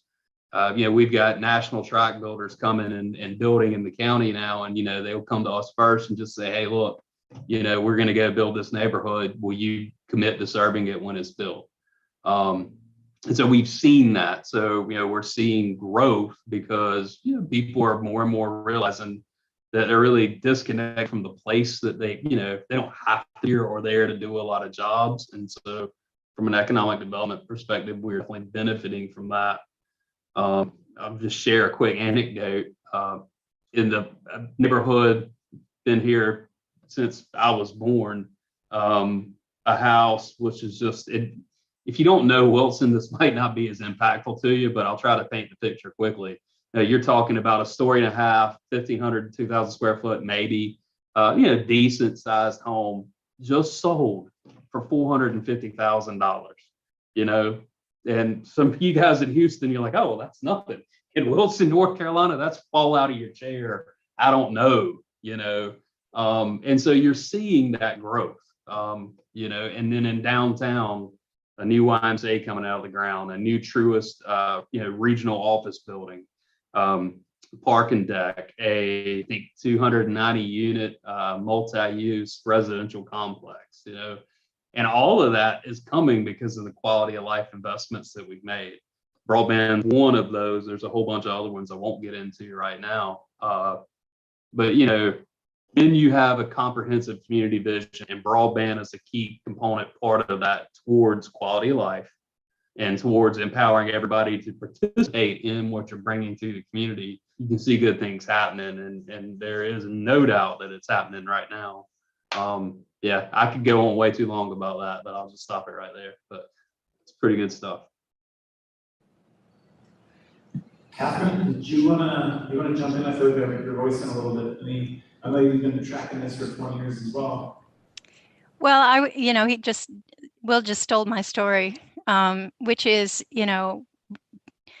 pick a topic. Real estate. I mean, real estate and broadband. You can't sell a house now if you don't have sufficient internet. And the story that the little bit more detail on the story about the housing developer is he came in saying, I want to market these houses as having symmetrical gigabit, and they sold before they were even built. And now he's going to do like 20 more. And this is in rural areas that are just fields, and it's extraordinary to watch it happen because like Will said, for so long, people were just coming to work in Wilson and going home to Raleigh and going home to Durham. And now they're working in Wilson and they're living in Wilson. So just start looking at the data because it's now turned the corner. So we have a couple of more comments here. I'll ask you to make those in your concluding comments. And I just wanted to note that we're here on behalf of the Coalition for Local Internet Choice. It is, I think, just really painful that is what's happening in Wilson, and they're not allowed to share it with their neighbors. They're surrounded by some serious poverty. Some folks have to really benefit from this, and it's really absurd that the state is so focused on not upsetting the big cable and telephone monopolies that they're just stopping Wilson from sharing that with their neighbors. So. Just a reminder about how CLIC was formed at this event many years ago to try to make sure that wouldn't happen. So that was sort of macro economic development. I want to talk a little bit about micro and how we can actually impact a neighborhood, a family, because we have access to the tools that we do. So we run a program for Google certification. We removed all barriers. We run the program in the neighborhood. We take care of childcare. We pay people a stipend so they don't have to work that low-income job, because how do you train if you have to work, right? So give them a stipend to participate. We eliminate the need for transportation, and we're graduating groups that are getting good jobs, right? How are we impacting that generational issue if we're not willing to invest in solving it? And so that has been really important to me. The other piece I'd say is the digital equity work that we do in Chattanooga and in the state is best used when it's in collaboration and connection with something else. So for example, we teach early childhood educators how to use technology to increase their professional development, to register their courses with the state to get certified. That's a better use than say just running out and doing a digital equity project. That's wonderful in and of itself, but we can leverage it to even improve the outcomes for the people that participate when we take advantage of other projects. We're actually going to have a good announcement about this next week, so I'll send you. And for us, we took the approach of being more concentrated with our data. You know, when I joined, we said, hey, we're going to connect Houstonians. That's very general. Where's the need? And so we were able to gather the need in these 3 specific areas. But so let's go a step further.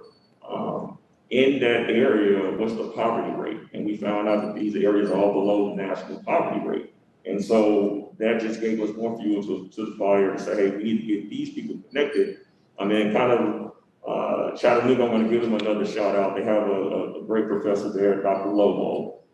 Dr. Lobo completed this research where he was able to quantify as best as he possibly could the economic impact of not having connection. Yeah. The economic impact of not having connection versus having a connection. And I was able to connect with them just to learn some more best practices, because what I'm hoping to do is to mirror that research here in Houston. And to Catherine's point, say, let's pick a topic.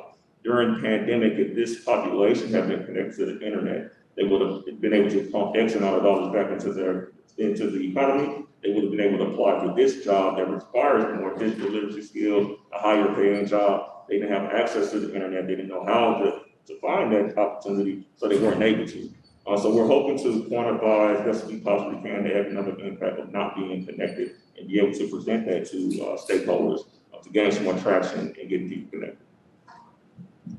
Thank you. And now let's go to Kenrick, then Will, then Catherine. Sure, thank you. You know, I always like the story that I was told, you know, rural area, but it had vacationers. You know, they had people with second homes there.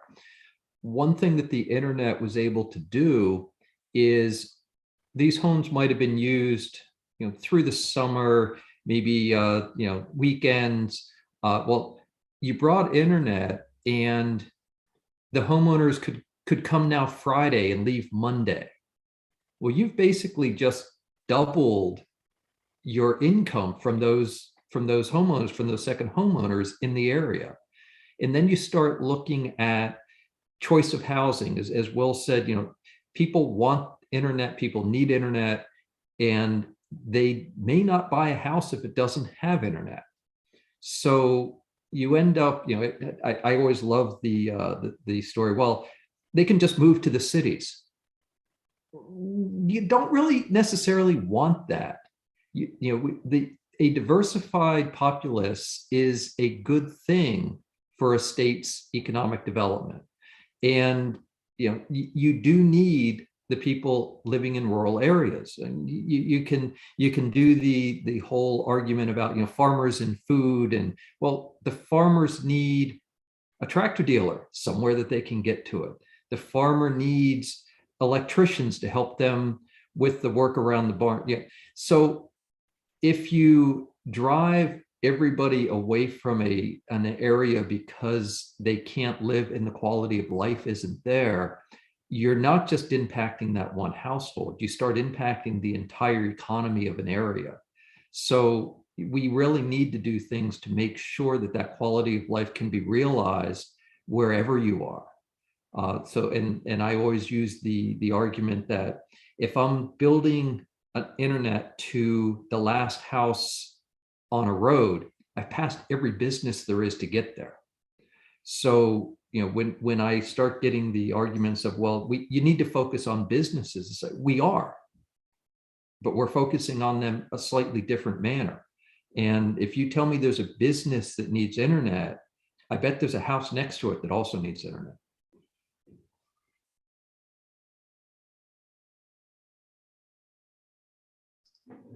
So I guess I would just, close by saying that really all communities are important. And we don't want any to be left behind to kind of take off on what Kenrick was just saying, and people desire choice and people should have choice. There's more than one way to organize your life and how you want to go about living it, which means that there is an important job to do to keep our local communities healthy and to try to keep all of our local communities healthy. And that's why we're all here, right? Because we want to reinvest to serve our communities and make sure they continue to be healthy for the future.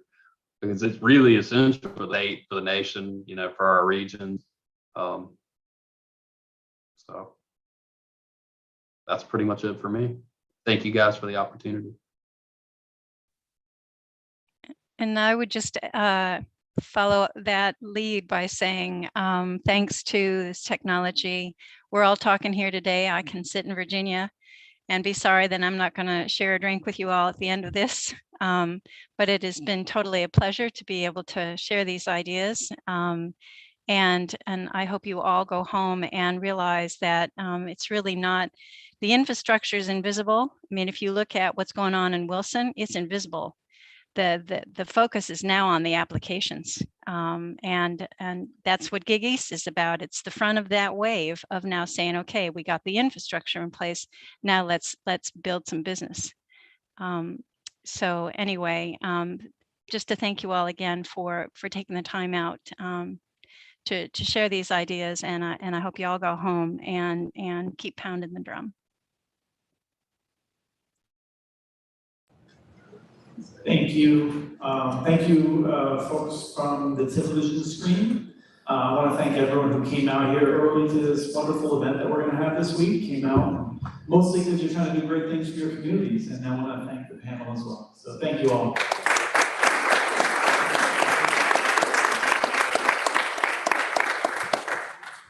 Jim, am I telling people to do anything or just have a good night? Have a good night. The reception is at 5:30, and it's right here.